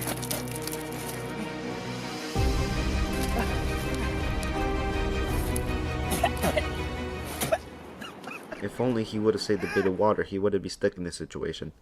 Like fixing that leaky faucet you say you will get to but never do. Or not taking that extra long shower because you want to go through your whole playlist. Or not putting that single piece of clothing in the washer because it was definitely bothering you seeing it on the ground. The only way to prevent drought is if you help. For more information about your water, please visit www.rrwatershed.org.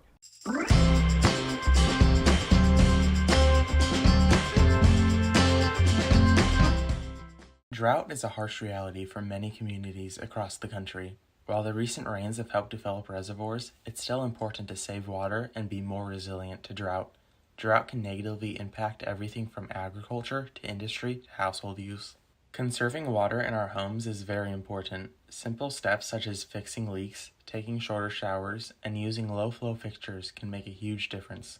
Another way to prepare for drought is to replace lawns with drought-tolerant landscapes. Drought-tolerant landscapes are able to thrive with less water and can help lessen the amount of irrigation required. While water is all around us, we should not take it for granted. Working together as a community, we can make a real difference in our ability to withstand drought. By making small changes in our daily habits, we can conserve more water and be more drought resilient. For more information about your water, please visit www.rrwatershed.org.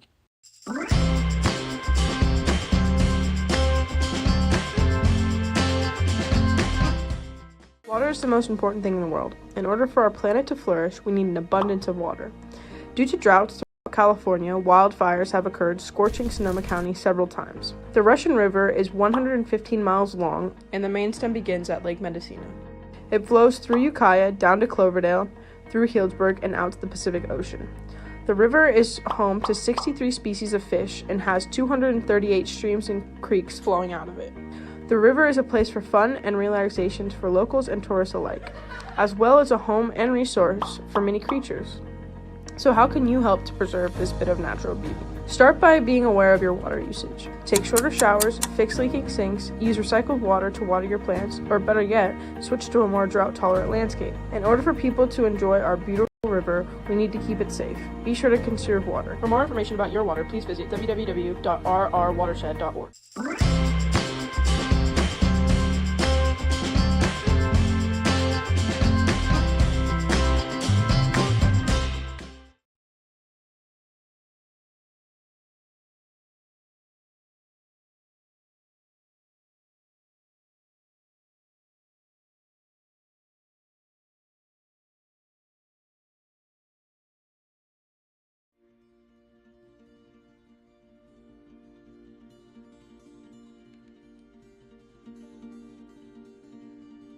Personally, I think everybody could benefit from the home visiting programs. I think that as a parent now, I'm grateful for support more than I was before. I filled out that form not knowing what I was doing. I am very, very grateful that I did it because it's really helping me a lot. Bueno, creo que por mi parte esperaba algo totalmente diferente, como un programa más frío, por decir algo, no tan cercano a la familia. Y a través del programa nos hemos dado cuenta que también pasa a ser una familia con nosotros porque nos apoya en los momentos difíciles o cuando nos hemos visto en dificultades. Well, I was a new mom and I had no experience taking care of a newborn. There isn't like a book on how to raise a kid. We come from like a lot of family history of, drugs, violence, alcoholism, so we didn't want our daughter to experience any of that. The thought that a parent was supposed to be loving, nurturing, supposed to be there for their kid, provide food, shelter, joy, and going in, becoming a parent for her, I had no clue how to provide that. ¿Cómo pensar educarla? Ajá. ¿Cómo educar a un hijo? Porque pues nosotros nunca, es la primera vez que íbamos a ser padres.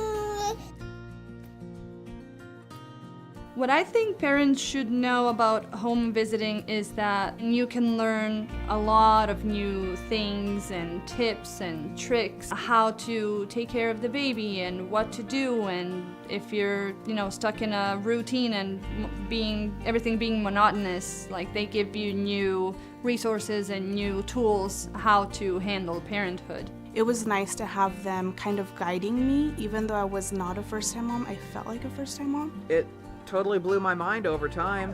So much information that I had no idea about. She was straightforward when, teaching me this stuff and answered any of my questions. It's just a really positive experience. What I think that parents could benefit with the program is just having someone here for you, especially for first-time parents. It can be very isolating and it can be very lonely, and having the home visitor changes that and it feels very good. For me, having a home visitor is like having a second mom there. A lot has changed. I'm definitely more knowledgeable taking care of her, and I know that anytime I need advice or help from somebody, I can just call her. It's just that little positive nudge to, hey, I'm noticing something, let's find a way how to change it. And she's like, you know what, Amanda, let's pick you up, dust you off, and let's go over to, see about either getting your driver's license or seeing about, going to college, see if we can start something for you. It's totally worth it. Like, even if you're on the fence at first, you don't feel like having a stranger coming in your house and teaching you about your little one, do it anyway. You get the help that you need. You get professional advice on things you may not know about your child. The fact that the program has no fees or anything, it's all totally free, is fantastic.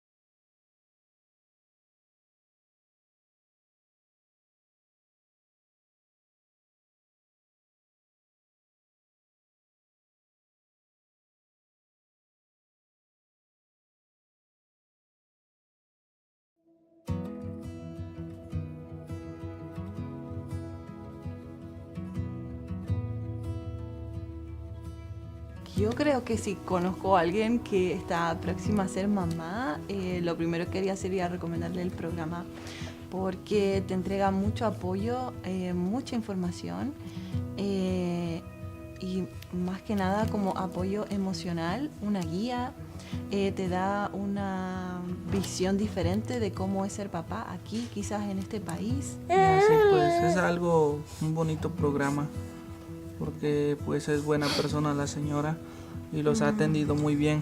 Pensé que nada más iba a ser un programa de orientación quizás para los nuevos padres, pero creo que nos llevamos una linda sorpresa porque Gaby es una persona muy cercana a nosotros, es como parte de nuestra familia, siempre ha estado dispuesta a ayudarnos y a escucharnos con nuestras dudas sobre la paternidad y en nuestro caso que estamos solos en este país ha sido como de mucha ayuda.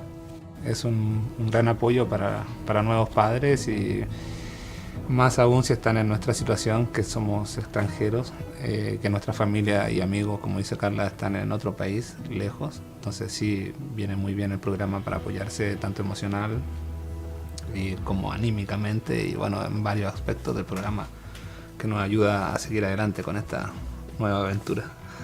Te ayuda como a ver los distintos recursos que tiene la comunidad para nuevos papás, entonces creo que es de gran ayuda. No queda mucho que agregar, pero lo veo de la misma forma. Que hemos aprendido algunas cosas aquí y pues los han ayudado, como este programa los ha ayudado para seguir creciendo a la bebé, como con buenos consejos y así. Sí, y creo que también ha sido muy importante el tema de apoyarnos con el libro y saber qué actividades hacer con Máximo de acuerdo a su edad, cómo estimularlo, cómo cuidarlo de los peligros de la casa, como cosas que uno como papá nuevo no conoce, claro. Pues a mí me gustaría que lo siguiéramos visitando aquí en la biblioteca de Covelo. Está tranquilo y muy bonito aquí. Cuando no nos podemos reunir, nos comunicamos por Zoom o una llamada telefónica o por texto. Donde nos visite, porque ha sido nuestra casa, a veces nosotros vamos a Willits y puede ser en el parque. Gaby llega, hacemos un resumen de cómo ha ido nuestra semana o qué hemos hecho de nuevo, cómo va el trabajo. Luego hacemos las actividades del libro. Vemos si podemos hacer un juguetito nuevo para Máximo, a veces ella lo evalúa, cómo está su sentido motriz, qué ha aprendido de nuevo, nuevas palabras y jugamos un ratito y conversamos. A mí personalmente también me ayudó mucho a obtener mi licencia a conducir, que era un objetivo que teníamos en cuanto a la familia, sí, para poder estar tranquilos, así que encuentro que ha sido fundamental el apoyo. El objetivo del programa es que las familias estén bien y que las familias estén bien significa niños felices, niños sanos y eso en un futuro es adultos sanos y un mundo mejor. Entonces está bueno.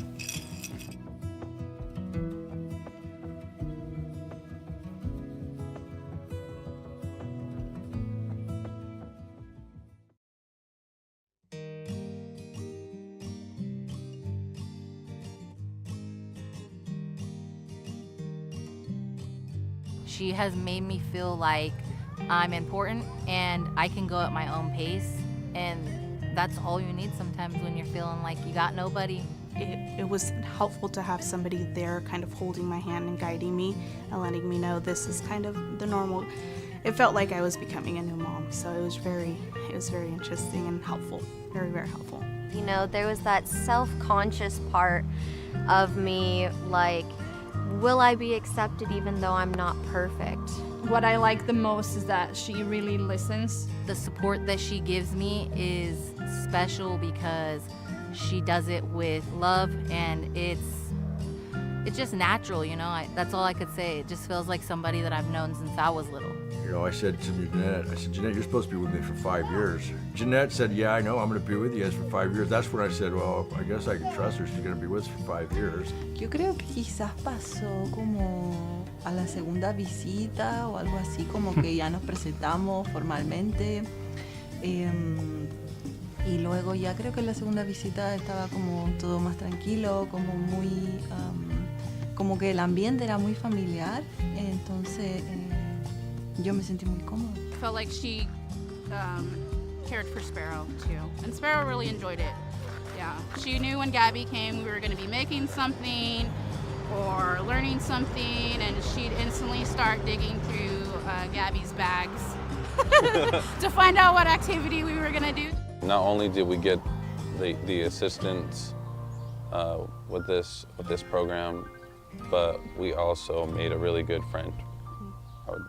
I'm happy to call Gabby our friend. I think the relationship that we've built has been she's a part of the family.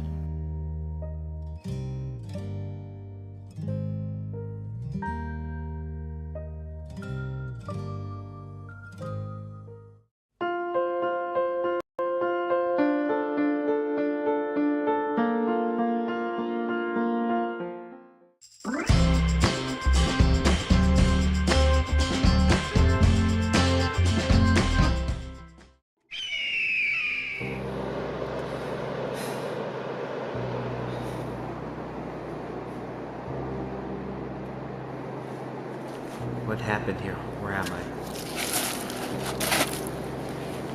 I remember now. If only. Could it be? Water?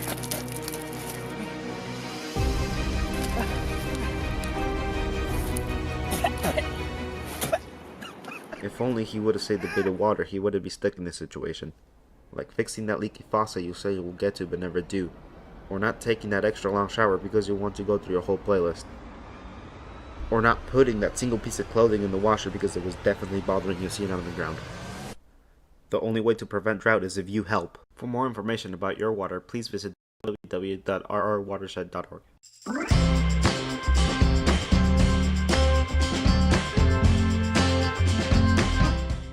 Drought is a harsh reality for many communities across the country. While the recent rains have helped develop reservoirs, it's still important to save water and be more resilient to drought. Drought can negatively impact everything from agriculture to industry to household use. Conserving water in our homes is very important. Simple steps such as fixing leaks, taking shorter showers, and using low-flow fixtures can make a huge difference. Another way to prepare for drought is to replace lawns with drought-tolerant landscapes. Drought-tolerant landscapes are able to thrive with less water and can help lessen the amount of irrigation required. While water is all around us, we should not take it for granted. Working together as a community, we can make a real difference in our ability to withstand drought. By making small changes in our daily habits, we can conserve more water and be more drought resilient. For more information about your water, please visit www.rrwatershed.org.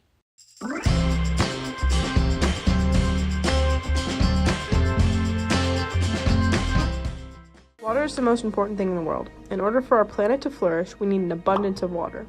Due to droughts throughout California, wildfires have occurred, scorching Sonoma County several times. The Russian River is 115 miles long, and the main stem begins at Lake Mendocino.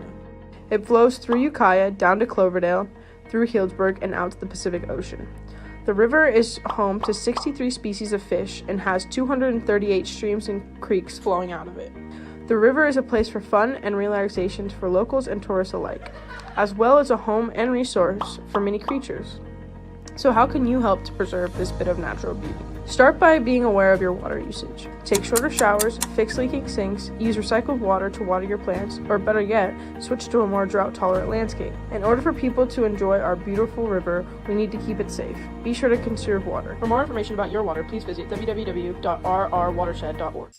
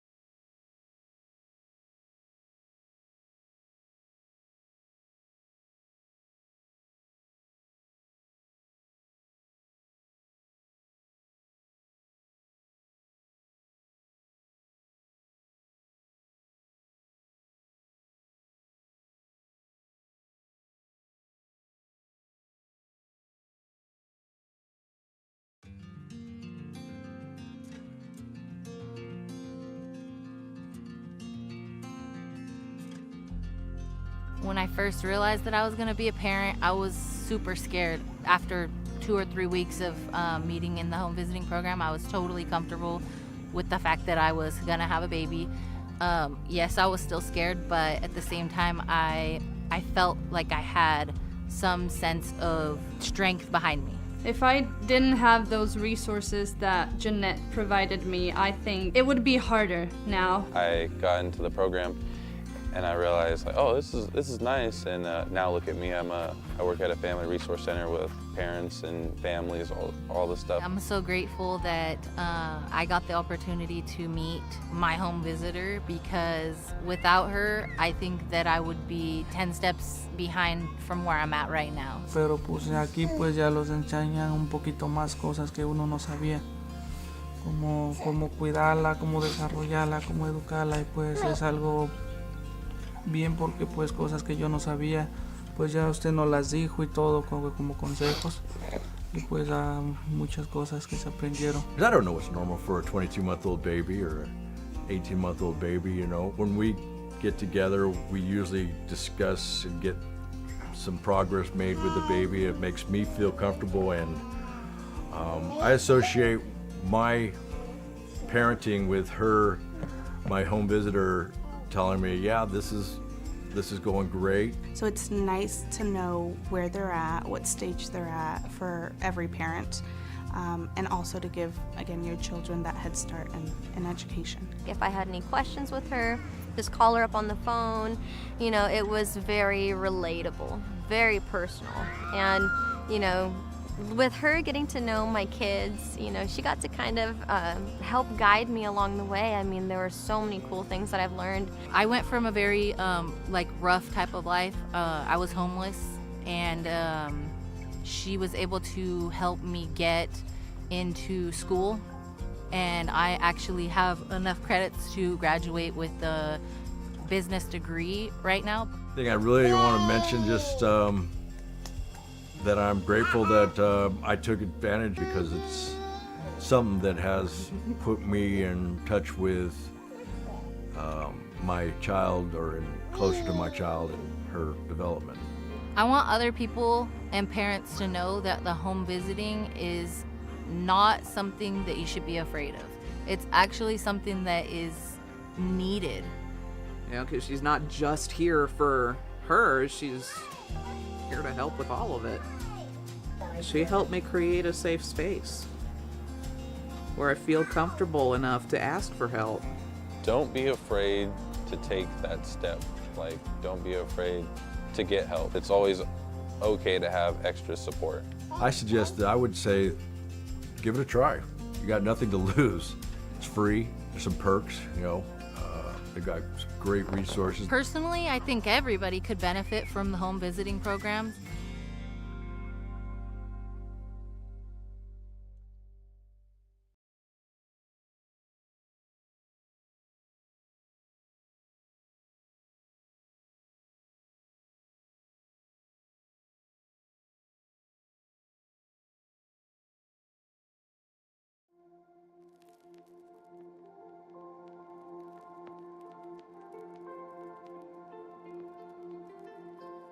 I realized that my life was going to change dramatically in ways that I did not know or understand or even comprehend. I was going to have to really go to the well and become accountable and adjust to a lot of things differently. Que queríamos era que naciera, ya quiero tener, entonces ahorita lo que tenemos es aprovecharla, quererla y cuidarla lo más que se pueda. Creo que a todos nos preocupa la primera vez que nos dicen que vamos a ser padres. When we started the program, my daughter was about 3 months, and my daughter's 22 months now. Something I love about my child, that she's healthy, she's happy, she knows that she's cared for and loved. Those are some of the things that I wanted to make sure that she had, and she has them. I'm happy today with my daughter. She's the greatest thing in my life, and I'm glad to wake up and see her, and everything I do it for her. Sí, bueno, yo también vengo de una familia separada. Creo que por eso también me motiva a estar más presente con él, de quizás también estar de la forma quizás que yo no la tuve para Máximo. Y también comprender que el padre no solo es el que pone los límites y las reglas, sino que también está ahí para hablar, acompañar, regalonear, jugar, cosas lindas también, no solo ser el guía para el niño, sino que también un compañero de vida.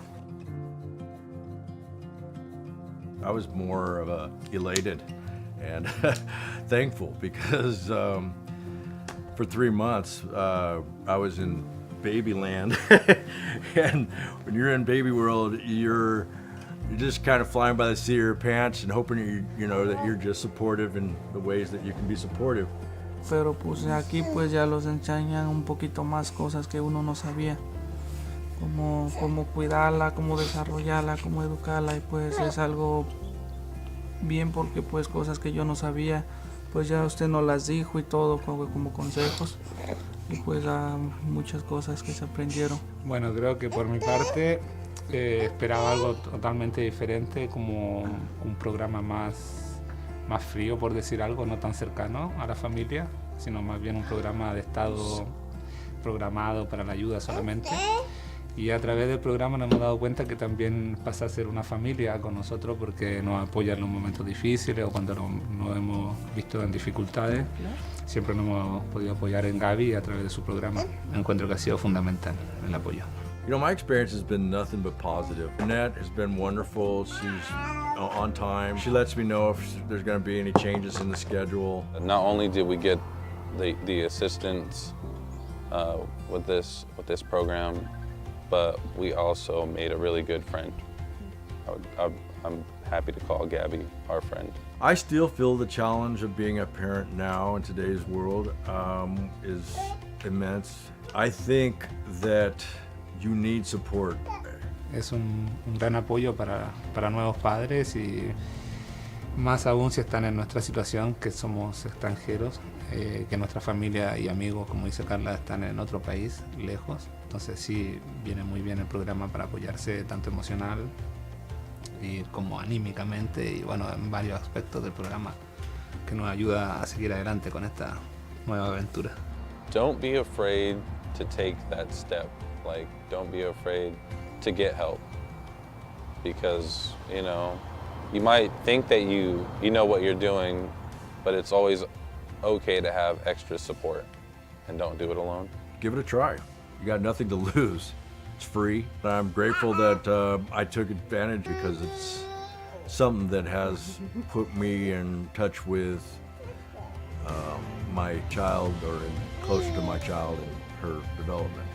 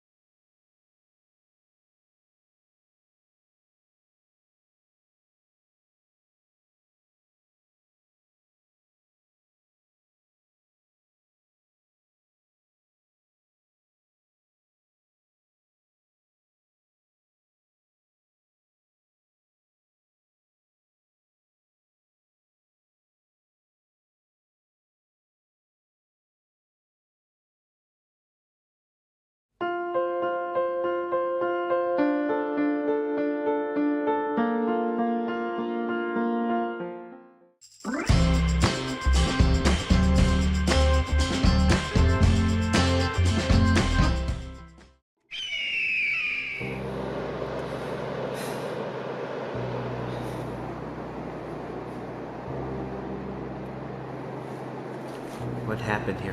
Where am I? I remember now. If only. Could it be water?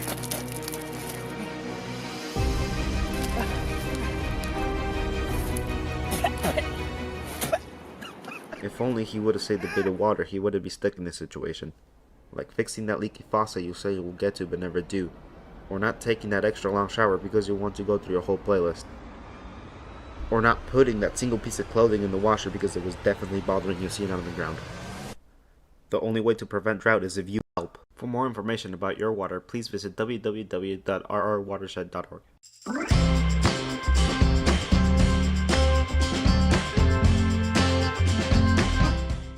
Drought is a harsh reality for many communities across the country. While the recent rains have helped develop reservoirs, it's still important to save water and be more resilient to drought.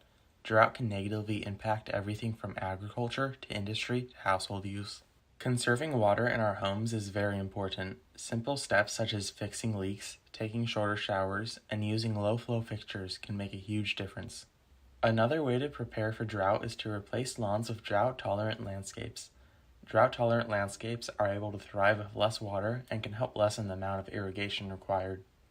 While water is all around us, we should not take it for granted. Working together as a community, we can make a real difference in our ability to withstand drought. By making small changes in our daily habits, we can conserve more water and be more drought resilient. For more information about your water, please visit www.rrwatershed.org.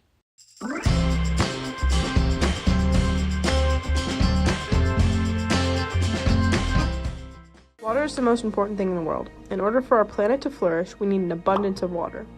Due to droughts throughout California, wildfires have occurred, scorching Sonoma County several times. The Russian River is 115 miles long, and the main stem begins at Lake Mendocino. It flows through Ukiah, down to Cloverdale, through Healdsburg, and out to the Pacific Ocean. The river is home to 63 species of fish and has 238 streams and creeks flowing out of it. The river is a place for fun and relaxations for locals and tourists alike, as well as a home and resource for many creatures. So how can you help to preserve this bit of natural beauty? Start by being aware of your water usage. Take shorter showers, fix leaking sinks, use recycled water to water your plants, or better yet, switch to a more drought-tolerant landscape. In order for people to enjoy our beautiful river, we need to keep it safe. Be sure to conserve water. For more information about your water, please visit www.rrwatershed.org.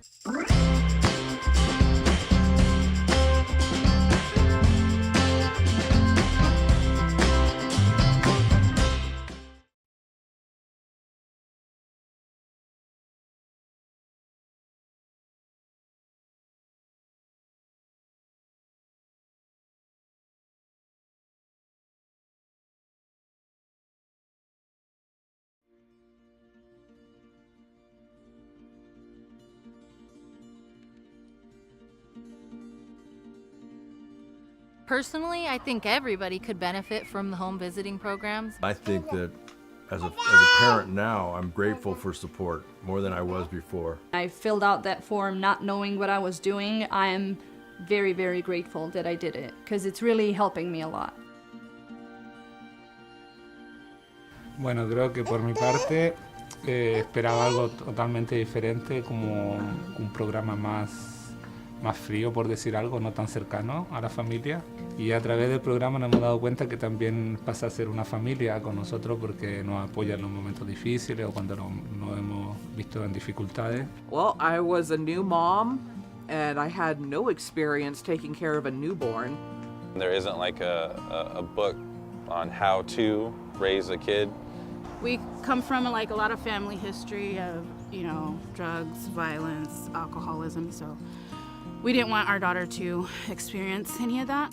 The thought that a parent was supposed to be loving, nurturing, supposed to be there for their kid, provide food, shelter, joy, and going in, becoming a parent for her, I had no clue how to provide that. Cómo pensar educarla, cómo educar a un hijo porque pues nosotros nunca, es la primera vez que íbamos a ser padres. What I think parents should know about home visiting is that you can learn a lot of new things and tips and tricks, how to take care of the baby and what to do, and if you're, stuck in a routine and everything being monotonous, like they give you new resources and new tools how to handle parenthood. It was nice to have them kind of guiding me, even though I was not a first-time mom. I felt like a first-time mom. It totally blew my mind over time. So much information that I had no idea about. She was straightforward when, teaching me this stuff and answered any of my questions. Just a really positive experience. What I think that parents could benefit with the program is just having someone here for you, especially for first-time parents. It can be very isolating and it can be very lonely, and having the home visitor changes that, and it feels very good. For me, having a home visitor is like having a second mom there. A lot has changed. I'm definitely more knowledgeable taking care of her, and I know that anytime I need advice or help from somebody, I can just call her. It's just that little positive nudge to, hey, I'm noticing something, let's find a way how to change it. And she's like, you know what, Amanda, let's pick you up, dust you off, and let's go over to, see about either getting your driver's license or seeing about, going to college, see if we can start something for you. It's totally worth it. Like, even if you're on the fence at first, you don't feel like having a stranger coming in your house and teaching you about your little one, do it anyway. You get the help that you need. You get professional advice on things you may not know about your child. And the fact that the program has no fees or anything, it's all totally free, is fantastic.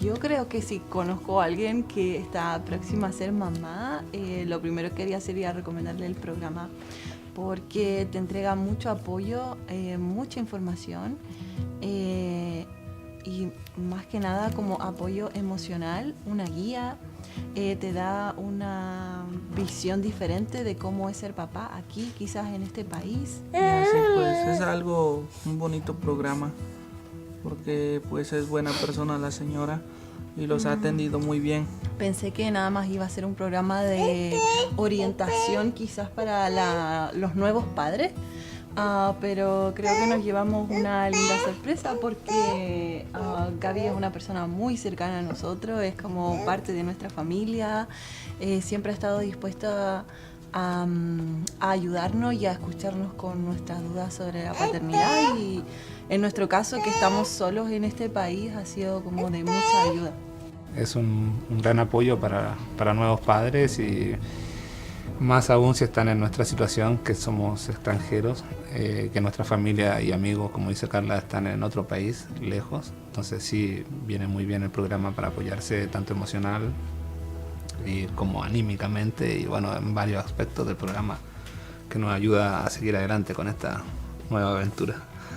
Te ayuda como a ver los distintos recursos que tiene la comunidad para nuevos papás, entonces creo que es de gran ayuda. No queda mucho que agregar, pero lo veo de la misma forma. Que hemos aprendido algunas cosas aquí y pues los han ayudado, como este programa los ha ayudado para seguir creciendo a la bebé, como con buenos consejos y así. Sí, y creo que también ha sido muy importante el tema de apoyarnos con el libro y saber qué actividades hacer con Máximo de acuerdo a su edad, cómo estimularlo, cómo cuidarlo de los peligros de la casa, como cosas que uno como papá nuevo no conoce, claro. Pues a mí me gustaría que lo siguiéramos visitando aquí en la biblioteca de Covelo. Está tranquilo y muy bonito aquí. Cuando no nos podemos reunir, nos comunicamos por Zoom o una llamada telefónica o por texto. Donde nos visite, porque ha sido nuestra casa, a veces nosotros vamos a Willits y puede ser en el parque. Gaby llega, hacemos un resumen de cómo ha ido nuestra semana o qué hemos hecho de nuevo, cómo va el trabajo. Luego hacemos las actividades del libro, vemos si podemos hacer un juguetito nuevo para Máximo, a veces ella lo evalúa, cómo está su sentido motriz, qué ha aprendido de nuevo, nuevas palabras, y jugamos un ratito y conversamos. A mí personalmente también me ayudó mucho a obtener mi licencia a conducir, que era un objetivo que teníamos en cuanto a la familia, sí, para poder estar tranquilos, así que encuentro que ha sido fundamental el apoyo. El objetivo del programa es que las familias estén bien, y que las familias estén bien significa niños felices, niños sanos, y eso en un futuro es adultos sanos y un mundo mejor. Entonces está bueno.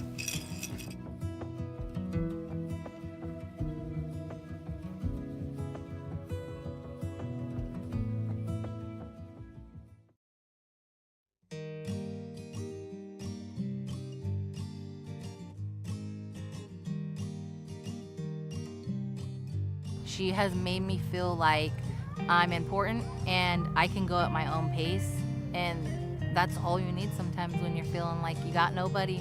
It was helpful to have somebody there kind of holding my hand and guiding me and letting me know this is kind of the normal.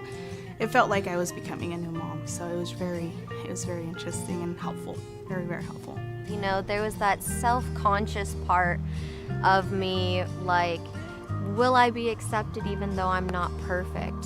What I like the most is that she really listens. The support that she gives me is special because she does it with love, and it's just natural, you know? That's all I could say. It just feels like somebody that I've known since I was little. You know, I said to Jeanette, Jeanette, you're supposed to be with me for 5 years. Jeanette said, yeah, I know, I'm going to be with you guys for 5 years. That's when I said, well, I guess I can trust her. She's going to be with us for 5 years. Yo creo que quizás pasó como a la segunda visita o algo así, como que ya nos presentamos formalmente.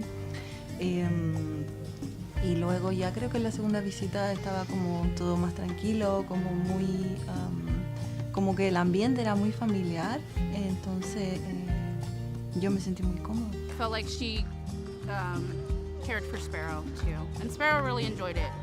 Yeah, she knew when Gabby came we were going to be making something or learning something, and she'd instantly start digging through Gabby's bags to find out what activity we were going to do. Not only did we get the assistance with this program, but we also made a really good friend. I'm happy to call Gabby our friend.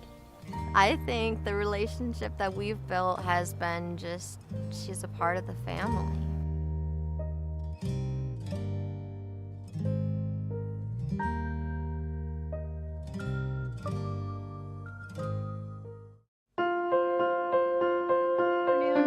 We are on item 4I, notice public hearing. Oh, report out of closed session, no reportable action. We are on item 4I, notice of public hearing, discussion and possible action, including adoption of an ordinance rezoning 207 assessor parcel numbers in the Redwood Valley area to add a cannabis prohibition combining district, R 2021-0002, to the current zoning designations of rural, residential, and agricultural. So I'd like to ask clerk if proper notice has been established. Proper notice has been established. Thank you. And just for everybody's information, I'd like to outline a little bit how this procedure is going to go today. First, we'll receive a presentation from the staff, which will cover a summary, and we've received all of the pertinent documents, I believe, online. Then we'll have the applicant presentation, and then a representative of the property owners with pending cultivation applications will do a presentation. After that, we'll do public input or public comment. We are accepting public comments limited to 3 minutes each, and there will be no exceptions for the 3-minute time limit. Members may not yield their time to anyone else. I'm asking that when you're in the chambers and you're ready to present, that you line up single file, keeping space in between each other. And if you are online, you can use the Zoom feature or the *6 to raise your hand. You are requested to state your name for the record. And as I mentioned, we will be limiting comments to 3 minutes for each person, so please try not to be repetitive. You can say that you agree with everybody. I want to just be clear. I understand that this is a challenging topic for some people, I think from both sides, and we won't be having any shouting out, any clapping, any cheering. If you agree with somebody, jazz fingers will work. If not, your silence will speak for itself. Staff.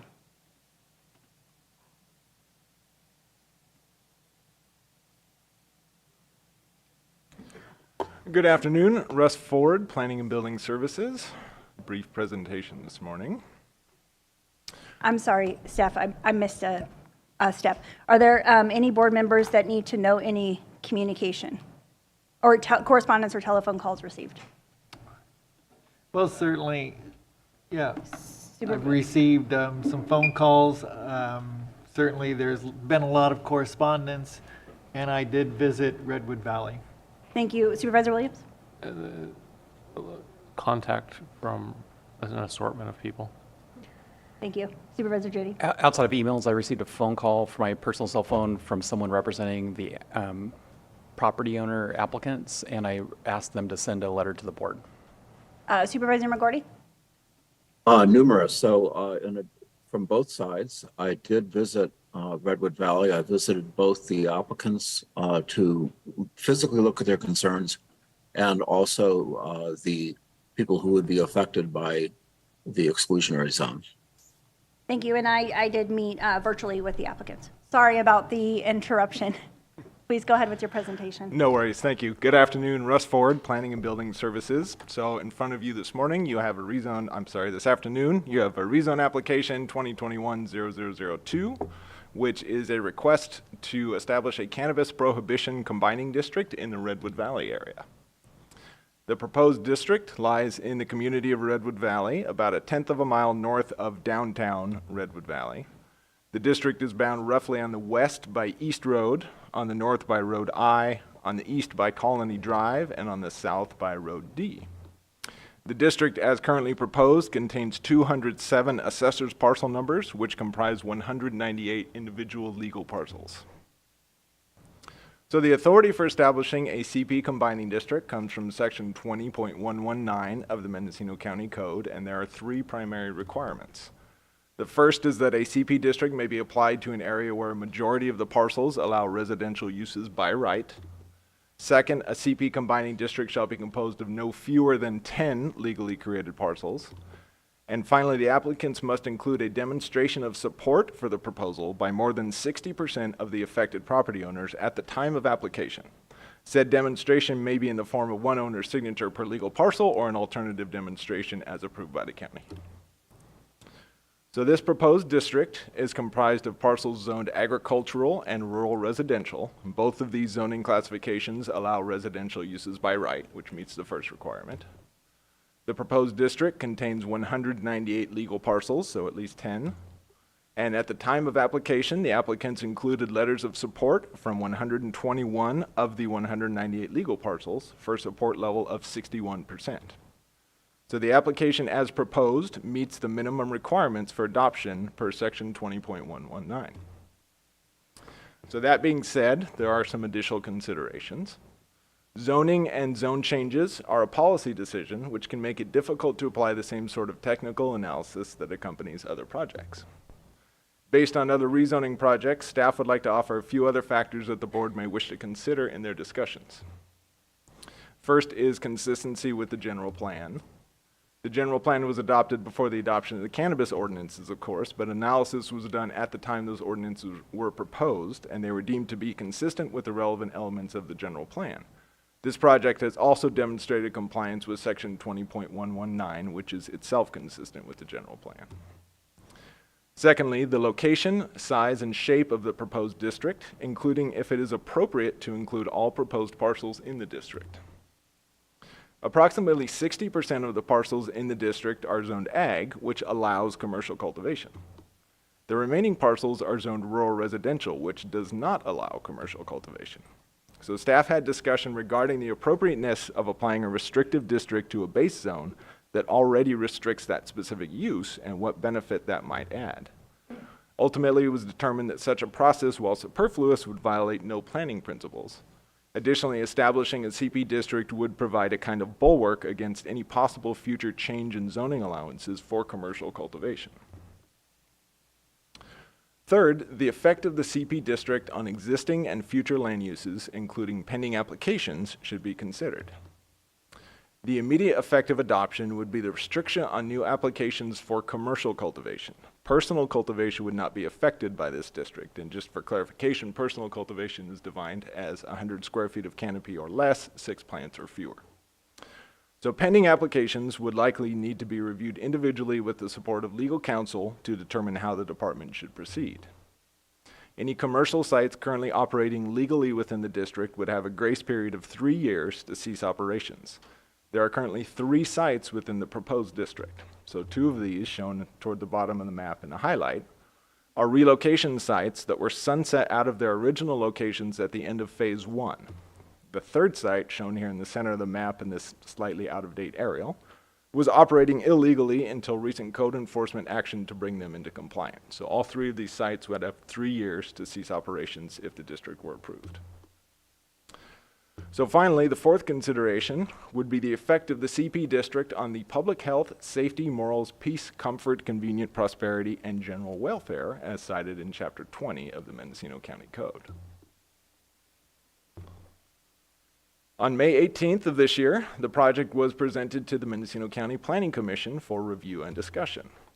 During the hearing, several hours of public comment were heard by the commission, both in favor of and opposed to creation of the district. The commission was ultimately split 3 ways between the 3 commissioners present at the hearing. Commissioner Jones was in favor of approving the district as presented, including the 3 existing cultivation sites. Chair Wiedemann was in favor of modification to the district to exclude the 2 relocation sites along Road D and the parcels east of them. And you can see the difference between her proposed modification and the full district that omits that southeast portion. Commissioner Paulin was opposed to the creation of the district as a whole and was in favor of denying the application. Consequently, the commission voted to forward the project to the Board of Supervisors without a recommendation. So some final remarks. As zoning is a policy decision, staff is not in a position to offer a recommendation to the board on this project other than to say that it meets the minimum requirements of section 20.119. So staff has outlined 3 possible options for the board's action today. Option 1, by resolution, the board finds a project exempt from CEQA and approves the requested rezone as proposed by the applicant. Option 2, the board denies the requested rezone. And option 3, which is kind of the hybrid, the board approves modification of the boundaries and adopts the modified district based on the facts and findings. So again, approval, denial, or modification. And that concludes staff's presentation. We're available for comments. Okay, I'm going to take supervisor questions to staff in district order, starting with District 1. Any No questions question. for staff? No, not at this time. Thank you. District 5, Supervisor Williams. Supervisor Jardy? When people come forward with a proposal, did they get any feedback from county staff as to the proposed boundaries, or did they already propose boundaries and were those boundaries not adjusted based on any impact and input from county staff? Thank you for that question. Yeah, Russ Ford. So the original application was a little bit reduced, and staff had concerns that it would not meet. There's some nebulous definitions of what consists of a neighborhood in the zoning. And so at staff's request, the district was expanded to be a little bit more holistic and omit some of there were some islands, I think, that were excluded. So the proposal you have before you today is the revised district. Thank you. Supervisor Hashak? Just a question about the applications, and there are 3 sites in this zoning district, and so the question is, what is the status of those? You know, they're all applications, right? They have provisional licenses from the state, or, you know, just could you give us an update? Thank you for that question. Julia Krog, Planning and Building Services Director. 2 of the applications are relocation applications underneath Phase 1 and are under review with the Cannabis program.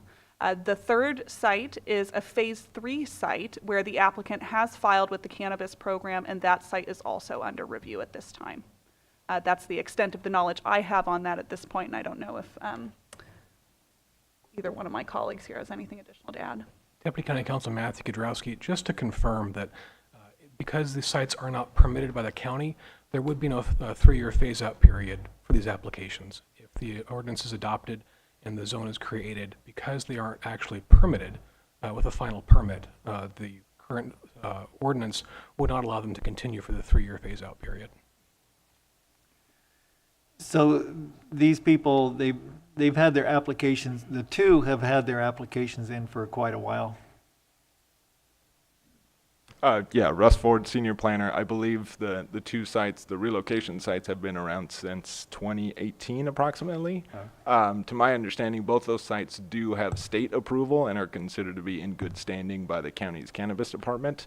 But I believe there are representatives from that department here to address those questions. Okay, thank you. Thank you. Yeah, just as a reminder as to process, we're hearing from staff first, then we're going to hear the applicant presentation, and then we will be hearing from the representatives of the property owners with pending cannabis applications.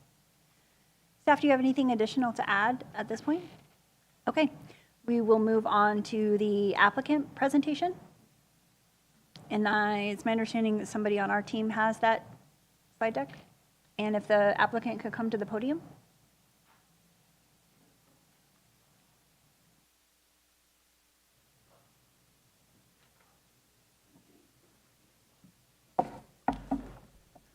My name is Andy Mattern. I live on Road E. We have come here today humbly as warriors without attorneys to fight for our quality of life and our longtime heritage in our tight-knit community. We are a mix of many ethnicities historically to this day. Of course, the Native Americans were here first. They were followed by whites, mainly Finns, hence the name Finnish colony. Some stone saunas can still be found on properties. Later came Hispanics, Greeks, Italians, and more recently, Asians, LGBTQs, and more. We think that's a pretty good, accurate order, and we believe that we've always been a welcoming group of people. We have a diversity of flora and fauna, and we don't itemize in the interest of time, but to suffice it to say, we love and try hard to respect this land of such beauty and bountiful wildlife. It is the reason that many of us bought and moved here. We're dedicating this application with all our hard work the past few years in memory and in honor of Ulysses Lilonis, who was a longtime Redwood Valley educator and grape grower in this district. He's gone now, but we don't believe he would be happy with the direction our valley is going in, as he was a teacher of young minds. That is a snippet of the rich history of our beautiful neck of the woods, and we cherish and are attempting to preserve. As pertains to more recent times, residential property owners and residential vineyard owners have been here long before these large-scale cannabis growers who have been allowed in within the last 2 to 5 years. They were not here to fight Dollar General, corporate stores wanting to come in, nor to support the local small marijuana farmers who were burned out in the devastating fire of 2017, nor to contribute to the preservation of a natural area as an educational gift to future generations of Redwood Valley with the creation of the Environmental Education Park. In fact, they do not live here, at least not in our proposed district, and our expectations that they will contribute to our neighborhoods and culture in a positive way going forward is not held largely by the most of us. One owner has been growing for 5 years and relocated from another site. According to close neighborhoods, they have severely impacted them in a negative way. The other has been here a few years now and blatantly disregarded the law, causing a major disruption to nearby neighbors. It's been documented throughout the process. Until the meeting in May, the owners were known to very few of our district people. Commercial cannabis is already changing this 4.5 mile square section, proposed op zone district, which the majority of residents and residential vineyard owners are voting for it. Growing large-scale cannabis is against our values of not promoting a drug culture. While many of us have voted for medical and recreational marijuana to be grown, we did not vote for so many dispensaries, and we did not vote for large, unfriendly hoop houses to be put up within and close to our residential communities. We certainly did not allow to vote for the use of the well water for such an endeavor when this area is not known for high-volume wells. We did not vote to feel like we are living in an industrial zone. We're attempting to protect our land and our environment for nature and generations to come. We care about our elders, which many of us are fast becoming. We are in the midst of global warming, and it's been proven that hoop houses have harmful effects. Water is a huge concern, as are the microplastics and more. All of our concerns are well documented in our application. We hope to receive a unanimous vote from the 5 of you today, as we believe that we have met and far surpassed all the criteria to satisfy this ordinance with the BOS put in place to protect residents. We have a clear majority of property owners within this district in favor of forming this CP zone. We question, if any of you vote no, what would be your motivating reasons for denial? We believe we elect you with the expectation that you represent us all, and that when we come before you in this forum, we will listen to us, and that you will have open minds and make unbiased decisions based on the will of the people and the ordinance you put in place to protect us. We worked hard over these past 2 years and in the ordinance and paid a lot of money to bring this application before you. We've also worked hard for decades to pay off our mortgages, beauty, and enjoy our properties, and to believe we have as much right, if not more, to say that we do not want these commercial endeavors, whether it's cannabis growing or pig growing, so close to our residential neighborhoods. We were expected to follow law, so should these incoming grows. And if they followed the law, they would still have 3 years to grow before they have to cease. This is for the Cannabis Department to determine and enforce, and when we hopefully are approved. I'm asking for your help. I know some of you folks.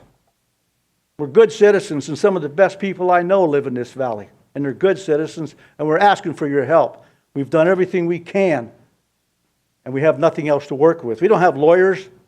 We don't have that kind of money to do that. We need some help here, folks. Please, hear us. Thank you. Thank you. Please go ahead and come forward.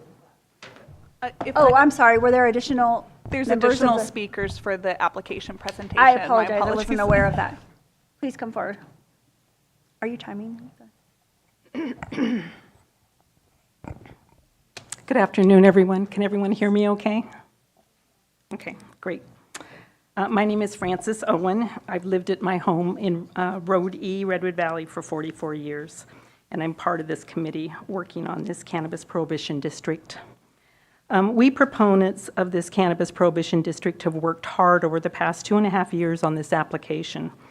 Of our 130-plus petitioners in favor of forming this district, many took time to write letters describing how our lives are being negatively impacted by commercial cannabis, which, in our opinion, has been allowed too close to our residential areas. With few exceptions, letter writers who submitted letters in opposition do not live within this proposed district.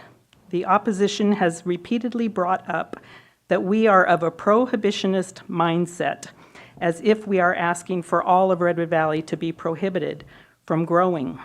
We believe this to be a gross misrepresentation of our repeatedly stated intent of protecting our water, our environment, and safety, as well as many other concerns, that are well documented in our letters.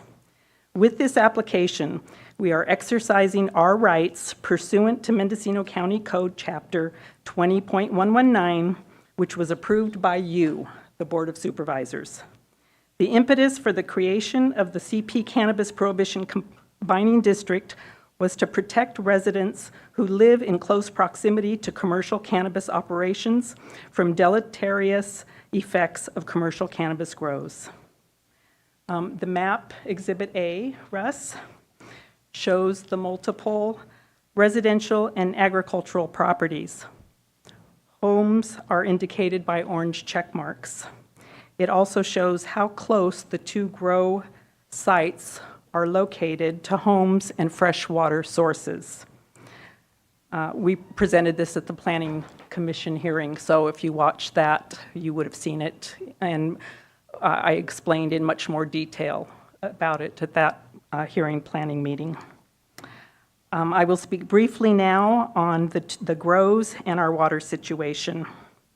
The Road EH owners were granted an administrative permit in 2021, and with that only, we believe they began growing immediately. This was very concerning to us as we questioned whether any water studies had been done. The hoop houses are near a freshwater pond, and the land it sits on is classified as non-ag and natural vegetation. The remaining land as unique farmland and farmland of statewide importance per farmland classification map. This pond feeds the creek and most likely our wells downstream. The grow was busted in 2022, causing a huge disturbance to area residents. Only very recently has the owner applied for an application for a Phase 3 permit. We don't know the exact date, but we know it was after they got busted. We do not feel breaking the law should be rewarded with granting of a permit. Who else in society, when they break the law, is given a reward? Regarding water, which is one of our top concerns, there's much debate over who uses the most water, vineyards or cannabis. This is what we can tell you about the vineyard growers' water usage in our area. Vineyard owner Alan Thompson stated in his letter to planning, quote, "Vineyards do not require much water. Vineyards can be dry farmed with little to no water. This was proven over the last 2 years when Redwood Valley Water District had the ag water turned off. You did not see vineyard owners using residential wells or truck water in to irrigate their vineyards. This is not true with cannabis. It requires daily watering, such as well water and having water delivered. Constant water deliveries are a nuisance to the surrounding neighbors. End quote.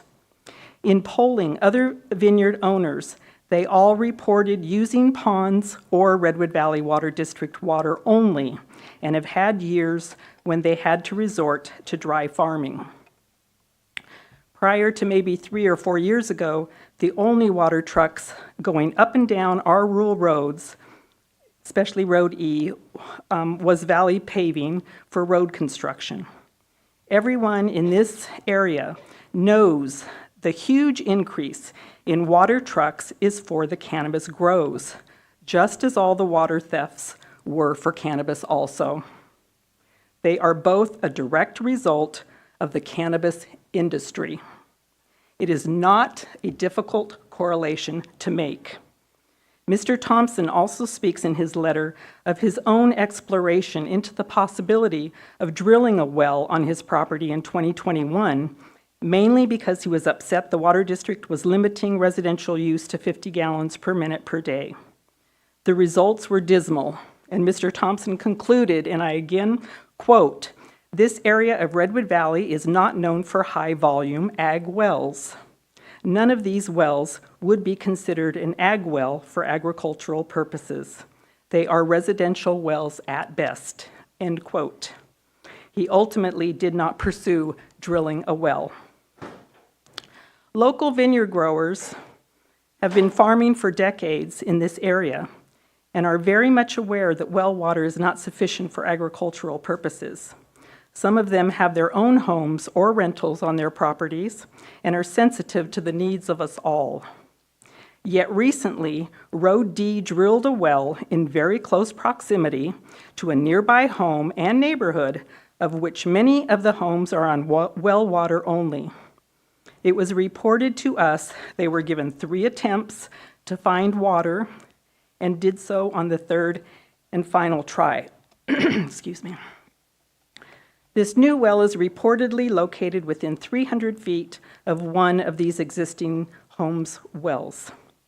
Given the droughts that will surely come again, there is great concern among many residents about water supplies. We know we have met the criteria required by this county ordinance to be approved. First and foremost, the CP combining district may be applied to an area where a majority of the parcels allow residential use by right. Russ, you can put up the other pictures. I think we missed our cue, or I didn't cue you when I should have. Excuse me. Our proposed district includes 164 rural residential properties with more homes located on existing vineyards. Next, there must be 10 contiguous properties. We have 207. Finally, we have 67% support from residential owners and 62% from ag lands, more than the 60% minimum required. The Planning Commission staff report's final finding is that this rezoning would be an overall reduction of approximately 0.78%, less than 1% of available acreage, and approximately 1.37% of available parcel zoned ag for cultivation, and that it is considered insignificant as there is still adequate acreage and available parcels within the county zoned ag for cultivation to occur upon. These 130 plus households represent an estimated 600 people, if not more, a far bigger number than the few cannabis growers. We respectfully request that you vote in favor of our CP cannabis opt-out zone and thereby represent a much greater number of your constituents than just a few growers who do not live here and who are here, in our opinion, with one and only one goal in mind: to profit from our local resources. Thank you for your time and service, honorable supervisors, and would like to thank Russ Ford, Julia Krog, and the planning department staff for your service also and hard work on our behalf during the last few years. Thank you very much. Staff, do we have another speaker?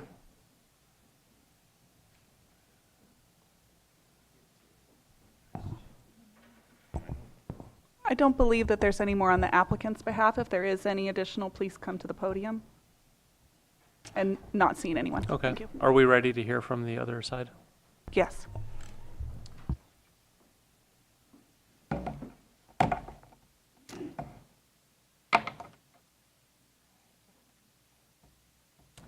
you could allow me to share my screen. Colleague Perkins.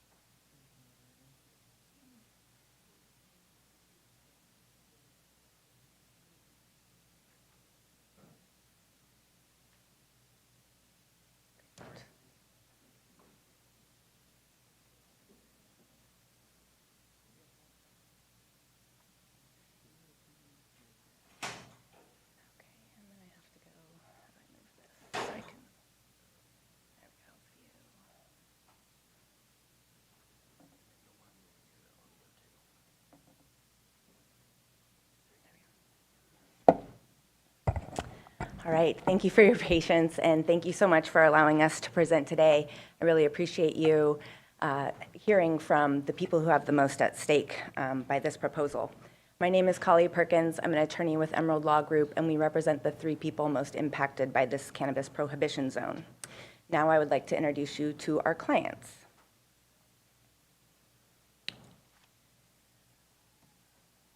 It's not letting me.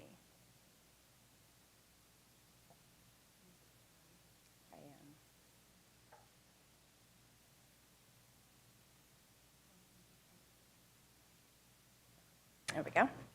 Okay, first up we have Ruben Ruiz. Ruben, if you could stand up. He is the permit holder of 2 licensed and compliant cultivation sites on Row D, that's 1750 and 1900. Ruben contributes to our local economy by sourcing local products as much as possible for his cultivation. He's donated money to local organizations such as the Redwood Valley Fire Department, among others, and he has contributed greatly to our local economy by maintaining a compliant grow, paying all fees and taxes, and employing local workforce. He is raising a young family, he's a family man, and he puts his family's well-being at the forefront. He would never do anything to risk his family's safety. His wife, Ruby, is an RN at Kaiser Permanente in the neonatal intensive care unit, and Ruben previously worked as an office administrator for Stanford University in the School of Medicine's Department of Pediatric Surgery. If this is passed, he will be forced out of business, as cultivation permits are linked to property and not to applicants. Ruben has always Some background. Ruben applied for the 2 permits in 2017 under Phase 1, as the Planning Department noted. He moved a prior cultivation from a less environmentally friendly parcel to these parcels at 1750 and 1900, which are zoned ag and which are within the Williamson Act. He got his provisional license from the state in 2018 and his application receipt from the county in 2018, and he's been operating in compliance ever since. Ruben has spent in excess of $250,000 to obtain and maintain these 2 permits, and that excludes consultant and attorney's fees. He has always been transparent with law enforcement, and he has never received any code enforcement action or notice of violation from any agency. He follows a strict firearm policy, as all cultivations are required to do by the state of California. He carefully follows all applicable local and state laws by adhering to the extensive regulations regarding water use, pesticide use, lighting and visual screening, among many, many others that are required to maintain a compliant grow in today's regulatory framework.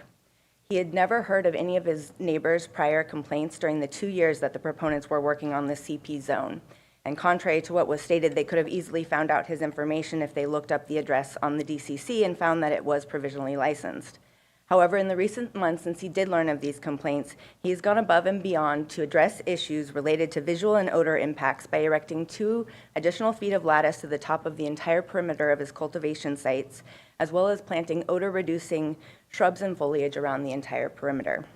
At least one county worker described the site as exemplary and a model for cultivators to strive towards during one recent inspection. Next, we have Ann Arbol. Ann Arbol, if you could stand up. Ann Arbol was born and raised in Mendocino County, and he's lived his entire life here. He owns multiple businesses in town which benefit our economy and our community. He is also raising a young family in Redwood Valley, and he is a hardworking and law-abiding resident. He has applied for a cultivation permit within the proposed CP zone. He continues investing considerable resources to navigate the long and cumbersome permitting process in Mendocino County. He cannot afford to start the entire permitting process over again at another property if this zone is enacted, and it would effectively put him out of business.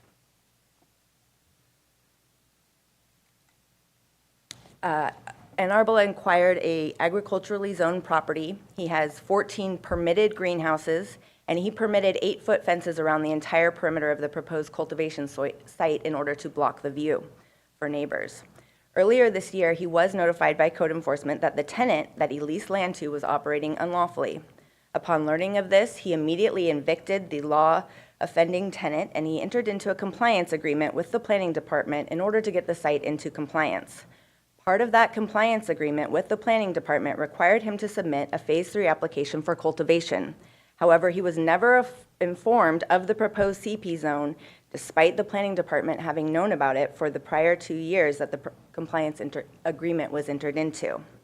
So contrary to many statements here, Ann Arbol did not break the law. During the permitting process, he has gone above and beyond to seek California Department of Fish and Wildlife, CDFW, inspections to evaluate the pond on his property, even though he was not initially required to do so. He also continues to maintain the fenced-in area around the greenhouses, even though it does not generate any revenue or product. He has spent considerable resources to erect infrastructure and jump through all the hoops required to permit his operation. However, if this zone is passed, all investment in his property will be lost, and his pending permit would be denied immediately. So there was a lot of talk about the difference between vineyards and cannabis. I want to take a minute to look at the effects. I would note that all 3 of the affected properties within the CP zone are surrounded by working vineyards. These vineyards cultivate organically in order to not affect the stringent testing that occurs on cannabis flower. If any banned pesticide substances which are allowed on vineyards are found on cannabis flower, then the entire crop cannot be sold and must be destroyed. Vineyards that are not operating organically, which is the vast majority of our vineyards here in Mendocino, rely on greater and more harmful pesticide use compared to cannabis. And we did provide you with a chart that we created that shows the difference between the allowable pesticides for vineyard use versus cannabis use and the effect that those have on humans. Further, vineyards use frost protection, and they also use water use in winter months, which adds to vineyards' overall water consumption. Here, the grows are only seasonal and therefore would only be using water during the summer months. I would also note, contrary to the statements of the proponents, there are no wells being used for any cannabis cultivation here. Vineyards also create significant noise issues during harvest season, particularly during nighttime hours. They also have nuisance related to lighting issues during the harvest season. I do want to point out there was one letter submitted to the Board of Supervisors alleging that on July 1st, that at 1750 and 1900, there was a generator being used for cultivation at night, and that couldn't be farther from the truth. We've uploaded 2 videos, and we've provided them to the Board of Supervisors, and one of them is the vineyard manager for those vineyards talking about the noise that was heard and explaining that it's related to the irrigation for the vineyard and had nothing to do with cannabis. It's again unfounded fears that are being brought forth as a justification to create this CP zone when really the facts aren't straight. Overall, cannabis has less environmental impact than vineyards, not to mention with the close scrutiny of California Department of Fish and Wildlife required to get a cannabis permit, we would argue that cannabis cultivations result in environmental improvements that would not have otherwise occurred but for there being cannabis present on the land. Just one quick note, the county approved the addendum to the mitigated negative declaration in May of 2023 related to cannabis cultivation, and in there it makes clear that odor is not a nuisance on agriculturally zoned parcels. All 3 of the affected parcels here in the CP zone that's proposed are zoned for agriculture, and therefore the odor of cannabis should not be considered a nuisance.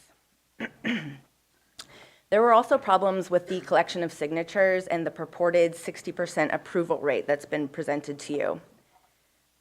As we know, a minimum of 60% must sign on within the zone. We would argue that they did not meet this threshold because at the time the signatures were collected in 2021, it was a much different situation, and we set forth these arguments in our submissions to the Planning Commission, which I know are included in your packet, so I won't go into great detail. But suffice it to say that of the petitions collected, several have sold their homes and moved out of the zone. Several have rescinded their support after feeling misled or harassed by proponents, and at least one dead person signed the petition. There's one person who passed away 2 years before the signatures were collected in support of the zone, and another person died shortly thereafter. Based on the irregularities in meeting this threshold to establish the zone to begin with, the validity and soundness of the original petitions must be called into question, and these improprieties would likely lead to litigation for the county.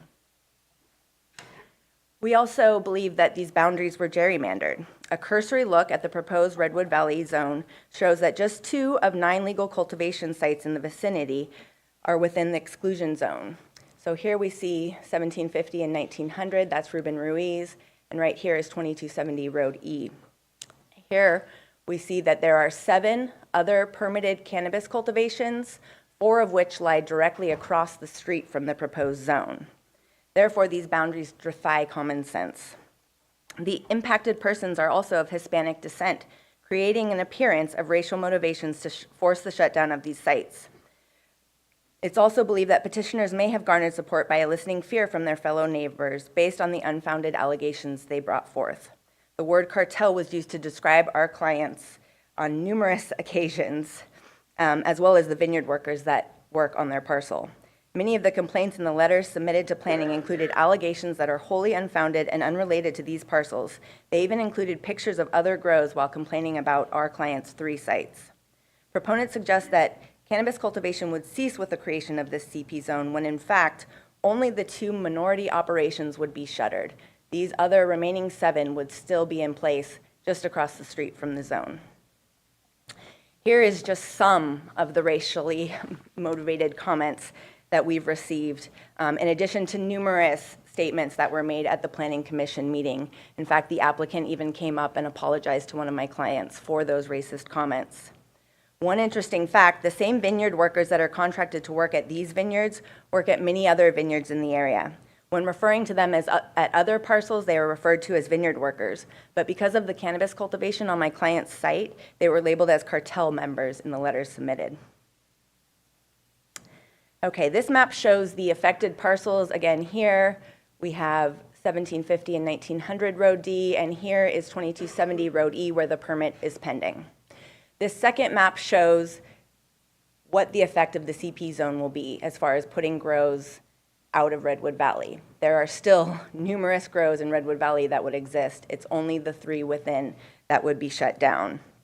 I would also note 2270E has submitted a permit, and that's pending. 1750 and 1900 have application receipts from the county and provisional licenses in place, and they've been compliant since 2018. There are 207 parcels that make up the proposed cannabis prohibition zone. Of those, 164, or 79%, are RR1 zoned, and therefore they lack standing. They cannot seek to prohibit what is already prohibited. Only 43 parcels in the zone are ag zoned, and that's where cultivation can occur. And therefore, only the approval of the ag zone parcels should be considered. The second map shows the relative size of the cultivation in relation to the parcels. These are not large cultivations we're talking about. These are all under 10,000 square feet of canopy, and they're all surrounded by working vineyards. It's a relatively small percentage of the parcel that makes up the cannabis cultivation, and I would note that these have many, many acres of vineyards surrounding them, and they all go well beyond the required setbacks from any neighboring parcel. I just want to do a time check that you have 5 minutes. This is the most telling map of all. Planning Department conveniently left out large and potentially unpermitted grows that exist in the vicinity from their maps. You can see from these maps how many hoops exist. The red are all hoop houses that exist in the area. Many of the complaints focused on the eyesore that is plastic hoop houses. Let it be known that even if the zone is passed, it will do nothing to affect these dozens of other hoop houses in the area. You can also get a better idea of the gerrymandering that occurred here when you look at these little carved out sides where there are either other unpermitted grows or permitted grows. They carved out in order to meet that 60% approval rate. It would be a much better policy for Mendocino to focus on bringing all these unpermitted grows into compliance rather than shutting down lawful grows that are operating in compliance with all laws and regulations and which are contributing to our local economy. In response to community concerns, the county should reject this zone and instead focus their energies on code enforcement and compliance on the potentially dozens of illegal grows in the area, which are likely the source of these neighbors' complaints. Passing this zone would result in our clients losing out on significant investments, as well as cause our county to lose out on significant contributions these clients have paid to Mendocino County through both the permitting process and in operating these compliant grows. When you look at the prior 2 CP zones that were passed, it's a much different scenario. Those 2 were passed at the time we created this statute, and there were no existing permitted grows within the zones at the time they were passed. Here, it's a much different situation where permits exist and operate in compliance with all laws and regulations, as is the case here. This would amount to a taking without just compensation. Further, the creation of a CP zone here also runs contrary to other established farming rights on these ag zone parcels, which was not a factor when the other zones were considered. The creation of a CP zone is forcing a compliant operator to shut down and precluding another from coming into compliance. This sends the wrong message. It shuts down those who try to do things the right way by being above board and compliant. It's a bad policy for Mendocino. Mendocino needs cannabis money for our local economy. What impetus is there to set up a compliant grow in Mendocino knowing all of your efforts could be undermined if your neighbors plot against you? And you may not even know about it for the 2 years that they're working on it. Establishing a CP zone takes 2 steps back after 1 step forward in light of the recent reforms I applaud the board on in streamlining the permitting process and bringing more people into compliance. This is a bad policy for Mendocino County. Once passed, the 2 legal cultivation sites must shut down, and another one will have to give up their permit and all the funds that they have expended.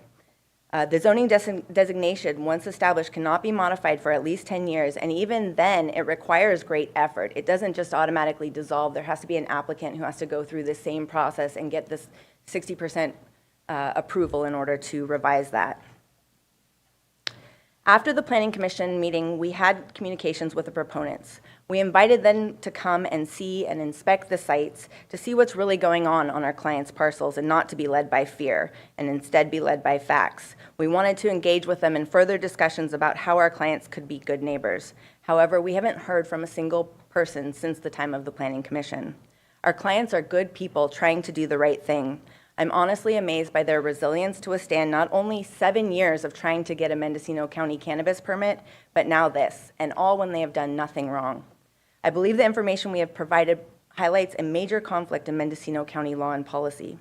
Based on the evidence we have provided you with, there is overwhelming evidence to reject the establishment of this cannabis prohibition zone. But defeating this zone is only the first step, and we urge the board to take greater action to remove this section from our statute and to instead push for a policy of compliance rather than prohibition. At the end of the day, we all want the same thing. We don't want unlawful and environmentally unfriendly cannabis in our community. Thank you so much again for your time and your consideration, and I am open for questions if you have any. Thank you. At this time, I would like to move to public comment. And as a reminder, you will have 3 minutes for your comments. We're not yielding time to any other members, and we will stop the clock or stop your comments at 3 minutes. So please try not to repeat what other folks have said, and make sure that everybody's voice is heard. If you could please line up behind the podium so that we can have a streamlined process. I do have 3 callers on Zoom, and so I may take some public comment in the room and then switch to Zoom, but we'll go ahead and start in the room. Good afternoon. Scott Ward, Redwood Valley. I live about 150 yards from the outer edge of the proposed cannabis prohibition zone. So a lot of these folks that are proponents are my friends and neighbors. A lot of these folks that are proposing this are my friends and neighbors. I live by the Lions Park. I live right close to the zone. I know a lot of the folks on this side of the aisle. I urge you to oppose this. It is the county, through the planning department, and you folks, and the cannabis department, relegated ag zone as the more appropriate, pleasing, proper place to grow cannabis. So that's what these folks did. They invested hundreds of thousands of dollars to grow cannabis there. The 2 parcels on Road D, I think 1750 and 1900, were or are owned by the Lalonas family, Ulysses' offspring. The county's maximum grow is 10,000 square feet. That's not large scale. That's a quarter acre. A quarter acre per parcel. That's pretty small compared to the voluminous amounts of vineyards we have there. The concerns I hear are anecdotal that can be addressed by code enforcement, the sheriff, or the cannabis department themselves, rather than prohibition. Aesthetics and buildings. You can get white greenhouses or white hoop houses all you want for vegetables and strawberries, or you can't make regulation based on aesthetics unless you're in an HOA or downtown in a municipality. Water delivery also goes to illegal farms, and that's where the effort should be by the county, is to concentrate on the folks that are being the nuisance, that are doing things wrong, that need to be cleaned up to support a legal cannabis industry. It's a takings. These folks didn't know. They had reliance on the county's ordinance, reliance on the fact that they did what they were told to do, to purchase property in the ag zone, because that's where they were told to grow. They couldn't do it in rangeland anymore. They did all the right things, and to take it away from them is wrong. Thank you. Thank you for your comments. Please come forward. Good afternoon. My name is Leah Simmons Davis. I live on Humphrey Lane off of Road H. I work in emergency services. I'm a fire captain here in Mendocino County, and I've worked for CAL FIRE for 20 years. This gives me a unique perspective on health and safety, and I've seen firsthand the negative sides of weed grows in our county, and I'm here in support of the CP zone that my neighborhood has submitted. I'm not against weed, but I don't want commercial cannabis operations in my neighborhood. There are more appropriate places for large grows that are not next to my house. My concern was raised when we saw 14 large white hoop houses erected in the vineyard behind our house, and there was no legal permit for anyone to grow there. I'd like to point out that a lot of what I've heard from the opposition and their lawyers has become quite personal. I am not racist, and I find this accusation ridiculous and offensive. They have gone to media outlets and said that we've somehow chosen to include Hispanic-owned grows and exclude white-owned grows because we're racist. I live on Humphrey Lane, and the property between Road H and Road E is my concern because that's the one I look at from my window, and we are trying to protect our neighborhood. You have to draw the line somewhere when you turn paperwork into the county. The grow site next to my house was raided by law enforcement last summer. I was painting my house when I saw sheriff's vehicles and a helicopter arriving at his property. This landowner says he was leasing to someone else and somehow that absolves him of responsibility. I think that is a thin excuse. As I understand, the very same day other grow sites he owns in the area were also busted. In my mind, that landowner has already demonstrated disregard for Mendocino County laws. The ability for citizens to apply for a CP zone was created for us to have a choice as to whether we want commercial cannabis operations in our neighborhoods, and that is what this is actually about. A majority of the neighbors in this little section of Redwood Valley want to keep our neighborhood. Thank you for your time and consideration. Thank you for your comments. Here's my low-tech comments. I won't be able to get to all of them today, so I brought copies for everybody. Good afternoon. My name is Christine Boyd. I live on Road E. My husband and I have drafted that letter. He's just had surgery, so he's not here. So I am in favor of the proposed CPCD, and I want to bring up 4 issues. Number 1, this case is not about a blanket opposition to legal cannabis growing operations, as has been implied. My husband and I both voted in favor of both the 1996 and the 2016 approvals for cannabis, and we still think that was the right thing to do. But we knew there were going to be problems with implementation, and so we rely on our Board of Supervisors and other elected officials to regulate those grows. And this is not something that should be done in isolation, but with the full participation of Mendocino County residents, legacy growers, and other local constituents and stakeholders. To characterize this as an anti-cannabis action is a lie. First of all, the petition is about the small, tiny neighborhood in the heart of the community of Redwood Valley out of 3,878 square miles of Mendocino County. The petition is about our neighborhood. It's an entirely grassroots effort. We do not intend to take this petition to any other part of Mendocino County. It's aimed at large-scale, hoop house, industrial-type grows located a stone's throw from residences. That's what this is about to us. Marijuana grows have operated throughout our area before legal and after legal, and our community basically takes a live and let live approach if nobody's bothering anybody. Point number 2. The initiative is not racially or ethnically motivated in any way, shape, or form. The first I heard about that was at the Planning Commission hearing, and it was introduced by the attorney for their side. And I see that as a red herring. What is that? It's a rotten fish thrown into the conversation in order to distract and to keep our eyes away from what really this is about. Let's keep our eye on the ball. This is about the ordinance that says that cannabis should not have adverse impacts to the public health, safety, and welfare of the residents of Mendocino County, and we assert that it does. Third, the impacts of this county rule would constitute a taking. So I understand $250,000 is a lot of money to invest in illegal activity. However, I've included in the letter some specifics about what my husband and I have invested in our home in the 16 years we've lived here. And you multiply that out by the other residents who are petitioning you, and it's tens of millions of dollars in impacts. And the fact that we don't feel that we are having a say in our community, that is a taking too. And finally, and I'm going to try to finish this in 10 seconds, fear. What is the fear about? It's not only fear of losing our property values, but the noise, the odor, the speeding traffic, the dust, the rutted roads, presence of strangers. And it's often said that legal grows are not responsible for this. It's only the illegal grows. But the fact of the matter is that illegal grows and legal grows attract the same kind of criminal activity. Thank you for your comments. We have to be fair to everybody and keep the comments to 3 minutes. Thank you.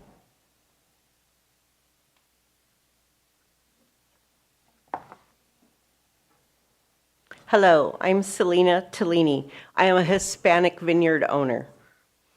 My husband and I own vineyards in a beautiful area in Redwood Valley. We both have grown up here in this valley. My husband is part of the original Finnish colony with rich historical farmland right here in our valley. With the large cannabis grows going into our quiet neighborhoods in our beautiful valley, and our vineyards are now affecting the way we are living. Having to look at 14 hoop houses, which once were vineyards with views, We now have more traffic, more noise, more strangers. Our views are blocked by these huge plastic fields, and we deal with the strong stench in the air during our summer months. This is not how we care to live. We have farmed our grapes for 40 plus years. We paid taxes. We hired many Hispanic local workers. We pay the required workman's comp insurance. We buy crop insurance. We pay payroll taxes, and we have liability insurance, all to make an honest living. We have been dealing with smoke from the surrounding fires for the last 3 years that have affected our crops, and the wineries are rejecting our fruit due to smoke taint. This year, the wineries will add an addendum to our contract regarding cannabis taint if it is near our contracted vineyards. They may not buy our fruit in the future. This is a huge concern for us. We were here first. Farming vineyards is our industry. After 45 years in the vineyard business, our investment, our physical hard work has improved the land, improved the views, improved the scenery. This is what we've built. I do not see this working together. We are the people who are suffering. We still live here. Thank you for your comments.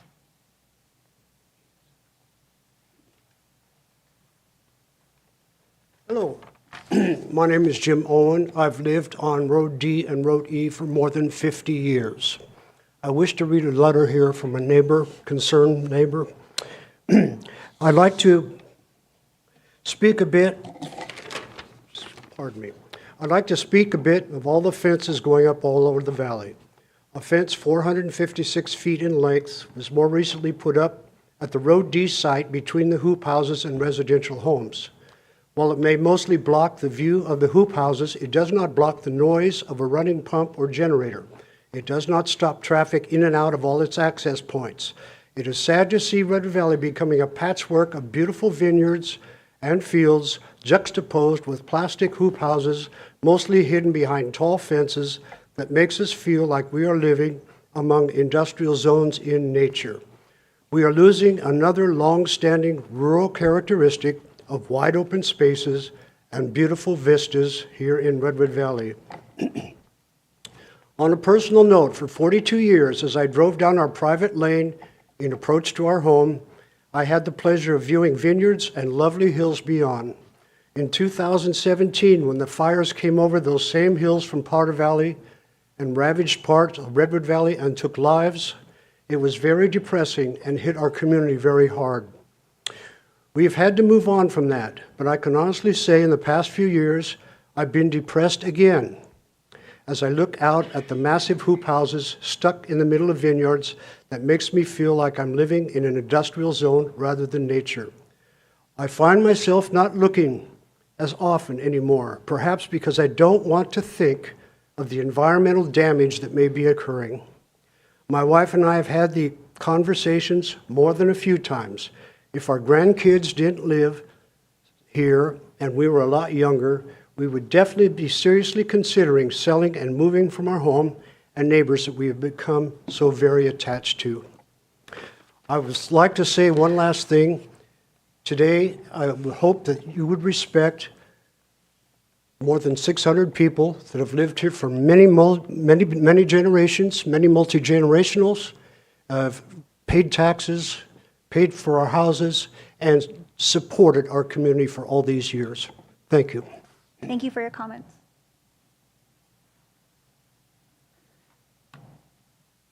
Good afternoon. My name is Marlene Shoup, and I'm married to Bruce Shoup. I co-owned Ukiah Paper Supply, Incorporated, for the last 19 years, and after 29 years, retired from there. I've raised my 6 kids in Ukiah for the last 33 years in Redwood Valley, and almost 15 of those years on Road E. Now my 10 grandchildren and 8 great-grandchildren come to play and stay as much as possible. I have seen a tremendous change on Road E since I moved there 15 years ago. I used to walk almost daily in spite of no sidewalks. Traffic was minimal and drivers were mostly considerate. To my knowledge, there's not been any new housing developments east of me, yet the traffic has multiplied many times over. The road conditions have deteriorated to the point it is very dangerous now to walk on those roads due to large potholes, crumbled edges, and large cracks. In April of 2021, I fell and broke my right hand when walking with the grandkids, as the edge of the road was so crumbled I lost my footing. I should have sued the county, but my husband had just had open heart surgery a couple of weeks before, and I was overwhelmed, to say the least. Road crews come through yearly and apply a few patches, but this is throwing good money after bad, as the road needs to be replaced. The traffic increase is not because of the houses on Road E, as only 3 new houses have been built west of me, and most of the traffic is going east past me, and no new homes have been built there. Since most of the pot grows have been illegal, no taxes are being paid to fix the replaced roads. One permit was just issued months ago in our proposed opt-out area, which is absurd, since the legality and validity of this crop has been in question for over 2 years now by this opt-out group legally. There have been accusations of racial bias on this issue, but until I came to the recent supervisors meeting, I had no idea of the race of the growers and could care less who's growing the pot. This crop is not compatible with food and wine crops or family dwellings for all the reasons previously stated by others that I will not reiterate. I respectfully request this opt-out be granted so we can live in peace in the county of Mendocino should replace our roads damaged by this increased legal and illegal traffic, which is in part why we pay taxes. I also want to note that this has been very hard for all of us. We've all invested. I personally invested over $1 million in my 2 homes I own in Redwood Valley, and much more than that in interest and taxes that I pay. And so while $250,000 is a tremendous amount for an individual to pay, and I respect that, still, we all have invested far, far more than that in our homes, and we live here because we want the peace and quiet that Redwood Valley offers. Thank you for your consideration. Thank you for your comments. I'm going to take 5 more commenters in the room and then switch to virtual and then come back to in the room. So please come forward.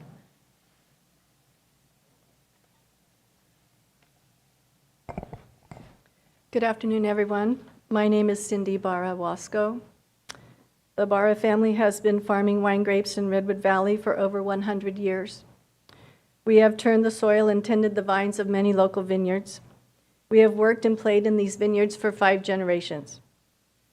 It was the hard work, passion, and commitment of many family generations that have helped build our valley to the wonderful community it is today. We are alarmed by the new direction our valley is going with the influx of cannabis farming. Our concern as Redwood Valley natives is the cannabis industry will not commit to our community the way so many others have. It is our concern the cannabis industry will take from our community more than it gives. Will they be our volunteer firefighters? Will they be our friendly neighbors? Will they participate in the Black Bart Days parade? Will they protect each other's properties from impending fire? Will they take time out of their day to pick up trash along our roadways? Or will they bring rising crime rates to our quiet little valley with the threat of home invasions and increased theft? Will they bring greater environmental demise, worsening our strained water supply and diluting our starry night skies? We understand cannabis is a legal agricultural crop. However, it does invite an illegal element that causes concern for the safety and serenity of our valley. This was also expressed in a June 9th Facebook post by our Sheriff, Matt Kendall. I quote, in part, "We are continuing to combat several issues directly linked to illegal cultivations, including violence, environmental damage, and general intimidation of residents in our communities. The Mendocino County Marijuana Enforcement Team served search warrants on 9 locations in Mendocino County. The location of the search warrants ranged from Redwood Valley and Willits to the Bell Springs area in northern Mendocino County. We seized over 22,000 marijuana plants, along with 17 firearms. Mr. Ruiz and Mr. Lopez may very well be legal growing locations. However, that still invites an illegal activity to our community, and that scares me. That's why I'm here. We cherish our valley. We ask for your dedication to this important issue, using a community-minded approach over a financial one. Thank you. Thank you for your comments.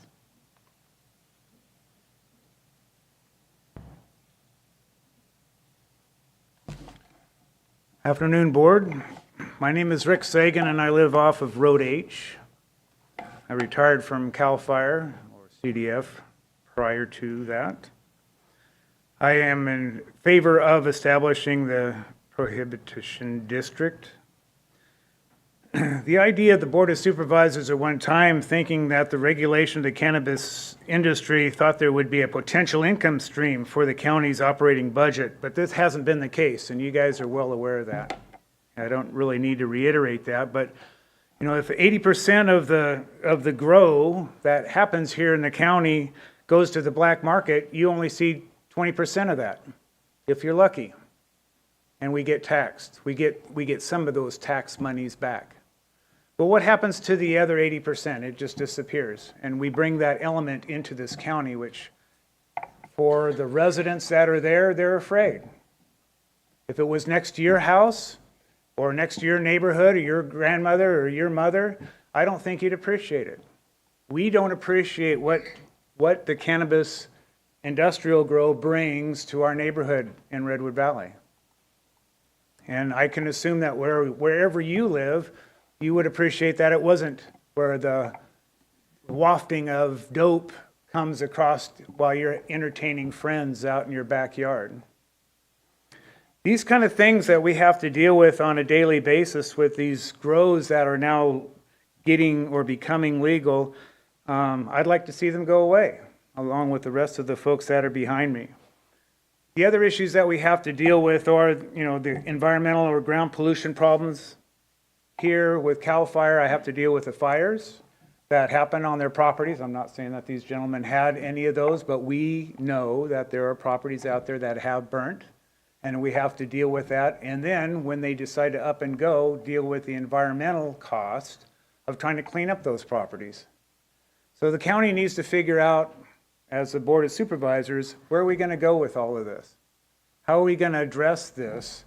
And these folks here figured out that, you know, if we prohibit this happening in this area, that it won't mess with the groundwater. We don't have to deal with the fish and game folks or fish and wildlife folks having to come and regulate these people. It's been addressed that criminal activity around the cannabis sites is always there. Matt has talked to you guys about this on any number of occasions of the increased issues with the dope and with all the folks that it brings up from the Bay Area trying to rob them or confiscate their product. I think we need to look at this that, you know, the grow folks need to contribute to the county, and they don't do that right now. Thank you for your comments. Thank you. First, I would like to state, like most of the people behind me, I am not being paid to come here and make comments. Good afternoon, Board. My name is Patricia Rez-Yarbrough, and I live in Redwood Valley. I'm an active participant in the agricultural, social, and political framework of the community where my husband and I chose to retire. Where we live, we have 2 commercial cannabis farms within proximity. These properties are perimeter fenced in, entirely blocked off parcels of land that have owners who are invisible, absent, and shield themselves from civic and county life as we know it. Between my neighbor's entrance and ours lies a narrow easement that provides access to one of these cannabis farms. It's too close for comfort. Our house and 3-acre property smells of cannabis nearly constantly because of a cannabis drying shed that sits within 100 feet of our and our neighbor's front door. After talking with code enforcement recently, I was told that their consultant obtained the right permits and nothing changed. The precise qualities of small-town, rural living that draws people like my husband and me to live here are often sacrificed within proximity of cannabis farming.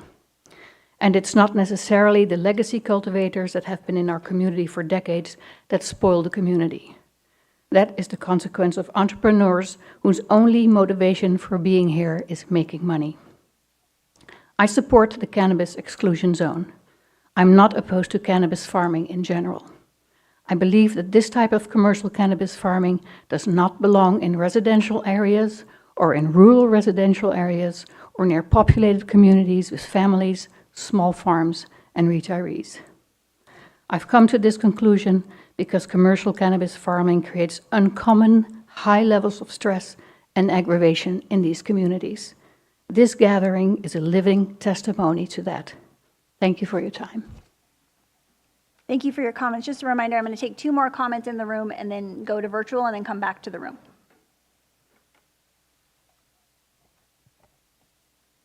Good afternoon, Board of Supervisors. My name is Cynthia Hune, and I've been a Redwood Valley resident for the past 23 years after purchasing my home in 2000. Prior to that, I'd been coming to visit my folks who had relocated to Redwood Valley in 1991. I've seen many changes in our valley over the years, some good, some bad, but I've never experienced something that has changed my residential quality of life more than the commercial cannabis grows. I used to be able to sit on my front porch and look out at the vineyards.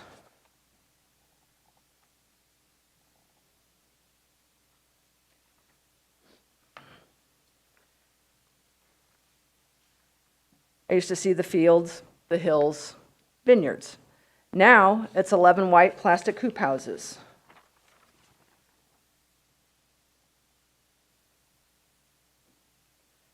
And a wooden fence.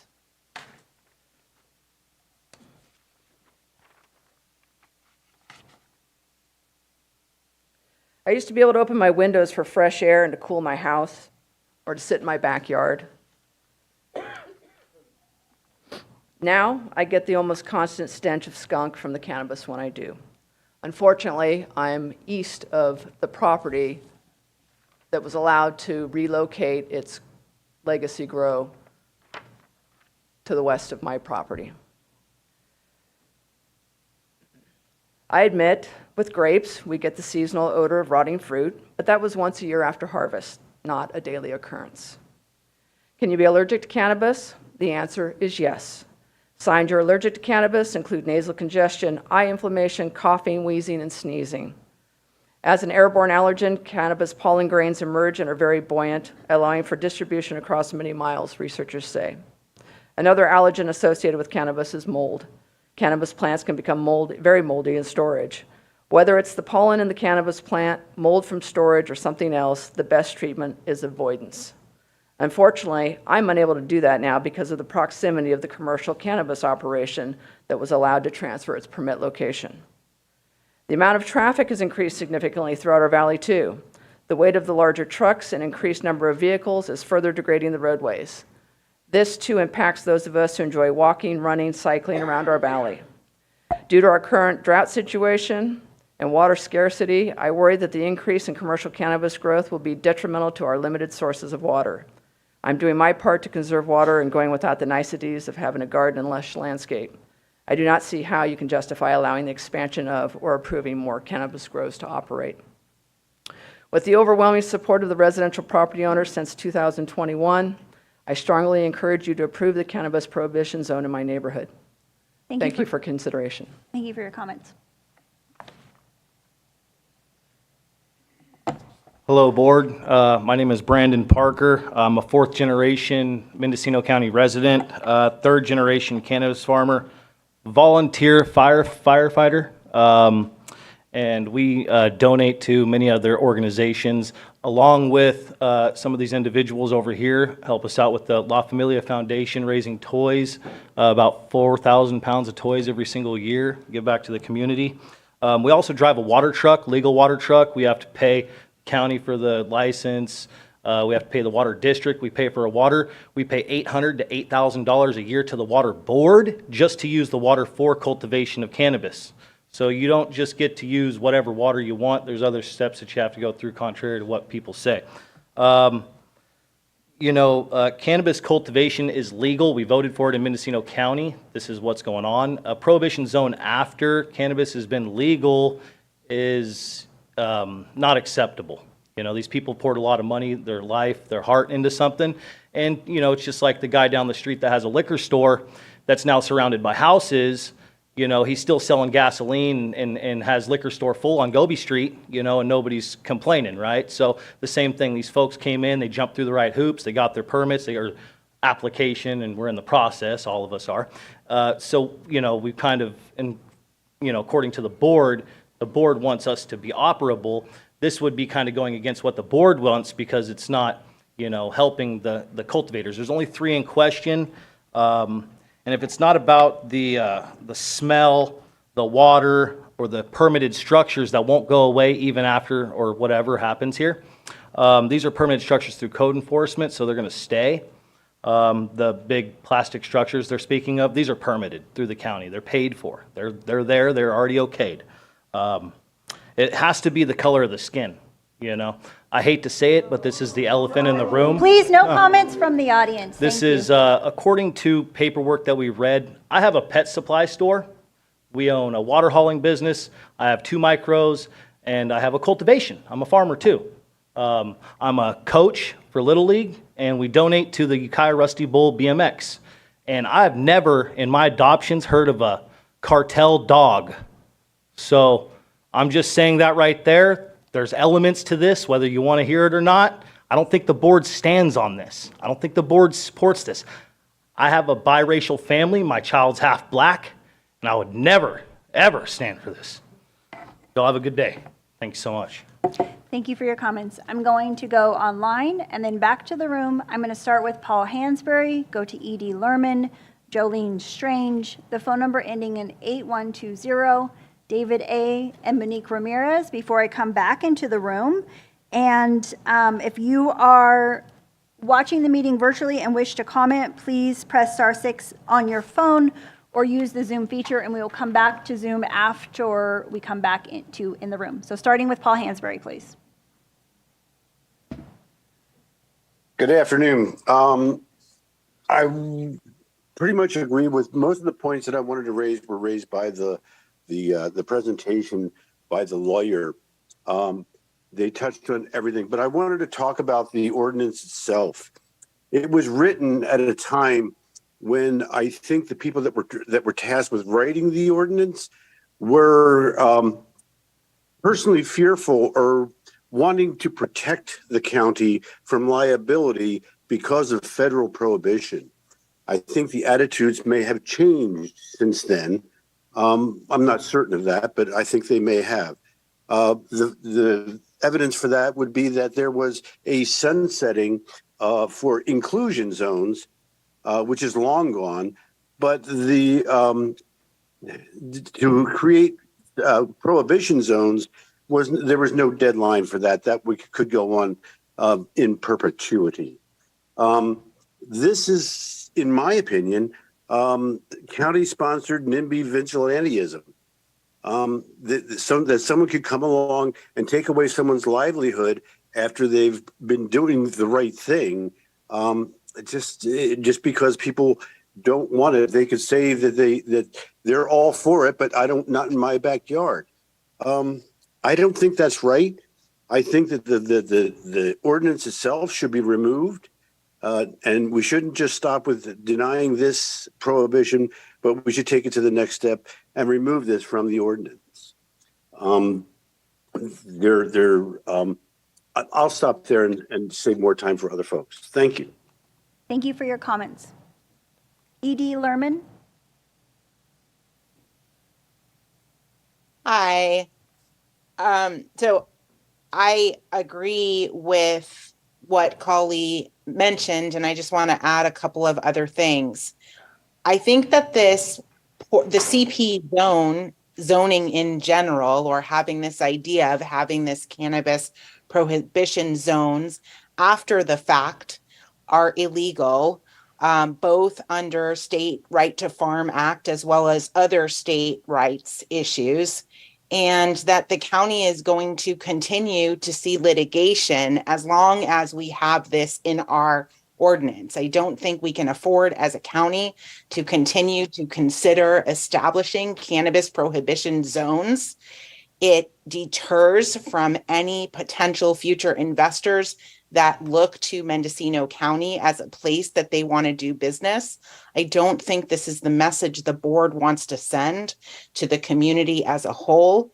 While I understand the neighbors' desire to live in a community where they are not embracing necessarily new people, I find it somewhat disingenuous and offensive to state that people have been here for 5 generations when we all know that cultivating grapes 5 generations ago was wholly illegal, and that their ancestors were essentially cultivating illegally.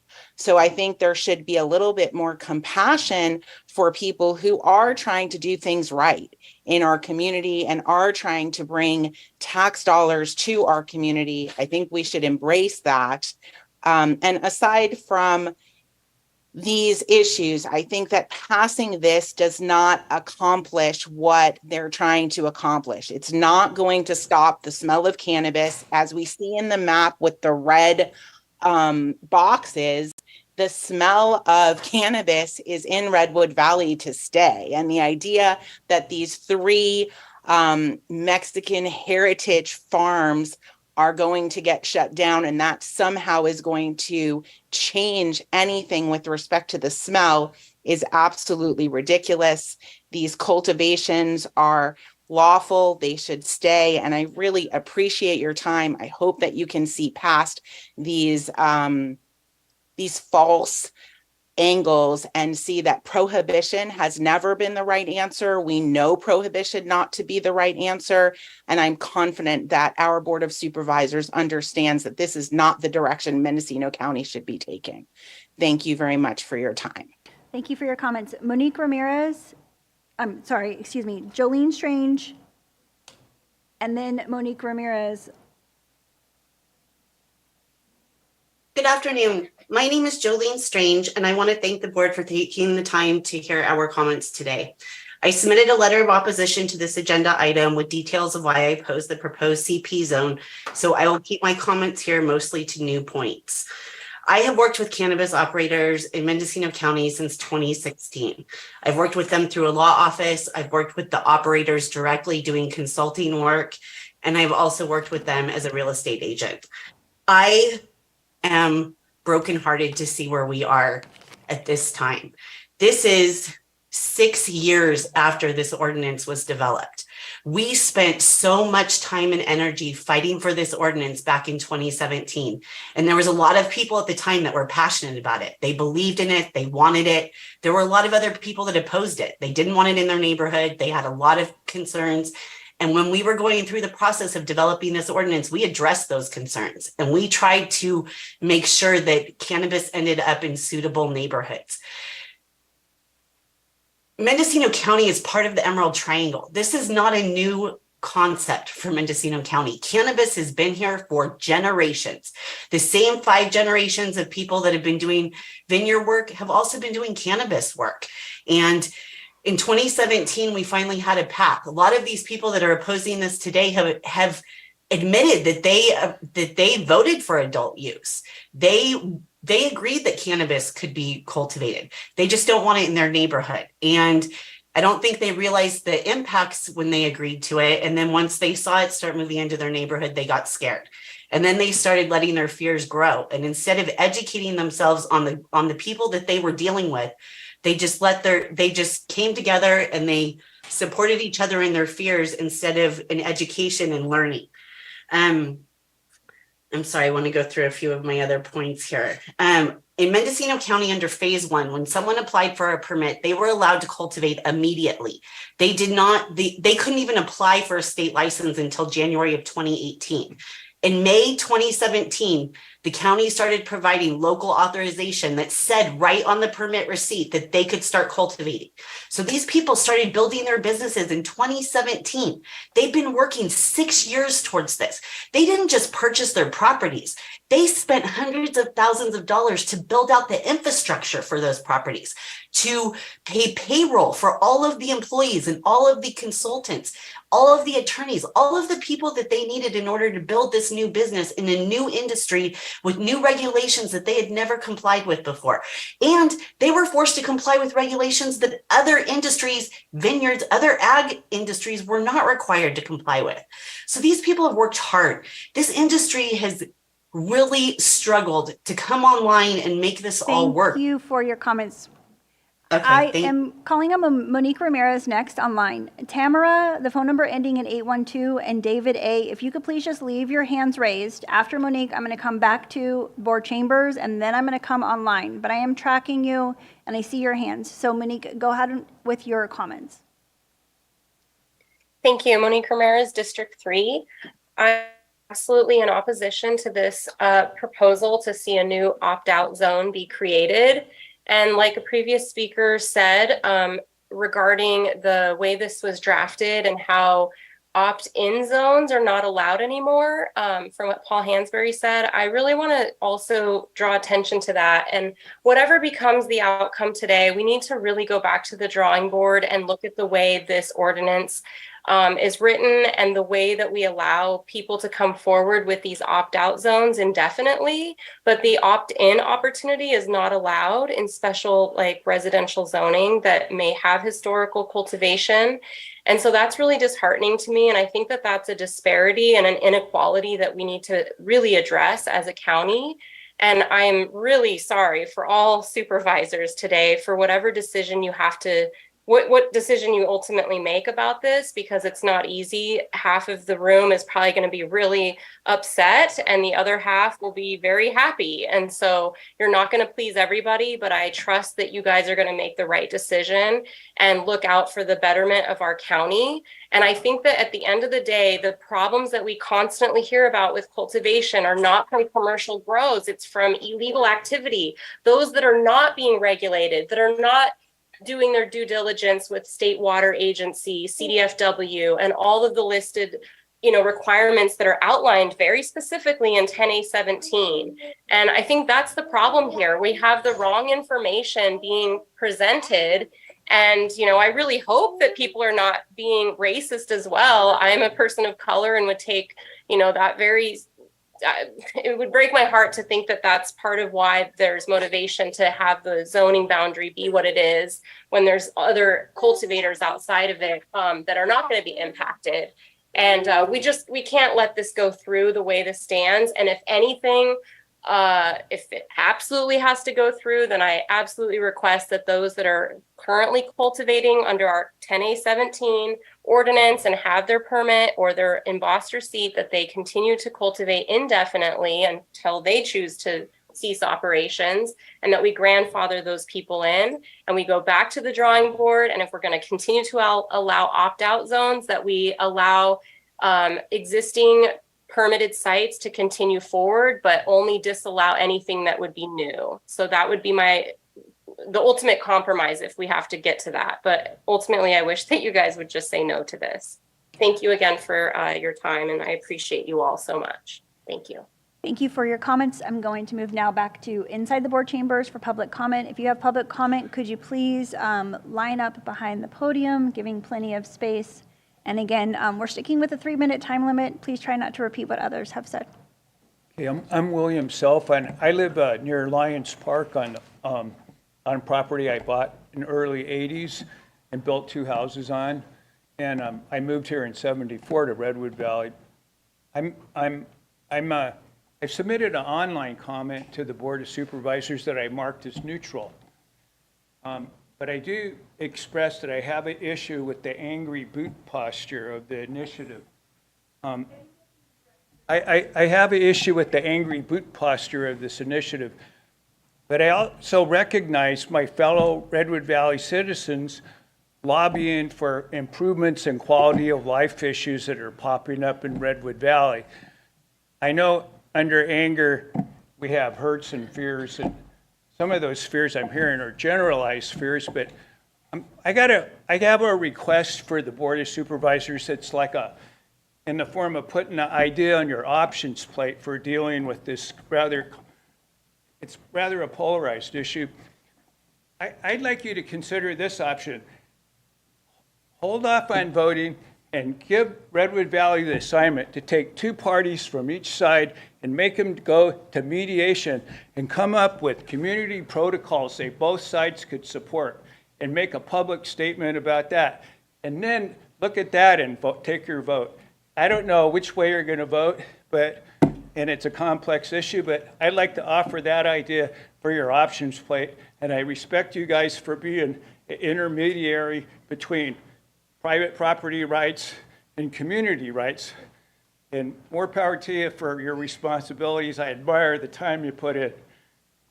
That's my take and request. Okay. Thank you for your comments. Good afternoon, supervisors and county staff. My name is Michael Katz. I'm the executive director of the Mendocino Cannabis Alliance. Really appreciate the opportunity to hear all of these comments today.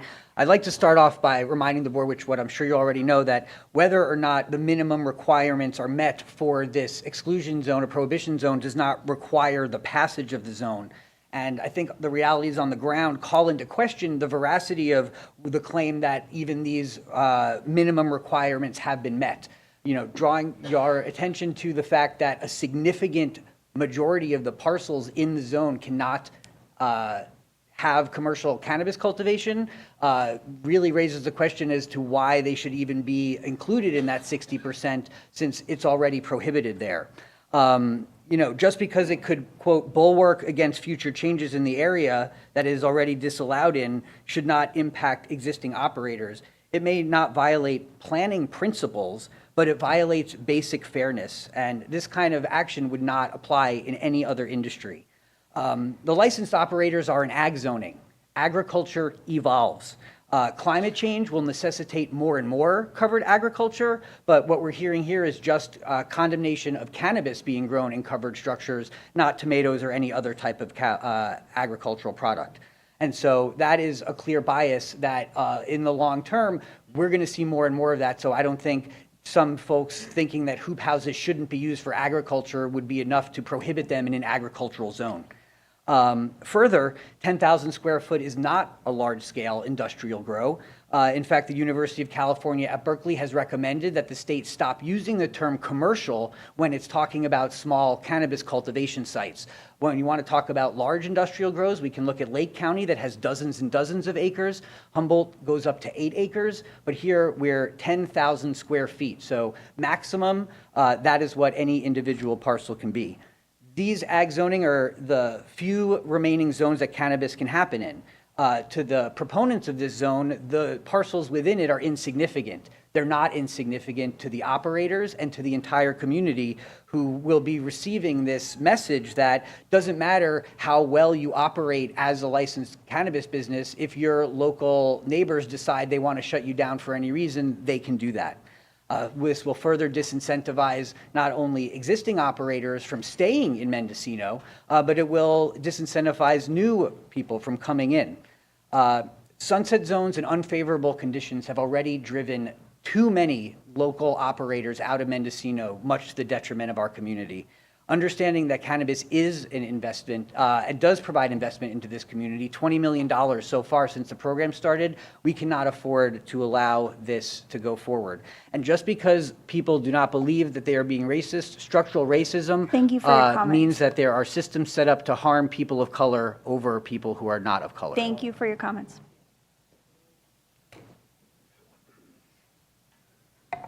My name is Drea Braverman. I've owned my home in Redwood Valley for 30 years, over 30 years now. And I live directly next to the 1750 grow on Road D. I'm very sorry if the people who have been growing marijuana in this county have been exposed to racial comments and actions. I personally have not witnessed any of those. And I question Ms. Peters, Ms. Perkins. She said that all of those commercial grows were surrounded by vineyards. That's not true because I do not have a vineyard. There's a house. And we, right next to that grow. My comment is these growers are experienced, they're intelligent people. And they chose to put a grow right next to a residence, a series of residents on Land Lane, which is off of Road D, with families, seniors, children. Right next to my house. They're smart enough to know that I'm going to get the smell of pot at my house, and same with my neighbors. They know that pot, when you grow it, makes a skunk smell. And yet they chose that spot to put that. So because of that, I don't feel it's fair that I should have a loss of use of my home. Who wants to come to my house for barbecue in the summer? Nobody wants to sit outside and smell that. I've lost the use of my home. I have to live with that smell 24 hours a day. My husband and I are retired. We can't afford to go off to a motel to have a scent-free evening of sleep. I don't have an air conditioner, so we use our Texas air conditioning. We have to open our windows at night. So my backyard, my inside of my house, I just have no way of filtering it out, and my front yard all smell like pot. And it's not something, I moved up here for the clean air. I have allergies, and I don't enjoy the coughing and things that the increase that I've noticed with the crop.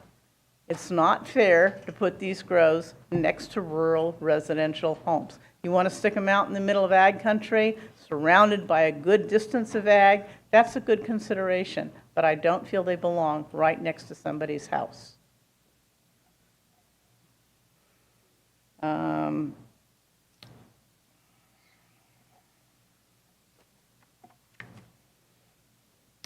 The use of the lavender plants to cut down the odor doesn't work. By experience, that doesn't work. And we've had to, I used to have Ruben's phone number. Last couple times I've called, it hasn't worked. I've gotten the voicemail, nothing coming back. But Thank you for your comments. To be fair to everybody, we're going to limit comments to 3 minutes. okay, thank you.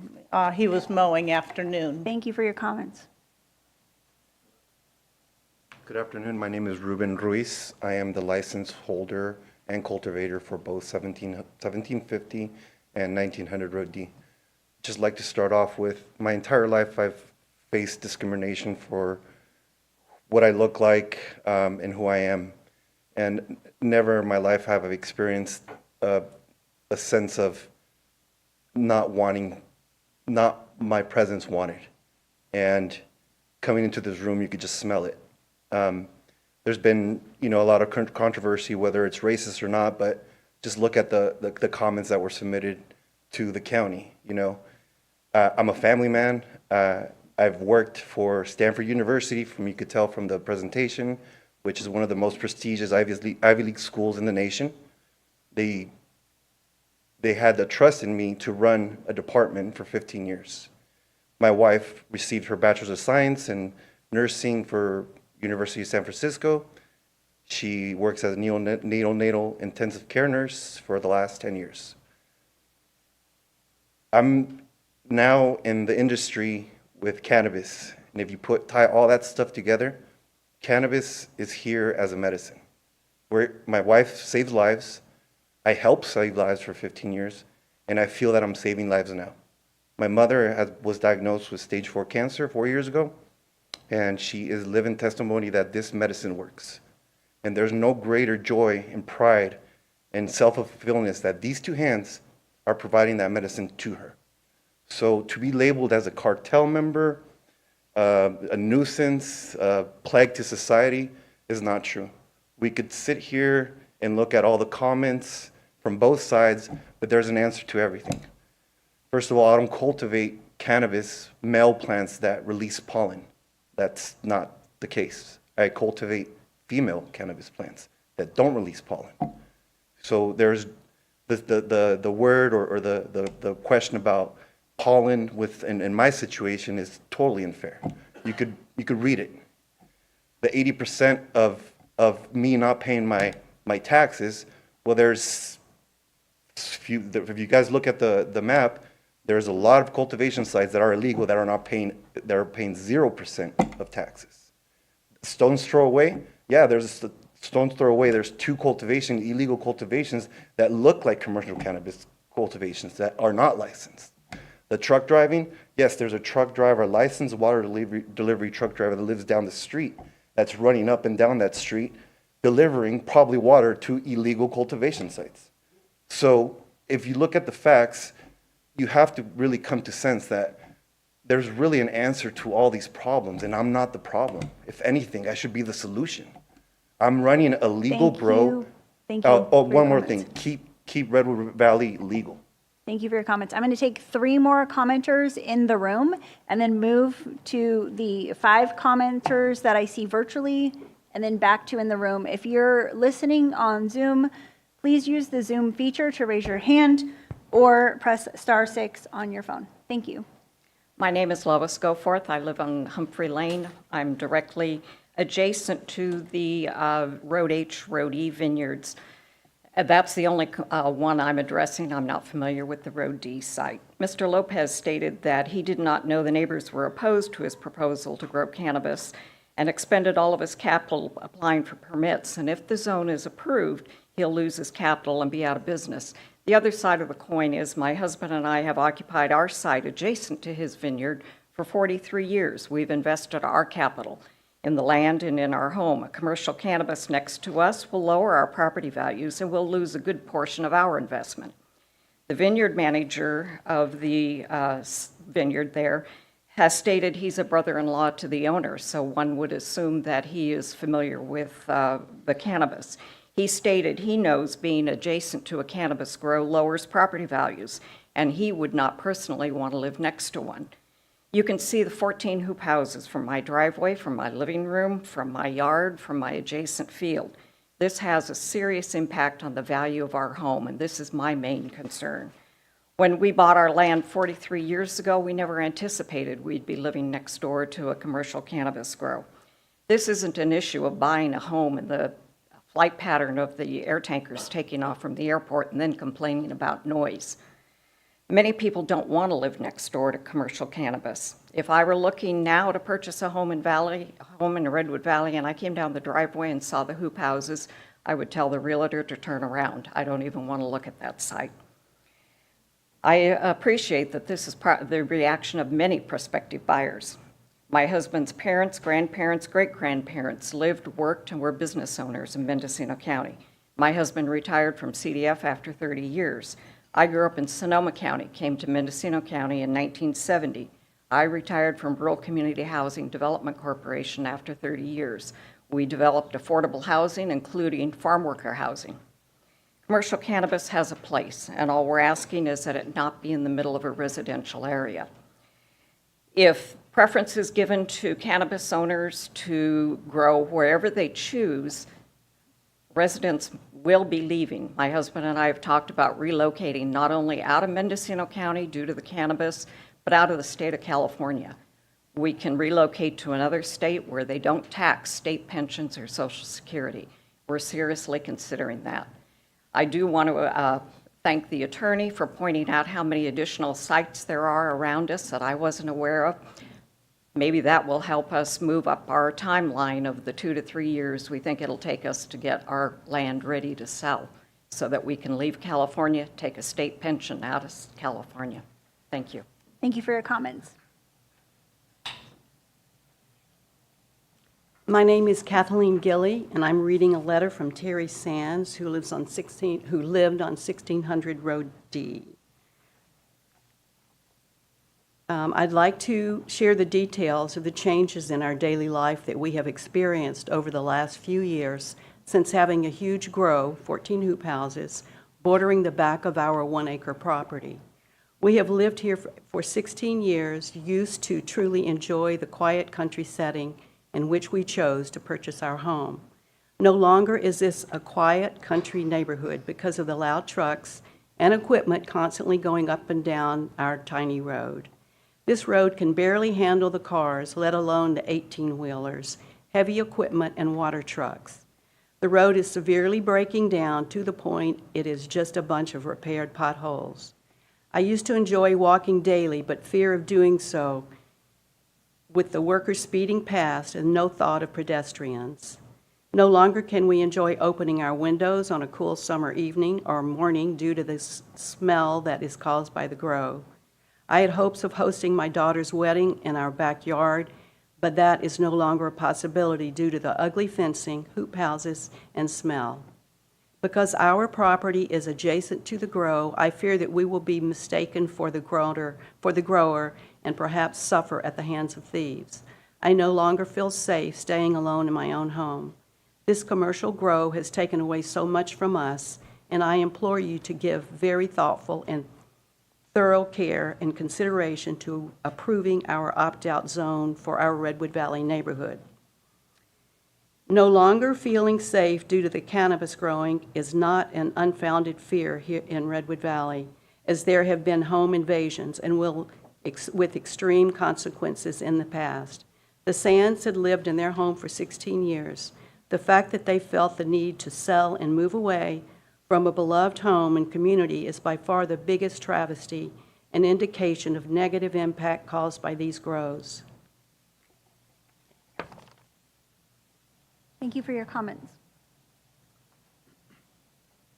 Good afternoon, Board of Supervisors. My name is Jean-Luc Shaw.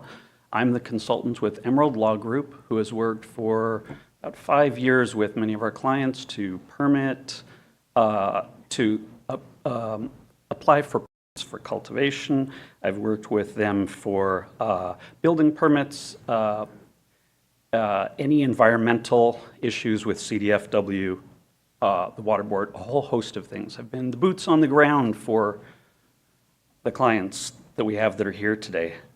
There are so many points that are being raised that I could spend my time arguing point by point. I think they've been made very clearly in our attachments and in other people's comments. I'll keep it to a couple of things that I feel are most important. One, I think that the CP zone, the impetus for the CP zone is fear-based. I understand it, but I don't agree with it. I think they're conflating illegal grows with our clients. I'm the author of the map with the red zones. I spent days combing through satellite imagery to find what I will admit I cannot claim to be illegal cannabis grows, but I can claim that they are hoop houses that have existed sometime between 2021 and 2023. You can see the map speaks for itself. So there's a conflation of illegal grows with our clients, and the CP zone, I believe, is fear-based. The environmental impact of these two clients is actually a net gain. I've been to numerous site visits over the years. When those site visits occur within vineyards, there are always some environmental issues that would not be addressed were it not for an application for cannabis. It might be a byproduct, an unintentional byproduct, but there's a net gain there. These gentlemen have LSAs or agreements with CDFW, with the Water Board. They don't use well water. They are not allowed to have lights at night, like grows are. I'm going down a path I probably shouldn't continue on.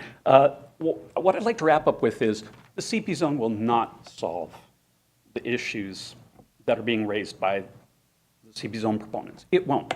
The map is clear enough evidence of that.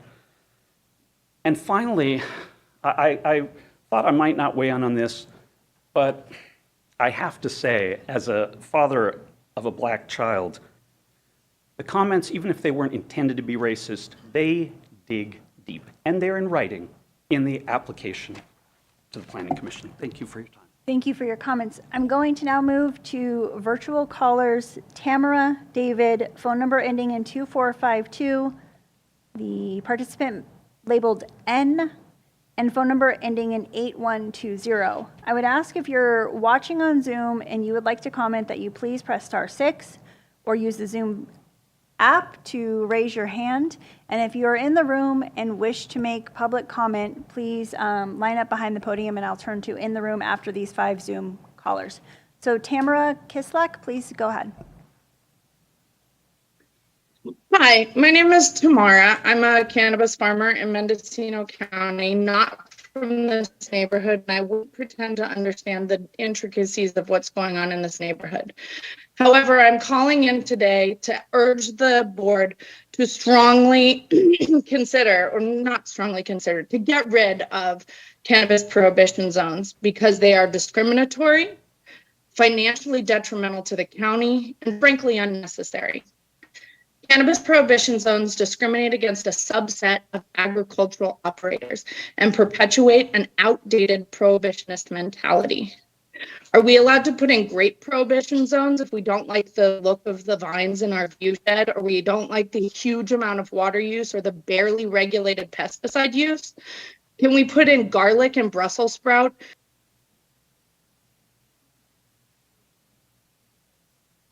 Tamara has disconnected. Okay, thank you. We are going to move to David A.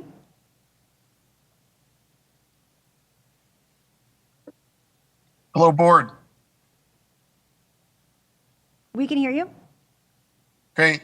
Thank you, Chair. Hey, so this is the fourth time I've called in about this exact subject since I watched live the Planning Commission meeting on May 18th. And so I'd just like to reiterate some of my views and try and expand upon them. So something that is in the Planning Commission packet that was delivered to you that is in writing, but has not been mentioned today by Planning Department or Assistant County Counsel Kudrowski, is the very important wording on the legislative act that is rezoning. The legislative act that is the rezoning act that you were looking at should never be based on arbitrary or irrational decisions. And the entire process has been arbitrary and irrational. It should have never been a section that was included. The consultants should have never been hired. They should have never been, their advice should have never been taken. And here's why. The people that speak over and over again, they speak consistently of fear of these kinds of people. That is an arbitrary view and an irrational view. The people who complain about the fear of losing water or that their water resources might be overextended, let's face the facts. How long has it been since water resources have been tallied and recorded with data, up-to-date data for the county? I believe it has been since the 1980s since water resource information has been updated. It is arbitrary and irrational to base your concerns here about water use. The views that people are complaining about, hoop houses not being what they want to see, that is arbitrary and irrational. And because you have never explicitly said what the conditions are that people may bring this petition forward on, there are the only conditions that have been laid out are get enough signatures if you feel impacted. That is arbitrary and irrational. This section should be rescinded and it should have never have been laid out or considered. These people who are working hard to build new businesses are being victimized by this section, not necessarily even their neighbors who are being irrational and arbitrary. This section allows arbitrary and irrational decisions to be forwarded and turned into law. These overlay districts, if anyone cares to go back in time to listen to the original Planning Commission meetings for the Mitchell Creek grow, for the Fracky Road grow, it's all the same attitudes, irrationality, and arbitrariness. Thank you very much. Thank you for your comments. Moving now to phone number ending in 8120. If you could please unmute and comment. Hello, good afternoon. This is Susan Tibbin, Mendocino Cannabis Alliance Policy Committee. You know, the word gerrymandering was mentioned a few minutes ago, but there's another really ugly word that's coming to mind, and it's called redlining. When one particular group of people is earmarked, set aside, finger pointing, that's called redlining. For their avocation, their vocation, for whatever reason, This is entirely inappropriate. We do not want redlining in Mendocino County. If there is a law enforcement problem, well, that's what law enforcement is there for. If there's an odor problem, let's try and get along. You know, as a vegetarian, I hate entertaining my guests with the smell of burning flesh all around. But, you know, barbecue is American, so is vegetarian. So, in closing, please, we are coming in going to very dangerous ground here. We are redlining if this goes through. Thank you very, very much. Thank you for your comments. I'm going to move now to phone number ending in 2452 to the participant labeled N. And Tamara, I see that you are back online. If you can stay online for the next two comments, you can finish your comments. Phone number ending in 2452.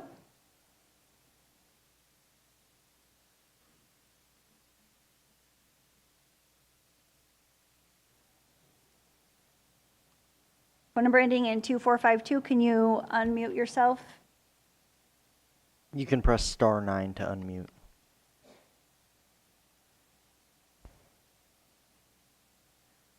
Doesn't appear to be working, so I'm going to move to the participant labeled N.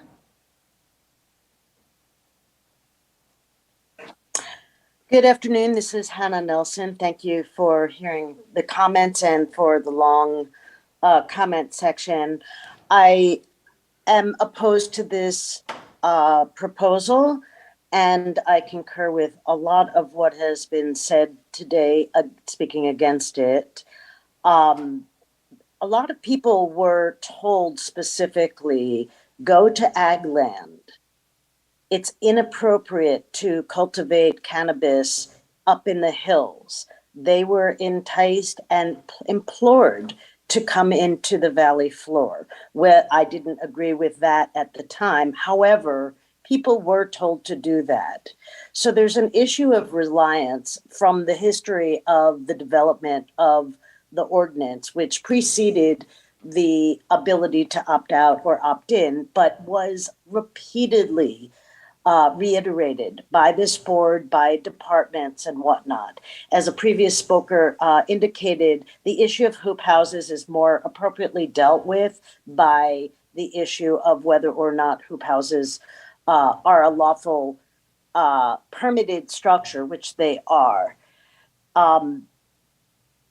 As Monique Ramirez indicated, that if there is an approval of this district, at the very least, the people who are permitted or in application and lawfully cultivating should be exempted from it. But also, I implore this board to look at changing the opt-out ordinance if it's going to be kept, and allow for new petitions to undo it with the supermajority of the property owners. The fact that it cannot be undone for 10 years, even if there's a different composition of landowners, is just not right. It shouldn't be in place at all, but if it is, it should be modified. Thank you.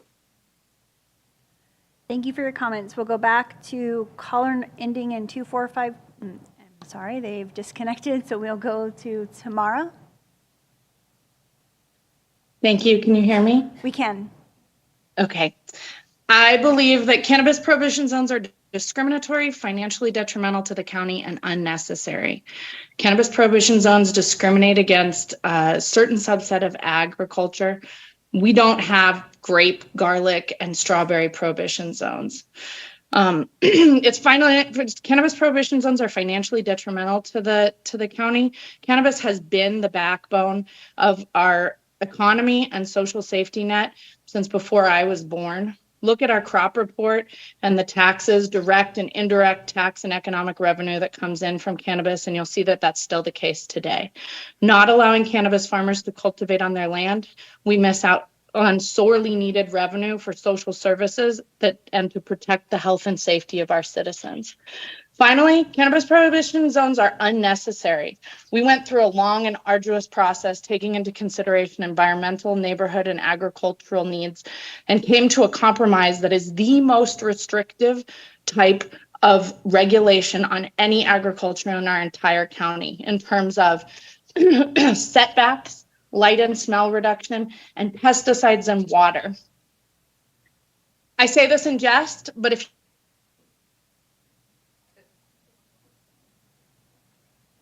Thank you for your comments. I'm going to try one more time to caller number 2452, and then I'm going to move back to comments in the room. Caller number 2452, can you please unmute and use your 3 minutes? Good afternoon. Thank you. We can hear you. Okay. Yeah, this is Jim Shields. I'm the longtime district manager of the Bladenville County Water District. I'm chair and founder of the municipal advisory councils in this county, editor and publisher, Mendocino County Observer, and over the years I've served on various local government, nonprofit, private sector committees. Anyway, what I'm about to say is purely and entirely my own opinion. Doesn't reflect the position or opinion of any of the organizations I'm a part of. But I think people have to understand that the substantive and procedural underpinnings of both state and county cannabis regulatory frameworks really unequivocally establish that these laws and regulations and codes were created for both those who desire to cultivate marijuana, as well as those who may elect not to do so. And so clearly the existing county ordinance provides a mechanism for citizens who meet certain criteria to establish these CP districts. And, for the record, it appears that the citizens living within the designated neighborhood in Redwood Valley, they've successfully satisfied and complied with the ordinance criteria for the standards for establishing a CP combining district. I was back involved with the marijuana issue when I think originally we called them overlay zones, and this is really where the CPs and the I call them opt-in zones. And West Laytonville was one of the first of the opt-in zones, and it's worked beautifully. I mean, there hasn't been any problems with it at all. On the other hand, I've always said this about marijuana in this county. It's something that benefits everybody, regardless of whether you smoke it or grow it. Almost all of us, we derive economic benefit, from marijuana. We'd be deriving more of an economic benefit right now if certain things hadn't occurred in this county, but also, what's happening nationwide. So, my thoughts on this is that the supervisors have very broad discretion in deciding these matters. I personally favor and believe that the folks in Redwood Valley who've requested CP status, that they should be granted that. But also, as a matter of fairness and equity, I think that the growers who are there, they need to be grandfathered in. And the other interesting thing I'd just like to share with Thank you very much for your time, Mr. Shields. In an effort of fairness, we need to keep comments capped at 3 minutes. I would like to move now back to in the board chambers, and I would request that anybody that wishes to have public comment on this item, please line up behind the podium. We are, interested in bringing this back to the board and staff for further discussion. So please go ahead and come forward with your comments. Hello, my name is Juan Gamino. I'm the owner of the properties on 1750 and 1900 Road D. And I just want to, point out to the Board of Supervisors if their decision would change if the parcels at 1750 and 1900 Road D did have a permit. It's been 6 years since Ruben started the process in 2017, and he hasn't had the permit issued by nothing of his fault. It's just the county has, for whatever reason, not issued it. And just, I feel for him, just for all the, hard work and uncertainty. And just at the last Board of Supervisors meeting, County Council, just the way they word it, it's confusing, to everyone out here, even the opposition, or they were saying that he did not have a permit.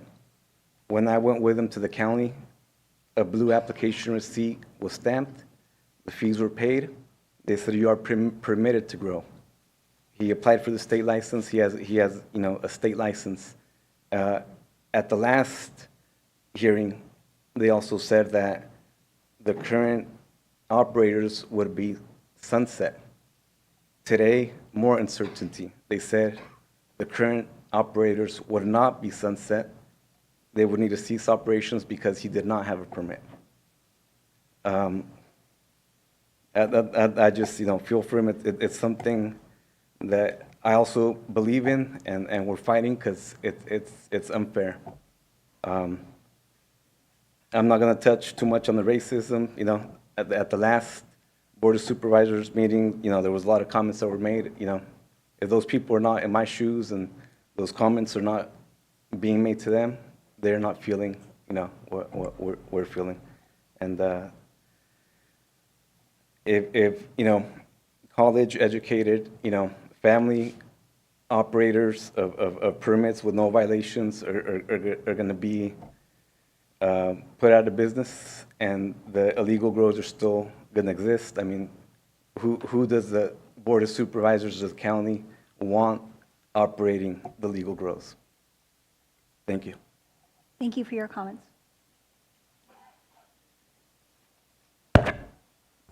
My name is Corinne Powell, and I am also a local cannabis cultivator.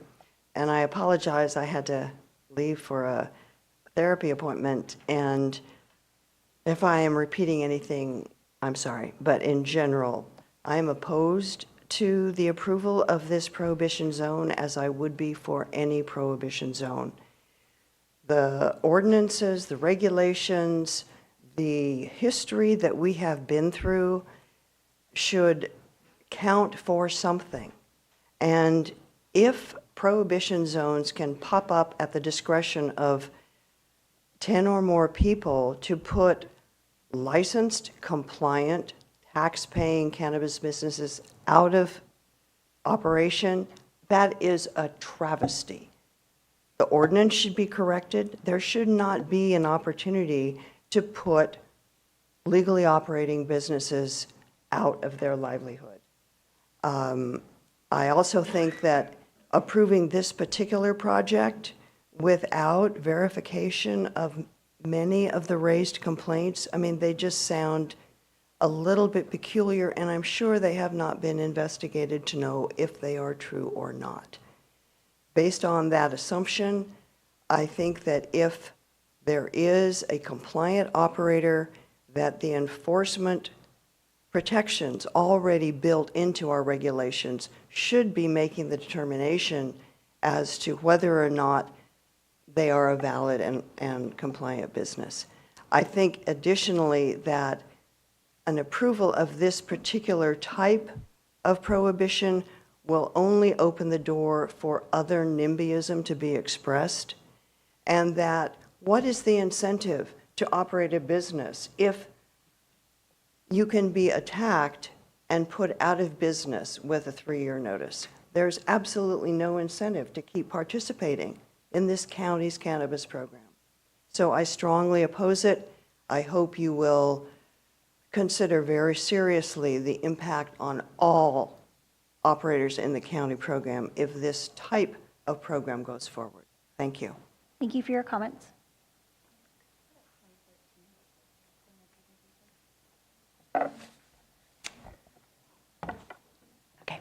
Collie Perkins, again, from Emerald Law Group, representing the cultivators who are affected today. As Mr. Gamino mentioned, it is news to us that our clients would not have 3 years to sunset in. At the Planning Commission level, we were told that those who were operating in compliance would be allowed to continue for 3 years, and it was just brought up today that that's not the case, and they would all be forced to shut down immediately. As far as all these people complaining of odor, noise, etc., things that come along with an ag zone parcel, I'm sorry, but you shouldn't have bought a parcel next to an ag zone parcel. You should have realized at the time you did that there was going to be accompanying ag situations on those parcels. So to complain about it now is disingenuous. And as far as the racism, you may not realize you're being racist because you've had the privilege of not being discriminated against, of not being the victim of racism. But what matters is how my clients feel and how they've been made to feel by the comments of these people. They do feel it's racist, and they feel like they are the victim of racism by this act. As far as the site for Ann Arbor, with a permit pending, there's no cultivation there. So any complaints about noise and things coming from his parcel or traffic related to cultivation, that's absolutely false. There's no cultivation there, and several supervisors witnessed that. $250,000 is just the cost for obtaining the permit. It's not the total investments, which far exceeds that amount. We won't go into that. And there are far more stringent regulations for cannabis, environmentally speaking, than there are for vineyards. And the supervisors that did visit, we noted, and they pointed out, although these clients are, Reuben is in the middle of harvest, there was no odor. You certainly couldn't have smelled it beyond the perimeter of the grow. Now, if we could turn to slide 13. If you could just wrap up your comments, please. Okay, on slide 13, what you will see, this project is called the Colony Project. When you drive down Colony Road, there is 18 unpermitted greenhouses operating. And while there may not be an illegal grow there, it sure reeks of an illegal grow. Just beyond my client's parcel, one parcel away, another major hoop house structure with 14 hoop houses, not permitted, not including in planning's maps. How can you say my client is the source of the odor? My client is the source of traffic. My client is the source of water usage when there are so many obvious illegal grows right in the direct vicinity, just one parcel away or across the street from where this zone is proposed, and to say it's not racist. Well, we pulled all the records for the 7 existing permits surrounding our clients, surrounding the CP zone, and they have the appearance of not being Hispanic. And so our clients are Hispanic, and they're the only permits that are targeted. So although they may have not intended to be racist, this is a very racist act. Thank you very much. Thank you for your comments. Good afternoon. Thank you, Board of Supervisors, Chair. My name's Lois Pittman. I live on Colony Drive in Redwood Valley. I'm here in support of the petition, excuse me, to opt out of the cannabis. I agree with all of the opt-out comments. I won't re-go over them. I have lived here for 20 years in my home. I am concerned about there's a lot more traffic. I'm concerned about the water. I used to use my well for my garden. I'm fortunate enough to be on the district water, so I don't need it for my home. But I don't use my well anymore because it just goes dry. It used to, but I quit a few years ago, so.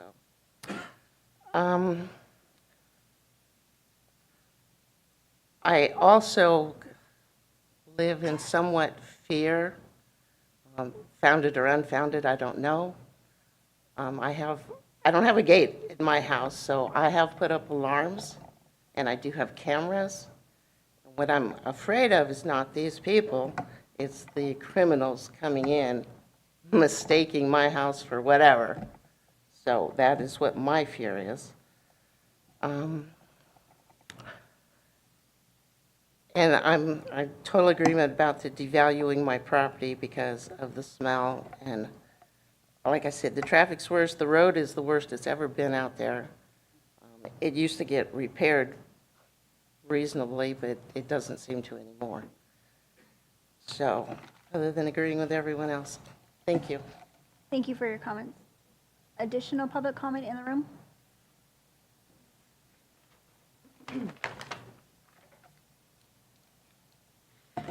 Greetings, supervisors, Chair McGuirty, CEO Antle, Council Curtis, Director Krog, and staff. My name is Dolly Riley, and although I am chair of the Redwood Valley MAC, I speak today as a private citizen. It is my hope that you vote to allow the Cannabis Prohibition Combining District and carefully weigh the 200-plus neighbors' hardships over the cannabis growers' operations within the district.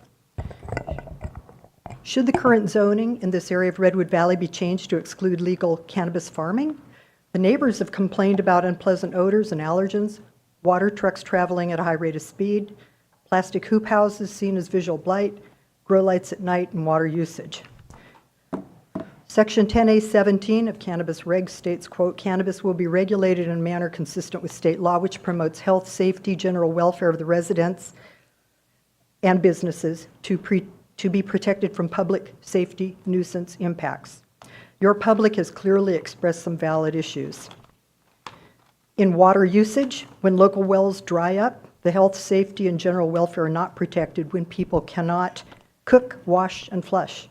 Water from newly drilled deep wells for cannabis utilizes water from the same aquifer as that of the residential neighbors, and the water table goes lower during repeated droughts, potentially leaving dry wells for neighbors who traditionally have shallow wells. A large amount of water is required for cannabis growers' survival, which necessitates multiple yearly crops.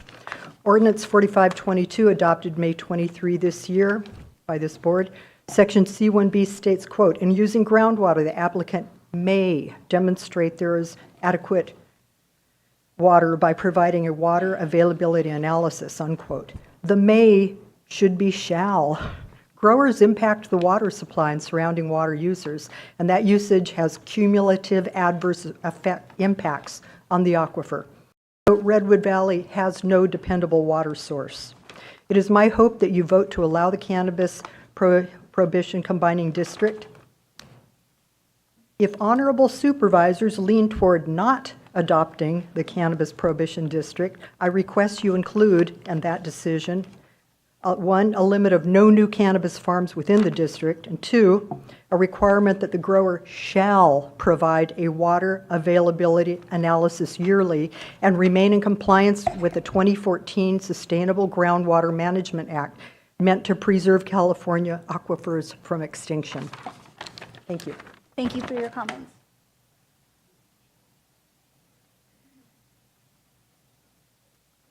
Frances Owen, I've been up here once, and really the only reason I've come back again is because we were told that there would not be overlay, that we wouldn't be able to be presenters and then come back and have 3 minutes worth of public comment, but I noticed the attorney... Did you have an additional comment that you'd like to make? Please Yes. do that right now. Okay, great. Thanks. So this is off the cuff, and I'm not real comfortable speaking off the cuff, but I think we're all my friends and neighbors are very tired of hearing about this race issue.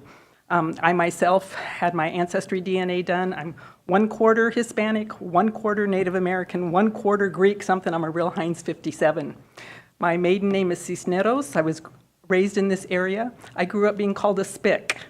We're all used to these things. You can't control what people say. You can't control if somebody thinks it's somebody's cartel or if somebody's mafia. I've heard from friends over in Talmadge that they have these New Jersey, New York license plates around grow time, and they believe it's the mafia. So we can't control that.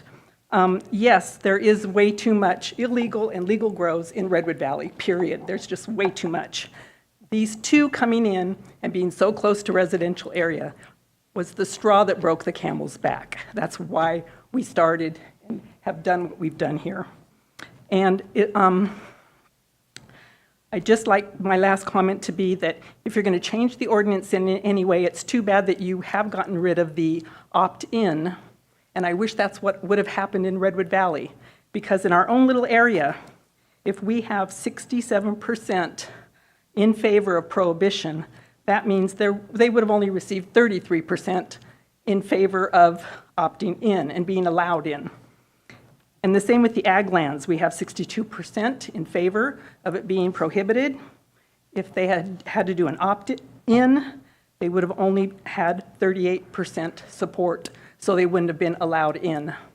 So they've been allowed in, they're here, they're making us miserable, and that's why we're here. It has nothing to do with race and or trying to put somebody out of business. It's just fighting for our own homes, our own quality of life, and that's all I have to say. Thank you very much.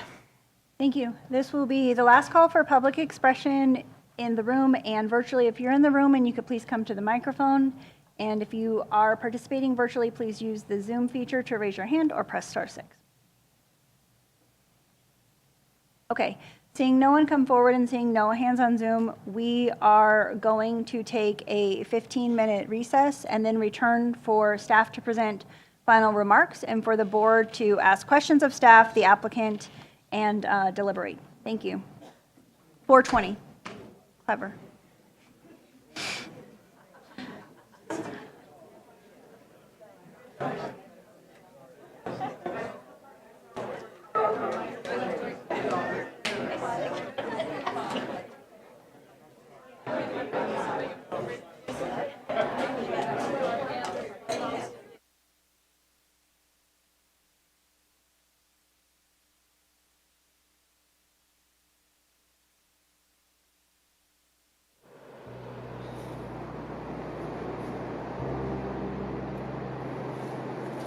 What happened here? Where am I?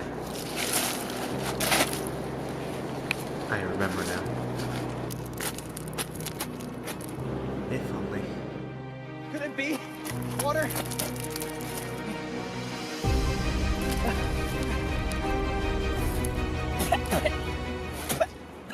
If only he would have saved a bit of water, he wouldn't be stuck in this situation.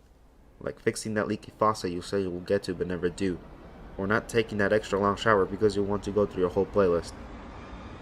Or not putting that single piece of clothing in the washer because it was definitely bothering you seeing it on the ground. The only way to prevent drought is if you help. For more information about your water, please visit www.rrwatershed.org.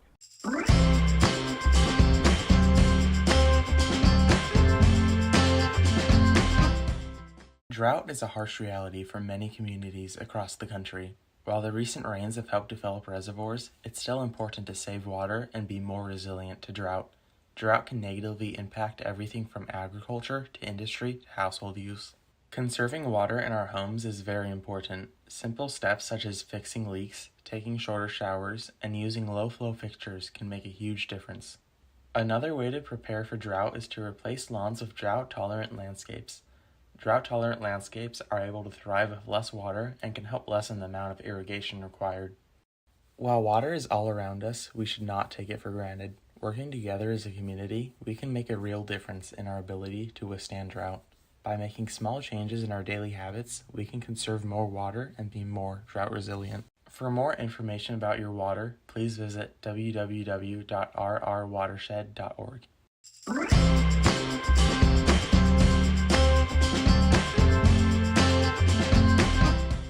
Water is the most important thing in the world. In order for our planet to flourish, we need an abundance of water. Due to droughts throughout California, wildfires have occurred, scorching Sonoma County several times. The Russian River is 115 miles long, and the main stem begins at Lake Mendocino.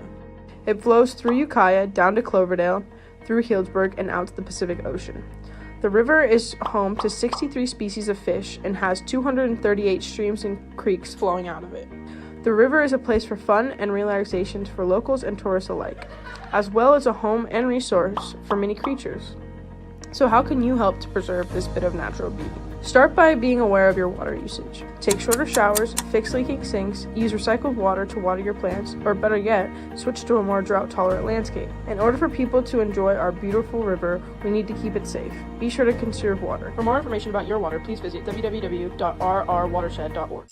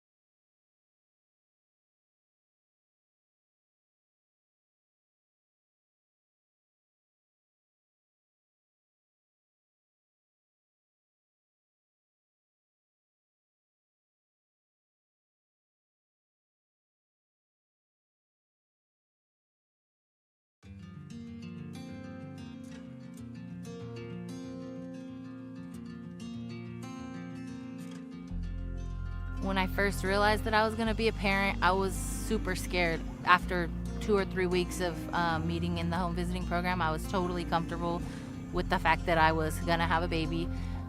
Yes, I was still scared, but at the same time, I felt like I had some sense of strength behind me.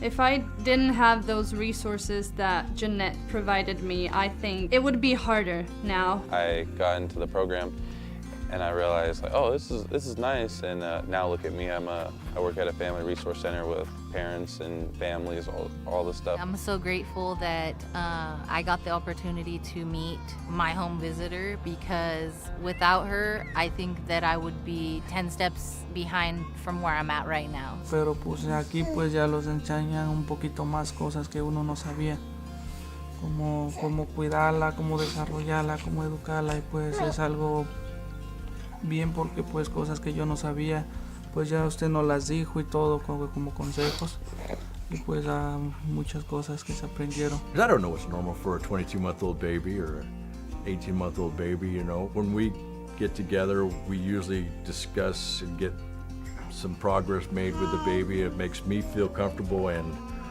I associate my parenting with her, my home visitor, telling me, yeah, this is going great. So it's nice to know where they're at, what stage they're at for every parent, and also to give, again, your children that head start in education. If I had any questions with her, just call her up on the phone. You know, it was very relatable, very personal. And, you know, with her getting to know my kids, you know, she got to kind of help guide me along the way. I mean, there were so many cool things that I've learned. I went from a very rough type of life. I was homeless, and she was able to help me get into school, and I actually have enough credits to graduate with a business degree right now. I think I really want to mention just that I'm grateful that I took advantage, because it's something that has put me in touch with my child, or closer to my child and her development. I want other people and parents to know that the home visiting is not something that you should be afraid of. It's actually something that is needed. You know, because she's not just here for her, she's here to help with all of it. She helped me create a safe space where I feel comfortable enough to ask for help. Don't be afraid to take that step. Like, don't be afraid to get help. It's always okay to have extra support. I would say, give it a try. You got nothing to lose. It's free. There's some perks, you know. They got great resources. Personally, I think everybody could benefit from the home visiting program.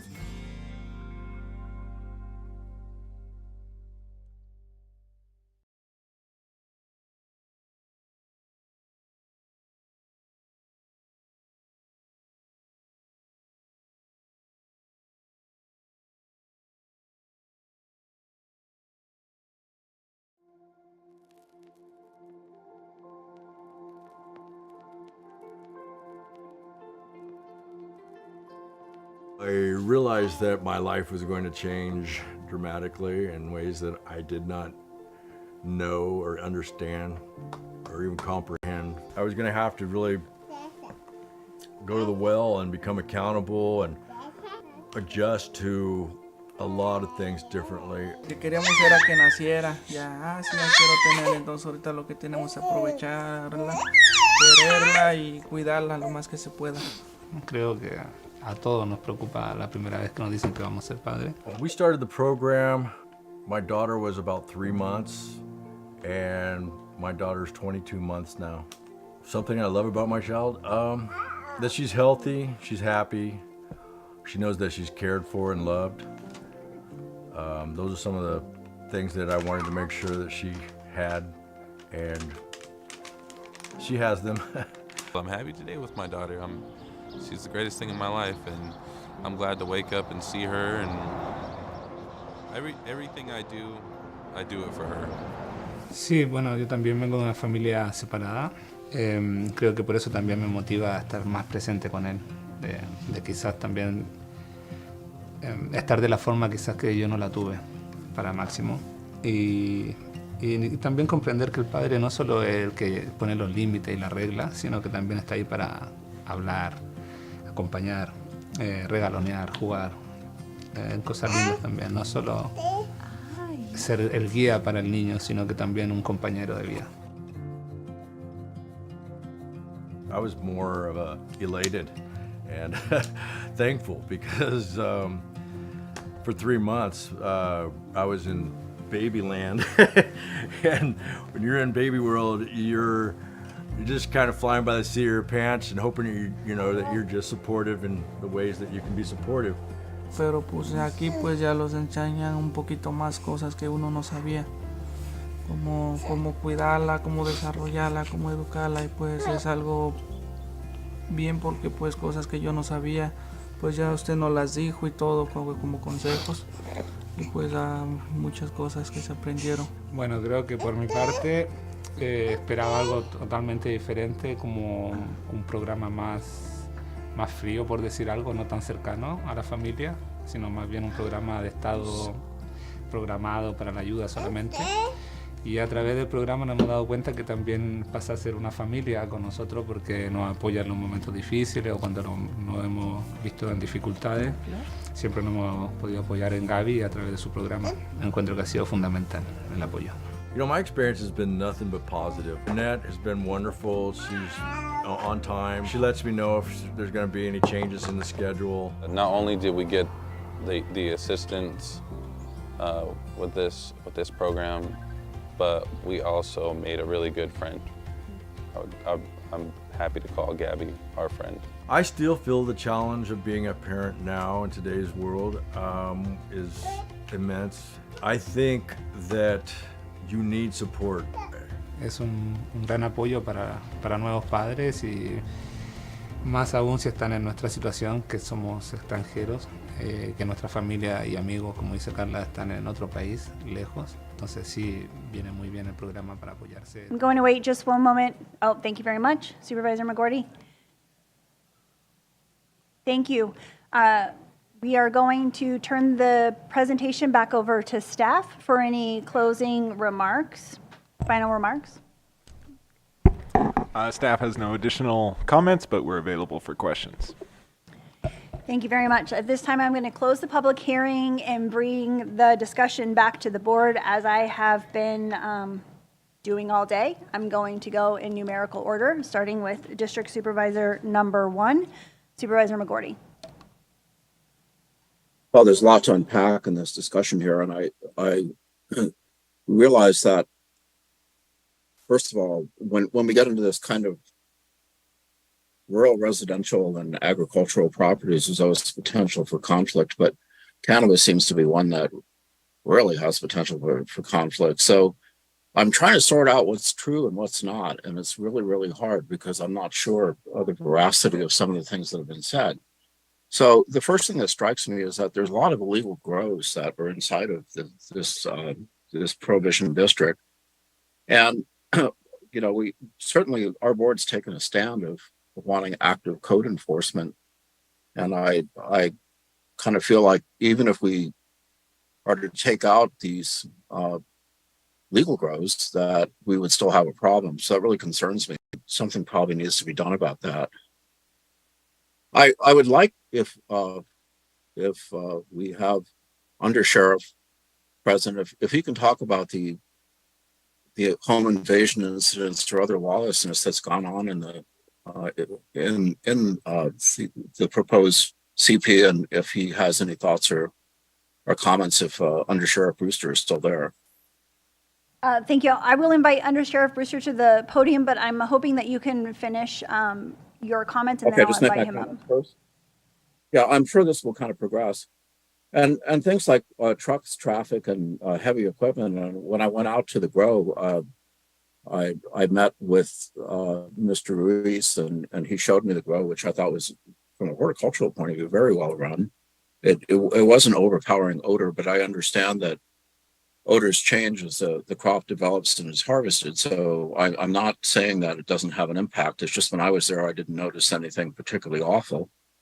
But the, he was by himself. So when I talked a little bit with him and Mr. Gamino, what I kind of got was that most of the time there's not a lot of staff on hand, so he's able to take care of the grow mostly by himself until it's time for harvest or time for planting. So I'd like to know more about all the traffic that everyone's complaining about and the water trucks and such and where they're going, and will those stop if a CP is created?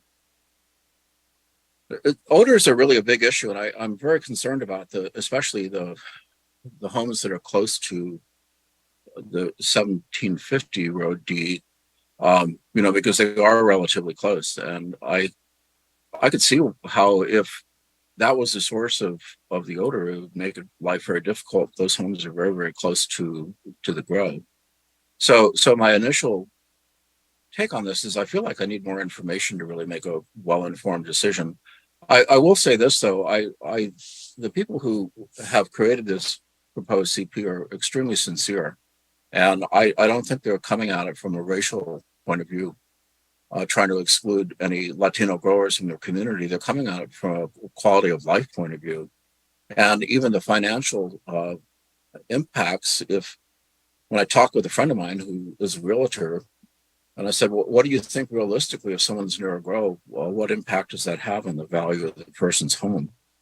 And he said, well, I've taken people out shopping and when they see a grow and they say, keep driving. So he's guessing that probably their homes will be devalued somewhat. He doesn't know for sure because he's never really had to do an analysis, but there is an impact, and the people of Redwood Valley who live there really have a lot invested in their homes. That's the major, equity of their portfolio, if you will. And I'm very, very concerned about them having their property devalued, whether it's from, most likely it's from illegal grows, but also legal grows. That's something that we have to take into consideration. Also, Mr. Ruiz is trying to do everything right.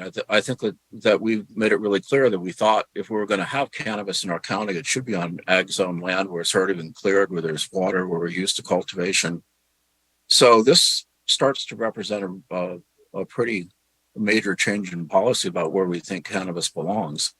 And it kind of disturbs me that we are telling people something, they get started down a road and then suddenly it's not the case. That being said, I've also been out in other parts of Redwood Valley where people said to me, we moved out here for the peace and quiet 20 years ago. We lived with the fact that we didn't have much water, so our landscapes were kind of sparse. We used native plants that we didn't need to irrigate, and suddenly we have this commercial business next door to us with trucks running up and down the street. So I know the impacts are very, very real.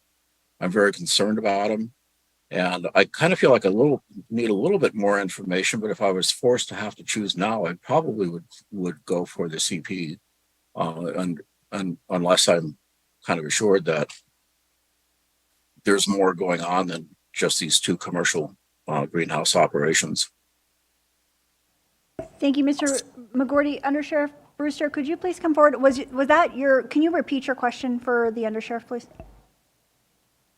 Sure. So, Undersheriff, I'd just like to know a little bit about, first of all, your knowledge of illegal grows in the region, and then also kind of incidents of violence like home invasions. How many of them have occurred in Redwood Valley, say, since cannabis was legalized, that you're aware of?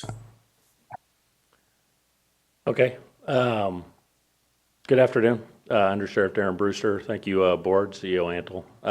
It's a very broad question that encompasses a lot of different variants.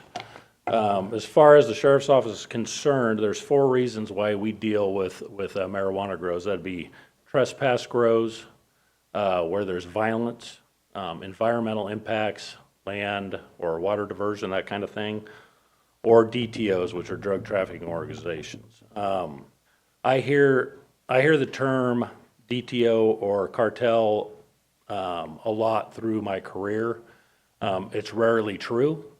There are cartel and DTOs in our county, but I would say they're more few and far between. There's areas and people involved that we know are a part of those groups. I would not push that just because there is large marijuana grows in our county. It's a tough thing to get away from, and usually it's not true. Now, as far as illegal grows and legal grows go, legal grows can turn into illegal grows quickly. They either start doing black market sales, they get into environmental issues. There's multiple reasons. They actually have a DTO that comes into their organization. That's where we would get involved. Otherwise, the purview is all code enforcement. As far as home invasions, that kind of violence, we've seen numerous occasions where that's been the case in our county because of marijuana. Marijuana has been the most lethal drug in our county for probably the past 20 years. Now, that's a very specific few individuals. They were all illegal grows at the time, and it mostly has happened probably in the last, 15 plus years on, to where it's gotten more and more aggressive, where you've had kidnappings, homicides, and that like of major violence regarding these grow sites. I don't know of any violence that nature that's associated with a legal grow that is now legal. So like I said, it's a very broad question. It could take hours to answer. It's all a matter of perspective of how you look at it and how you look at the territory. As far as Redwood Valley as a whole, from January 2022 to this present day, we've dealt with 9 cases in the entire valley for Redwood Valley. And that's over a year and a half. Were any of those sort of, just a quick question on that, were any of these sort of random, where people went to the wrong address and hurt somebody? That I couldn't tell you that. I don't know the specifics of each case. That's definitely happened through the years, where we've had multiple cases where it was wrong address, hitting people that didn't even have grows. They were associated with grows and thought that they were hiding money or that kind of thing. That's happened in the past for sure on multiple occasions. Like I said, I don't want to push that into what we're talking about today because I don't have any evidence of that happening in the area you're talking about. Thank you, Undersheriff. Supervisor McGorty, do you have any questions for staff or additional comments before I move on to the other supervisors? Yeah, well, the other thing is that if the CP were to pass, I don't expect Mr. Ruiz just to be left empty-handed.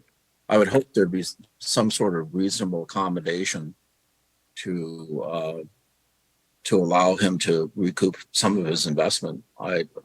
So that's just, I don't know how those things are negotiated, but it's just a thought that I put out on the table right now.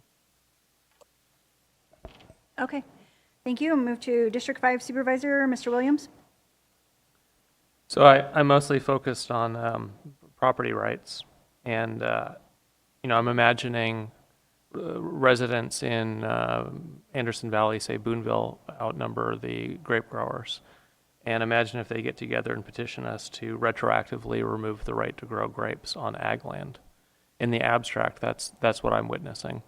I think that there can be a nuisance, and it can be so severe that it justifies this type of rezoning and restricting activity. To meet that, I'm looking for whether there's substantial interference and whether there's causation. And I don't see a lot of evidence today of either. I'm not saying it doesn't exist. I'm saying it hasn't been presented today. I hear a lot of claims, but I'm not seeing it. Where's the evidence to point to that there's an actual nuisance and it's caused by these 3 farms, not the other however many dozens of illegal farms that are in the neighborhood? So I guess I would, before taking away property rights, I would want to see that neighborhood cleaned up. I think code enforcement, maybe with the sheriff's office, but although their time may not be justified on this kind of small scale backyard grows. That's what it looks like. Some sort of campaign to clean up that neighborhood, and then send a supervisor out there, preferably Supervisor McGorty, since it's his district, and see, is there an actual nuisance? You stand outside in October, and is it that you get a whiff of it once in a while? You know, like I would get a whiff of fermenting grapes or fertilizer, which, you know, one might argue is a nuisance. Or is it you can't open your kid's bedroom window because the stench permeates, and you can no longer enjoy your property for months at a time? I don't have a good sense from what's been presented today how severe the nuisance claims may be. Supervisor, if it's okay with the Vice Chair, Supervisor McGorty, you've been out there on site. Did you feel like it was a nuisance at a level that should trigger removing property rights? Well, it's a moment in time. And of course, as a scientist, I want data. I want a good data set, a robust data set. And I want to know what it's like at different times of the year. I know that cannabis changes its properties as you go into harvest and certainly in processing. So those would, I'm sure, would probably be impactful. But I don't know because I'm not there all the time. On the day that I was there, it was not particularly odoriferous. It was, you know, there was a scent, but unless you went into the building, you would barely notice. But I'm not doubting that residents in Redwood Valley have had the experience of horrific smell where they can't. I'm not doubting it either, but I need a witness that's kind of impartial to tell us, or to go out there as a board tour and see for ourselves, because I don't want to tell them that they're wrong and they have to live with a nuisance, but I also don't want to take away property rights based on what I've seen today. Would you say, from your site visit, was it more of a nuisance than what would be tolerated on other ag activities, like fertilizing and fermenting grapes, or was it at that same level? No, not in the moment of time. It's not. You know, it was barely detectable. Thank you. From unless you're, you know, inside the building and then you can smell it, but otherwise outside I would not notice it. But that's a moment in time. Thank you, Supervisor Williams and Supervisor McGorty. Supervisor Girardi. Yeah, so I asked staff at the beginning how were the boundaries derived, and what we heard was that the neighbors approached the county, and the county planning staff gave some feedback to ensure that the boundaries were not, like, I would say, arbitrary and illogical. So there's a certain, you know, while any one of us in this room might possibly draw the lines a little different than what we see here today, there is a certain logic to it. There was a proposed opt-in cultivation in a residential neighborhood where it would not have normally been allowed south of Fort Bragg. And that was sort of a checkerboard, and I think it was pretty clear it was very illogical in the way it was drawn, and it only included about a dozen parcels. This is well over 200 parcels, and you're not seeing a checkerboard approach here. So there's, again, a certain logic to it. What we do know is that, you know, as Supervisor McGorty just pointed out, that a person's home is their principal investment and their principal assets in life. And so they get very protective of it, and it's very understandable. And so when a new kind of development occurs adjacent to their property, it can have a negative effect on their property values, and they're going to get defensive about it. And this is a new kind of commercial activity that the county just began to permit in 2017 was the beginning of the process, 2016. It was not legal in California prior to that. And so I think we did envision that there could be these kinds of conflicts. When I'm the only person on the board who voted on the original ordinance, and I think what we did envision was the fact that the zoning in our county is not perfectly logical. You have, in cases like this, you have small residential parcels immediately adjacent to agricultural parcels. So on the big picture, we would see that agricultural parcels were the more logical place for commercial cannabis to take place. But you do have instances in Mendocino County like this where you have large numbers of small residential parcels immediately adjacent to these large parcels, and there's no buffer between. There's no gradation in zoning in this case. And so it's probably not surprising that when this new activity was proposed, immediately adjacent, I mean, these are large ag parcels immediately adjacent, not 2 or 3 parcels over, but immediately adjacent to residential, small residential parcels, it probably wasn't too surprising that it got a reaction. I listened to everybody who spoke. I think everybody made a strong case, but what I pretty consistently heard were the people who spoke, who identified themselves as a resident of the proposed area. There were the 2 applicants who I assume live there. I don't know for sure, but other than that, everybody who identified themselves from the proposed area were speaking in favor of the exclusionary commercial cannabis, in favor of this proposal. So, you know, it wasn't like a close vote as far as the people who took the time to participate. We heard an awful lot of people in the cannabis industry who this board honestly hears from all the time on every cannabis issue and who don't live necessarily in this neighborhood.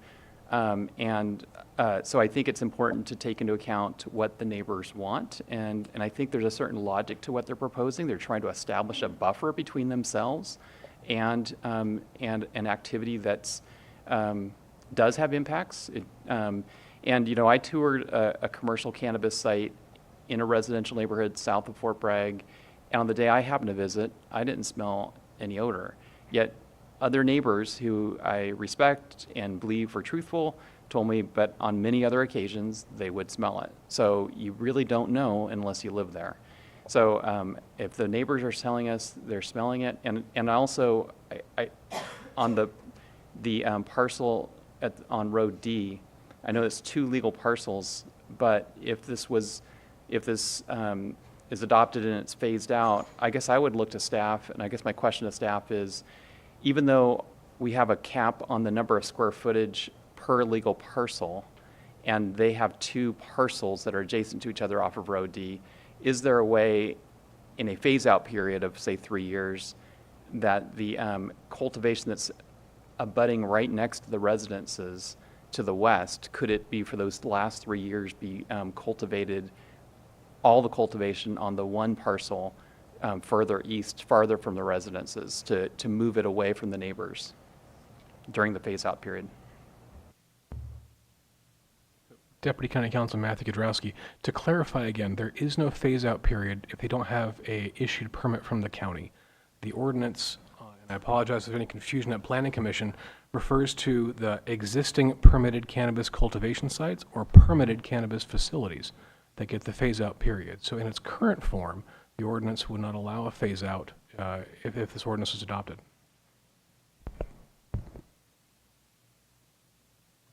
Okay, that concludes my comments. Okay, Supervisor Hashak.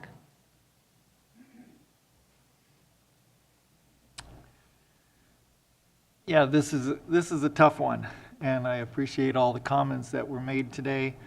You know, I believe that communities have the right to choose how their communities are zoned and what kind, you know, if they want to have cannabis in their community, I think that opt-in zone is an appropriate way, and I think opt-out is an appropriate way too for certain communities.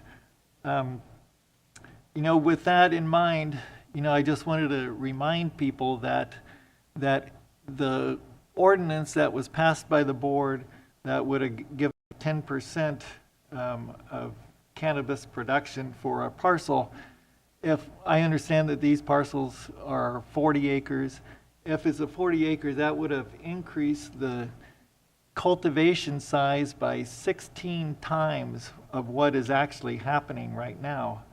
And so just to put things in perspective on that level, these would have been very large grows with that ordinance in place. You know, I'm thinking about how the zone was created, and you know, I do have a problem with when 79% of the people who voted or signed the petition are in the RR1s that don't have cannabis allowed, and then they're trying to create a buffer zone. And what are the goals that you're trying to accomplish. I see them as, the odor, the safety, the traffic, and I just, looking at the map with all the permitted grows and the unpermitted grows right around that area, I don't know if creating this opt-out zone is going to accomplish what those goals are. I think really what we need is, stronger code enforcement and compliance for all those parcels that are right in that community. Because what we do have is we have people who are trying to legally cultivate cannabis in the area that the board has said that's an appropriate area to cultivate. And they've been doing, the best they can, and certainly they're in the process for the last 6 years or whatever. And if we're going to have legal cannabis in this county, which we've all agreed that that's going to happen, how do we make that, viable for people who are trying to do the right thing? And so, I did go out and I visited the sites. I drove around the community too. And, I live in a southwest of Willits. I can smell cannabis, and I live on 20 acres. I can smell cannabis from my neighbors. And it's not, something that, I'd like to breathe the country air. And, it's an annoyance that I have to put up with during certain times of the year. And I can understand how people, don't want to put up with that living in Redwood Valley. With that said, I don't know how to go forward with making sure that people don't have that smell or don't have the traffic or don't, are feeling safe, even though there's a lot of illegal activities going on in that area. And so I'm really, I want to support the legal industry. I think that if we do support, people with the legal process, that it will diminish the illegal activities. And I really think that environmentally, people in the process are doing much better for the environment and for the community than the people outside of it. So with that, I'd like to see what Supervisor Mulherin says. Thank you. First, I'd just like to thank everybody that came today on public comment and on Zoom. Everybody was very respectful, and I really appreciate limiting the time and the repetitive comments. That being said, I disagree with combining districts for Prohibition. I was not on the Board of Supervisors when that was created. It's my understanding it was created before, while, during creating the entire ordinance, and I think we've moved on since then. I see the districts for Prohibition more of a popularity contest. I think that it further divides the community, and they're politically charged and fear-based. I support cannabis operators that are coming into the legal regulated industry, and by prohibiting these 3 operators, we are not achieving the goal of reducing nuisance cannabis cultivators. I think that that's something the board frequently takes up and is working towards with our code enforcement department. Before I was on the board, there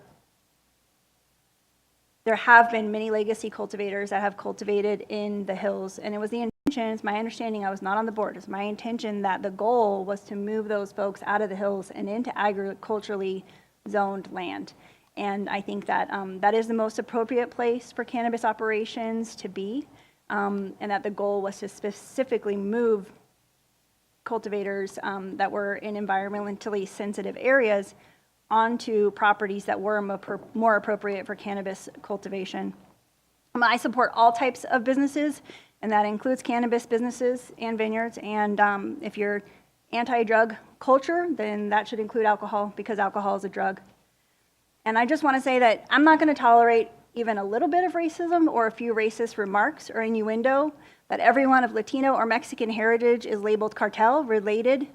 And for those of you that have said that, I just want to be clear that our Mexican American neighbors contribute to businesses and volunteer with work throughout our community and deserve to be respected as contributing community members. And I would vote to deny the cannabis prohibition area to allow more business owners to be able to come into the legal regulated market in agriculturally zoned land, as I believe that the intention of the ordinance was created. So County Council, I suppose I'm looking for a motion and a clarification as to which item the board wants to go with. Yes, you've got a few different options here. I think the department actually summed it up quite nicely at the beginning, that essentially it's either approve as presented, deny, or make modifications. So by custom, the district supervisor's normally allowed to make the first motion.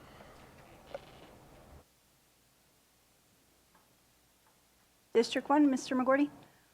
Yeah, I'm still thinking about it. I think I would make the motion with modifications. There's a few things that are disturbing to me. One is that there's still a lot of illegal cannabis. All right, so what about that? And then the other thing that's really disturbing to me is the thought that this essentially would be a tape, that there would be no exit plan for the two growers, and I'm just trying to get my head around that, because that sounds like a lawsuit waiting to happen, and I would like some clarification from County Council about that. County Council? Certainly. So as Mr. Kudrowski touched on previously, the ordinance is specific to, in terms of the 3-year phase-out period, is specific to people who have received the permits. At the time it was adopted, I don't know that we had anticipated there would be phase 1 applicants that would be cultivating for so long before the county had gone ahead and approved. So certainly, if you wanted to make a change, there are logical options there, either to give the 3-year phase-out period, traditional grandfathering, whatever the board might want to do. We just want to highlight that if you don't do anything and you do approve the district, you would be looking at immediate cessation. In terms of that being a possibility of a lawsuit, I do believe that there's been some threats on that front. I've provided the board some of my own analysis confidentially, but I think regardless of the merits, certainly you've got some indications that a lawsuit may come. So am I the only one that's kind of bothered by this, or do other supervisors have some concerns about the fact that if this passes, then the existing growers would be left empty-handed? Supervisor Dirty and then Supervisor Williams.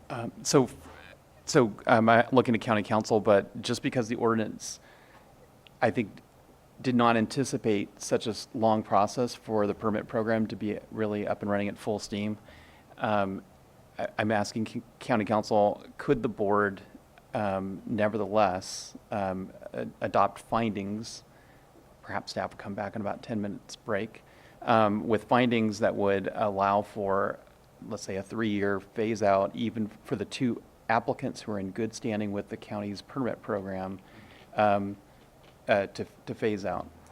Yeah, what I would suggest is, if the board does decide to go that direction, to make it a motion of intent and then direct staff to go ahead and come back with language to that effect on consent at the next meeting.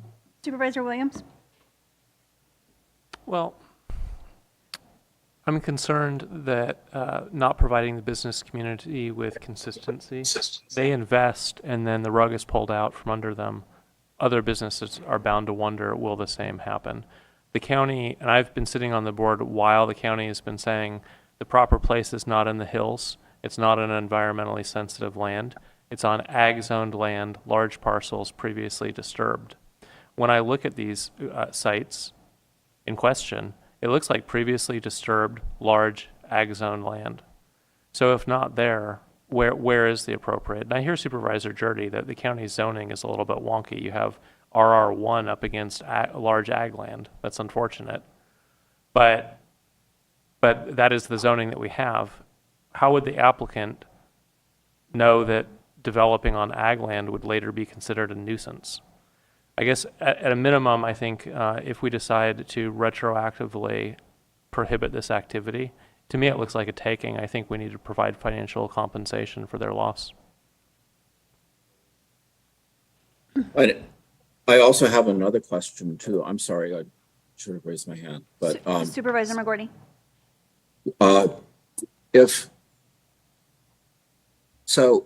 What's the fate of the applicants since in terms of their application? Is this a dead end? Is that it? Are they finished in the cannabis business if they are moved out from the CP?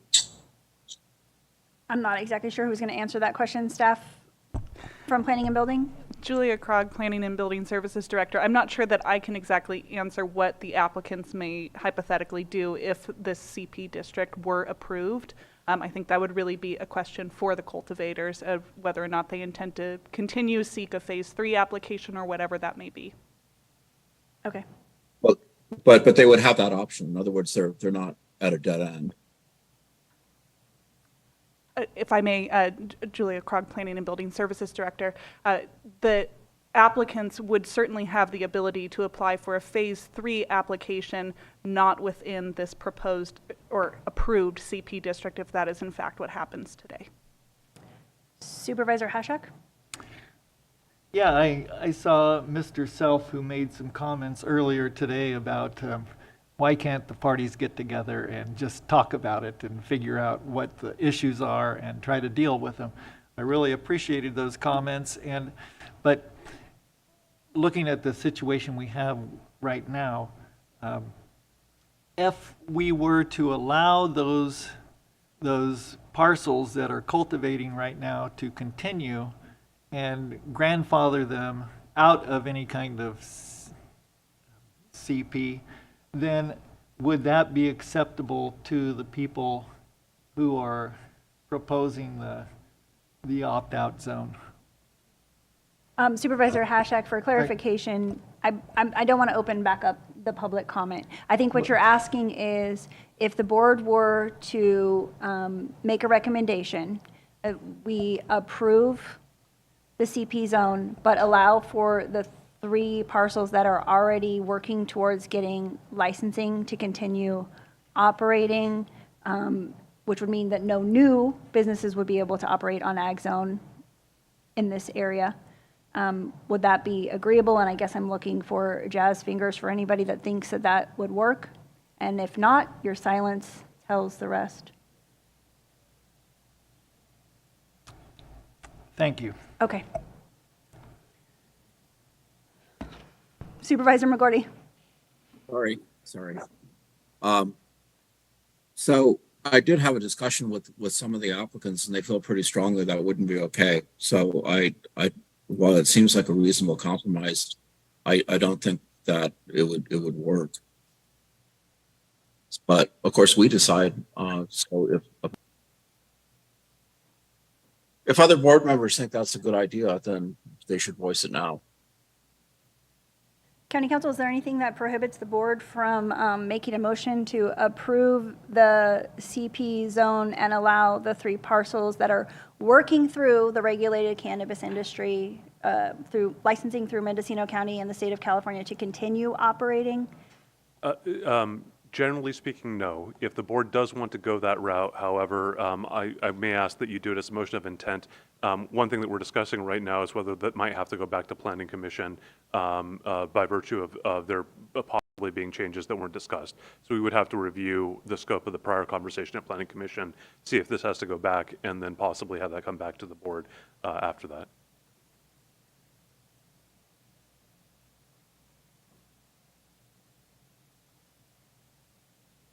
Well, I'll take a straw poll of the board. Are there any, my question is, are you interested in sending back to the Planning Commission a recommendation to approve the CP combining district and allow the 3 cannabis businesses that are currently working their way through the permitting process to continue operating? And I didn't hear a limit of 3 years. I didn't hear that. I heard that those 3 businesses would continue operating. So I'll start with District 1. No. District 5, No. District 4, No. District 3. Doesn't matter. All right. So then, if Mr. McGorty is not ready to make a motion, I would look towards my other colleagues to see if there is somebody that would like to make a motion on this item. So I would make a motion to approve the Cannabis Prohibition District, but direct staff to bring it back for the consent calendar with a 3-year phase-out for the 3 project sites that are in good standing in the application process. And if possible, to have the cultivation site on Road D consolidated on the easternmost parcel, if that's possible. That might also need to go back to Planning Commission, that last part.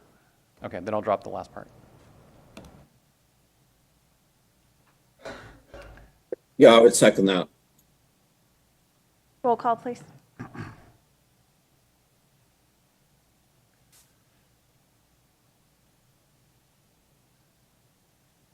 Could you repeat the motion, please? So it's to approve the Prohibition District, but to allow for a 3-year phase-out for the 3 application sites that are in good standing with, should they make their way through the final permit for a 3-year phase-out. Supervisor Williams, do you have a question? Clarifying question. Okay. Would that 3-year start now or when the county issues the permit? Because the county spent 6 years not issuing it.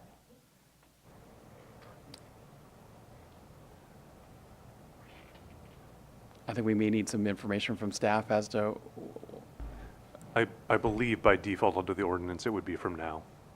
And if I may, through the chair. Yes, please. I think there's an important clarification that needs to be made between the Phase 1 applications and the Phase 3 application. The Phase 3 applicant is not currently cultivating right now, but is in application process. The Phase 1 applicants are currently cultivating. So I just want to make sure that the board is not missing that nuance in any action you may take. I'd like to articulate my thoughts on that nuance because the applicant has invested money and in preparation of applying for Phase 3, if they are able to get a Phase 3 permit and could cultivate for 3 years, then that would be my direction, and I'll look to my colleagues and take a numbered poll, District 1.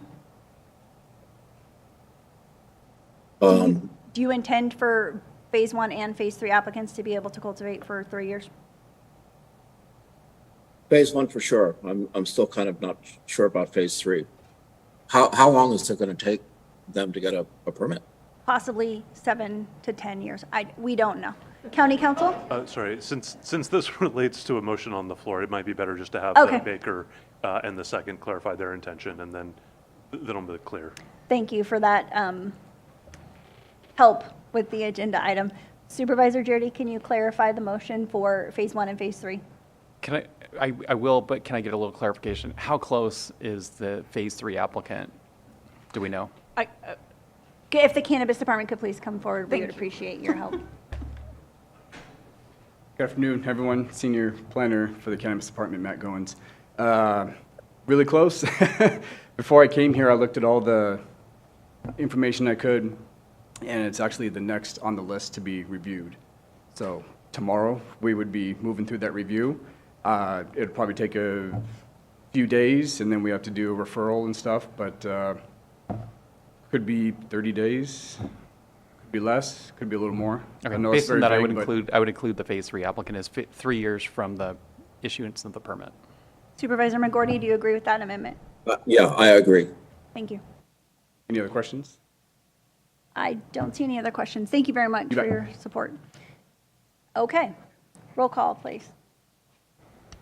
I just want to clarify here. So the motion is to approve the Cannabis Prohibition District and direct staff to return with a future item on consent to allow for a 3-year phase out of the existing Phase 1 and Phase 3 cannabis cultivation sites within the district. County Council, Yeah, with the Phase 3 applicant having the 3-year clock run with the approval of their permit. okay. He said with a Phase 3 permit, having a 3-year clock run with the approval of the permit. Supervisor McGorty, do you agree with that? Yes.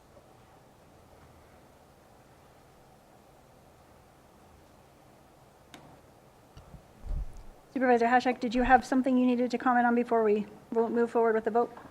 Well, if we vote no, we're supposed to explain our reason for voting no. So I'm going to vote no on this because I think that if we're going to have economic development in this county and we're going to provide industry with clear set goals, then we need to, we can't be doing this to people who have gone through the process. So I will vote no.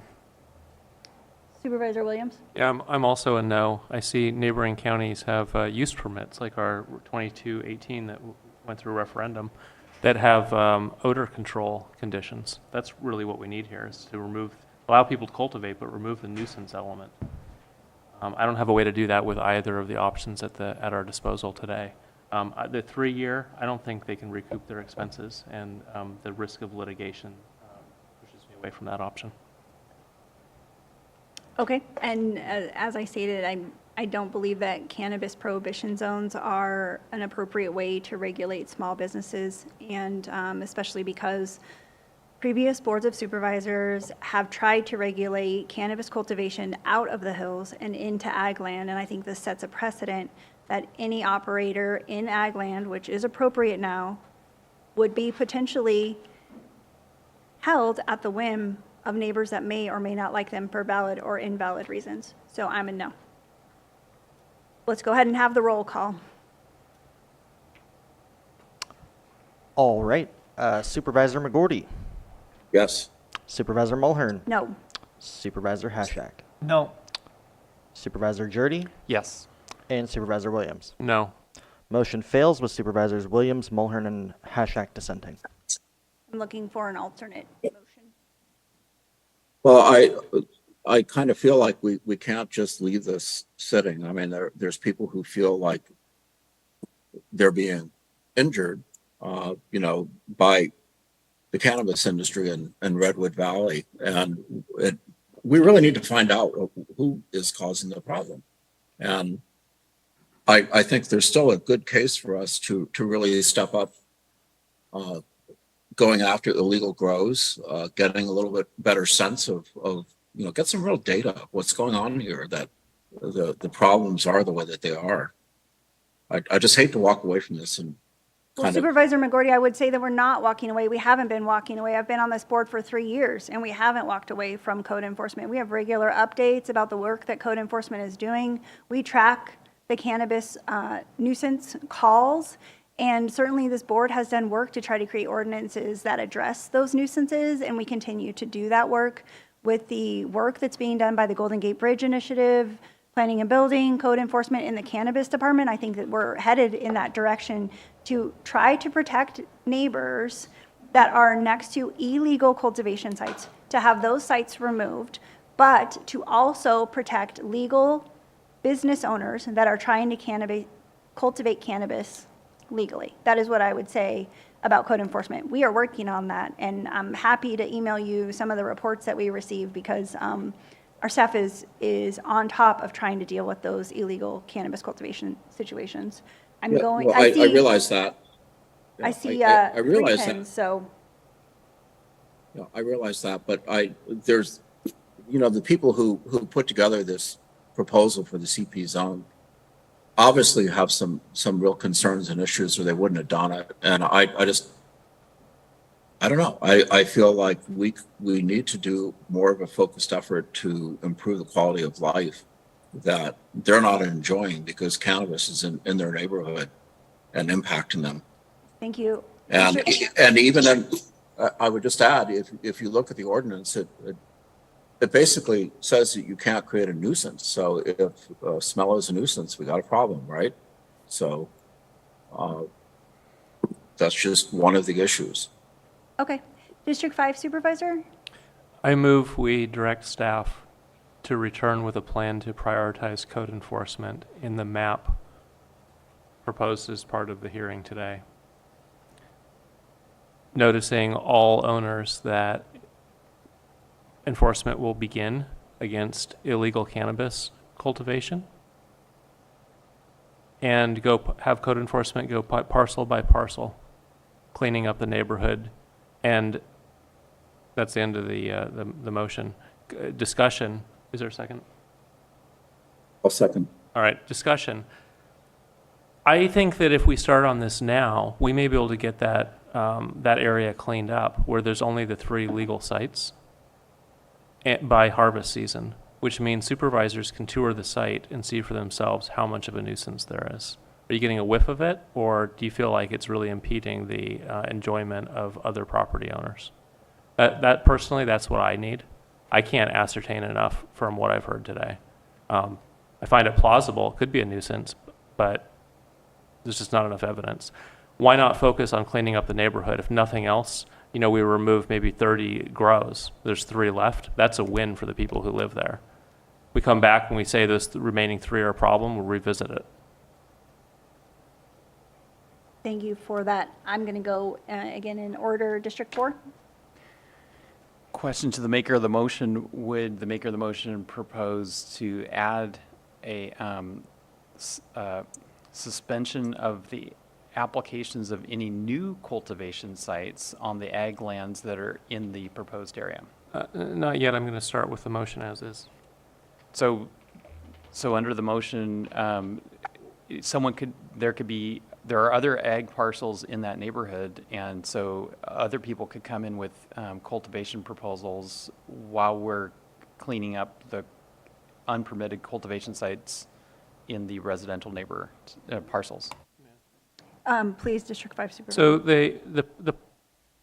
the board has been saying the proper place to cultivate cannabis is on large ag-zoned land.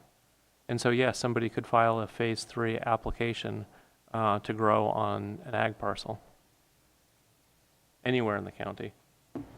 If that's not what we intend, we should change our ordinance. But what will we specify? Rural residential, 160-acre TPZ? I mean, you have to pick some zoning and that we think is the place. And we previously decided as a board that ag zoning was that place. County Council? Thank you, Madam Chair. I just want to get clarification on the motion. As I understand it, this is essentially just a referral to code enforcement as part of this motion. This is not addressing what you will or won't do with the application. In terms of the referral, is that only within the boundaries of the CP district, or are we Yes. talking about the broader map that was shown during the presentation? Well, I would focus it on the broader map because I think that broader map is likely impacting the quality of life for the residents. Thank you. I would like to go to John Burks, Code Enforcement, technically, Cannabis. I'm not sure where you're at. Hi, I'm John Burks. I'm currently on special assignment with the Executive Office, and the acting Code Enforcement Manager, Gretchen McLaughlin, left me with some interesting information that I would just quickly like to bring to your attention and ask a clarifying question about the referral that I think would be helpful. So dating back to 2017, in the CP district boundaries, we have received 16 complaints for 9 different sites. All but 1 have come into compliance, which does actually have a lien against it currently, and we speculate they will at some point come into compliance. 9 of the 16 were complaints about general cultivation. 3 of the 16 were the smell. 4 of the 16 were water-related. 1 of the 16 were lights. 3 of the 16 were non-permitted structures. 2 of the 16 were noise, and 1 was just other, which I think may have been smell-related. We did a quick aerial imagery search for potential cannabis infrastructure in the boundaries of the CP district as presented, and it appears there are 2 potential sites that could be cannabis cultivation in hoop houses. Only 2, and I'm not, hoop houses are used for a variety of reasons, so that's not a natural indicator that it is cannabis, but would be worth considering. So I guess the clarifying question I would have on behalf of code enforcement, if you'll allow me, is how broad do you want to go? And is it the board's desire to suspend any activities that code enforcement would normally be doing to dedicate effort into this? Supervisor Williams? Yeah, I would prefer that we assign all resources, suspend other activities, but use your discretion. If you have report of raw sewage, obviously that's a high priority. Vinyl windows in the town of Mendocino, maybe that can wait because this neighborhood is suffering in Redwood Valley. Thank you for the clarification. Okay. So we need a motion, I believe, on the agenda item. County Council? Well, okay, roll call on the motion to, go ahead. Atlas Pearson, Senior Deputy Clerk of the Board. I think I'd need a clear restatement just because there was some back and forth on the map. Just strike it, let's start over. Direct code enforcement to assign all available resources to the larger map presented today and report findings to board within 60 days.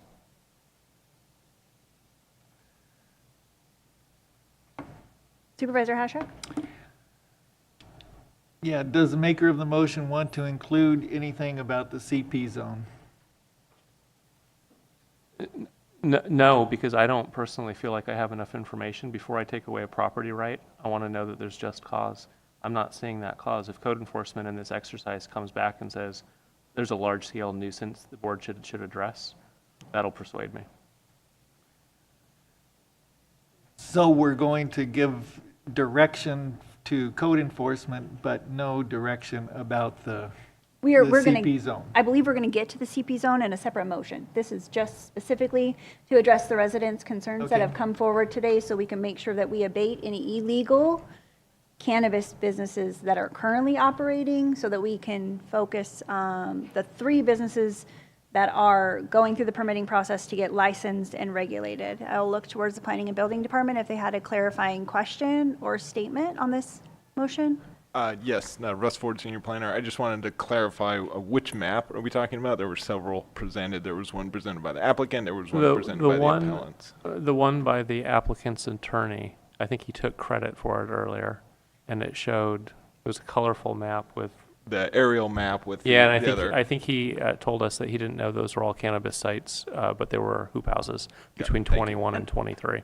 For the public, that's slide 13 of their presentation. Okay. Thank you. Madam Chair, I know there was a second for the motion previously. I just want to confirm that there would be a second for this one as articulated. Supervisor McGorty, do you still second this motion? Yes. Okay, roll call, please. Supervisor McGorty. Yes. Supervisor Mulhern. Yes. Supervisor Hashak. Yes. Supervisor Jurdy. Yes. And Supervisor Williams. Yes. Motion carries unanimously. Okay, I'll be looking for a motion on the CP zone.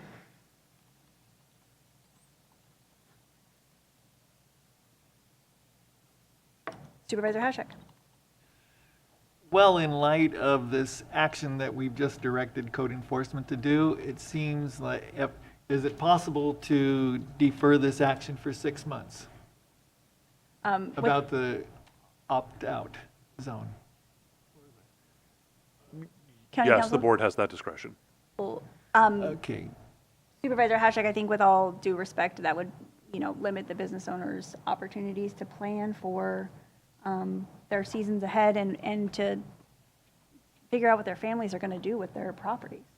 Well, what I'm hearing is that we have 2 people who, if we just said, okay, let's deny this request for the CP zone, we would have 2 people who'd vote no, 1 person who needs more information. And so how to get to a majority, I'm looking at, if we put it off for 6 months, we'd have that more information that would be needed.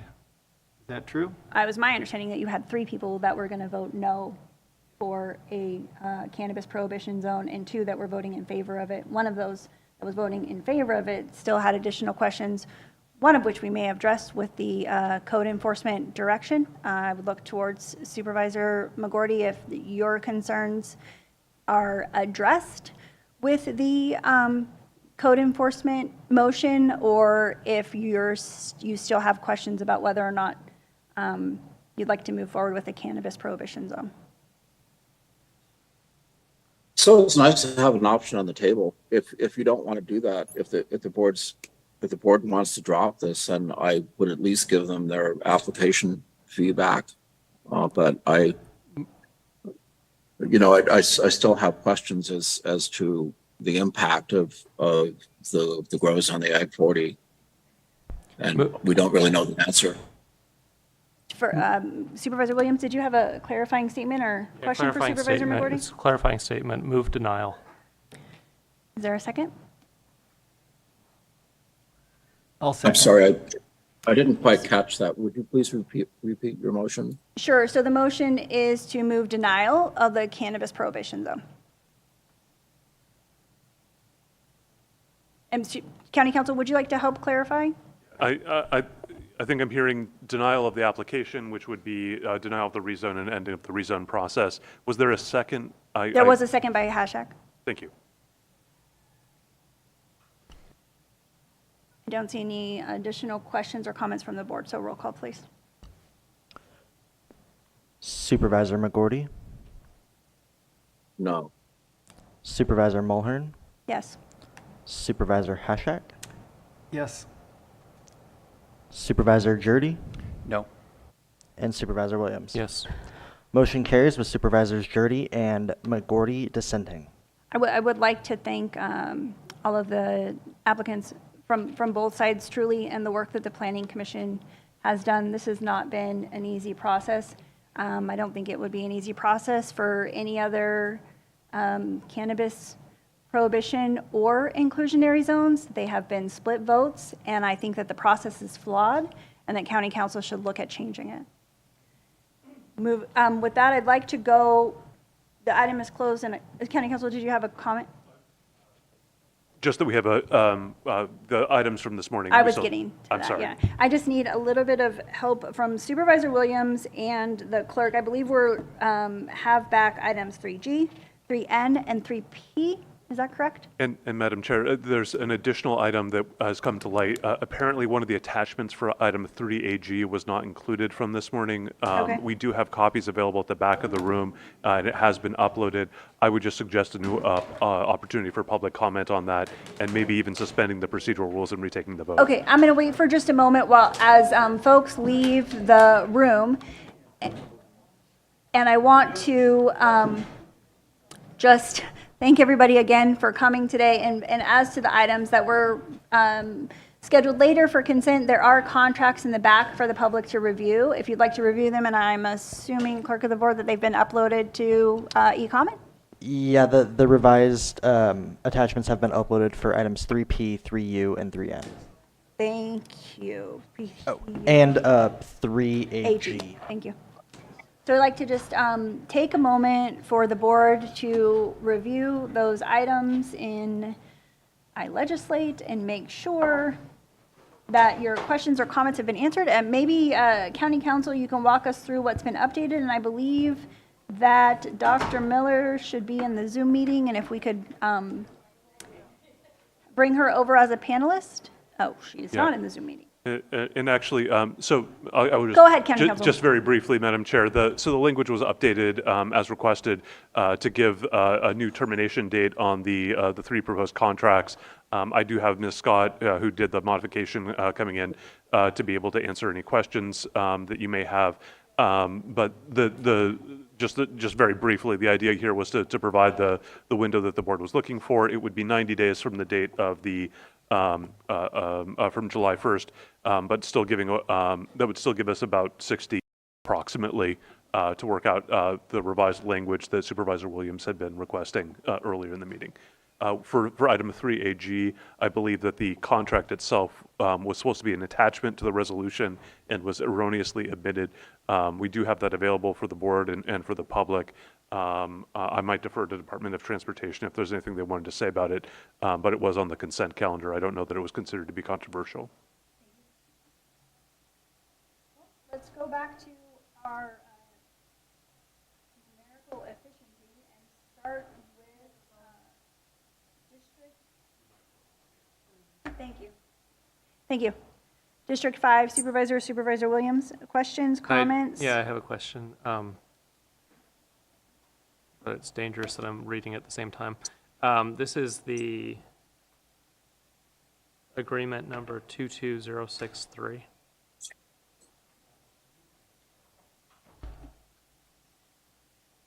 Or maybe the question for county council is, why is it through June 30, 2024?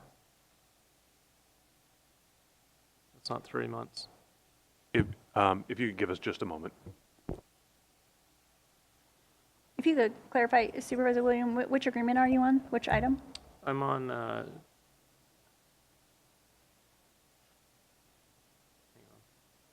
I'm looking at agreement 22063. That's 3U.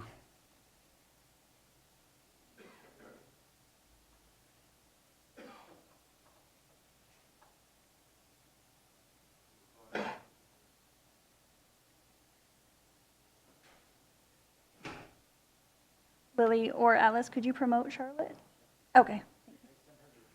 Sorry, this is Atlas Pearson, Senior Deputy Clerk of the Board. I did send her the promote to panelist, but she has not accepted it. Okay.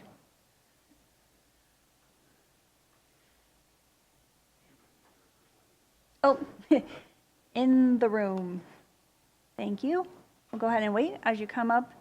And then Supervisor Williams, if you could please restate your question. Oh, you have to use the other.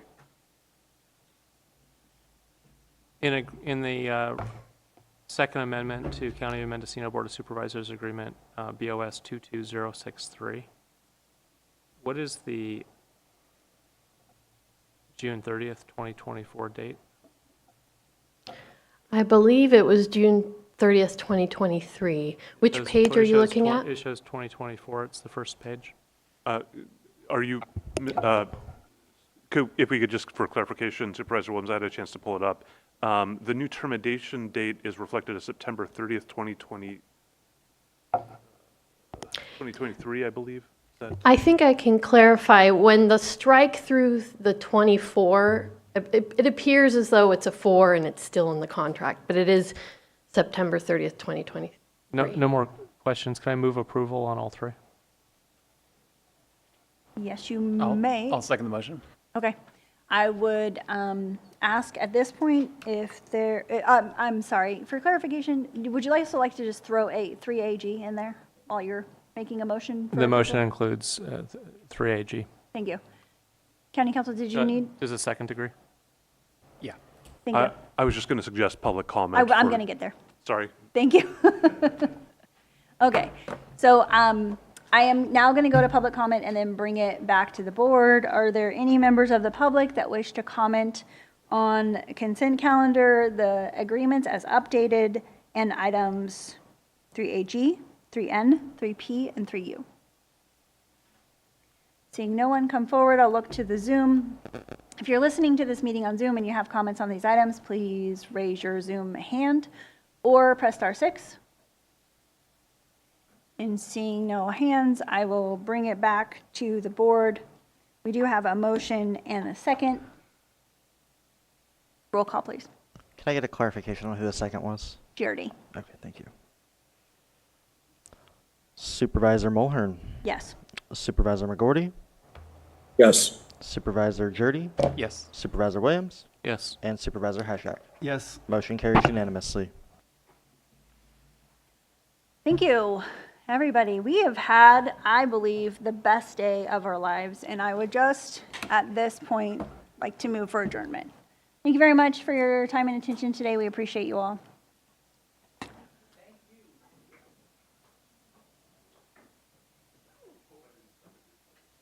Always, Christian. You're just my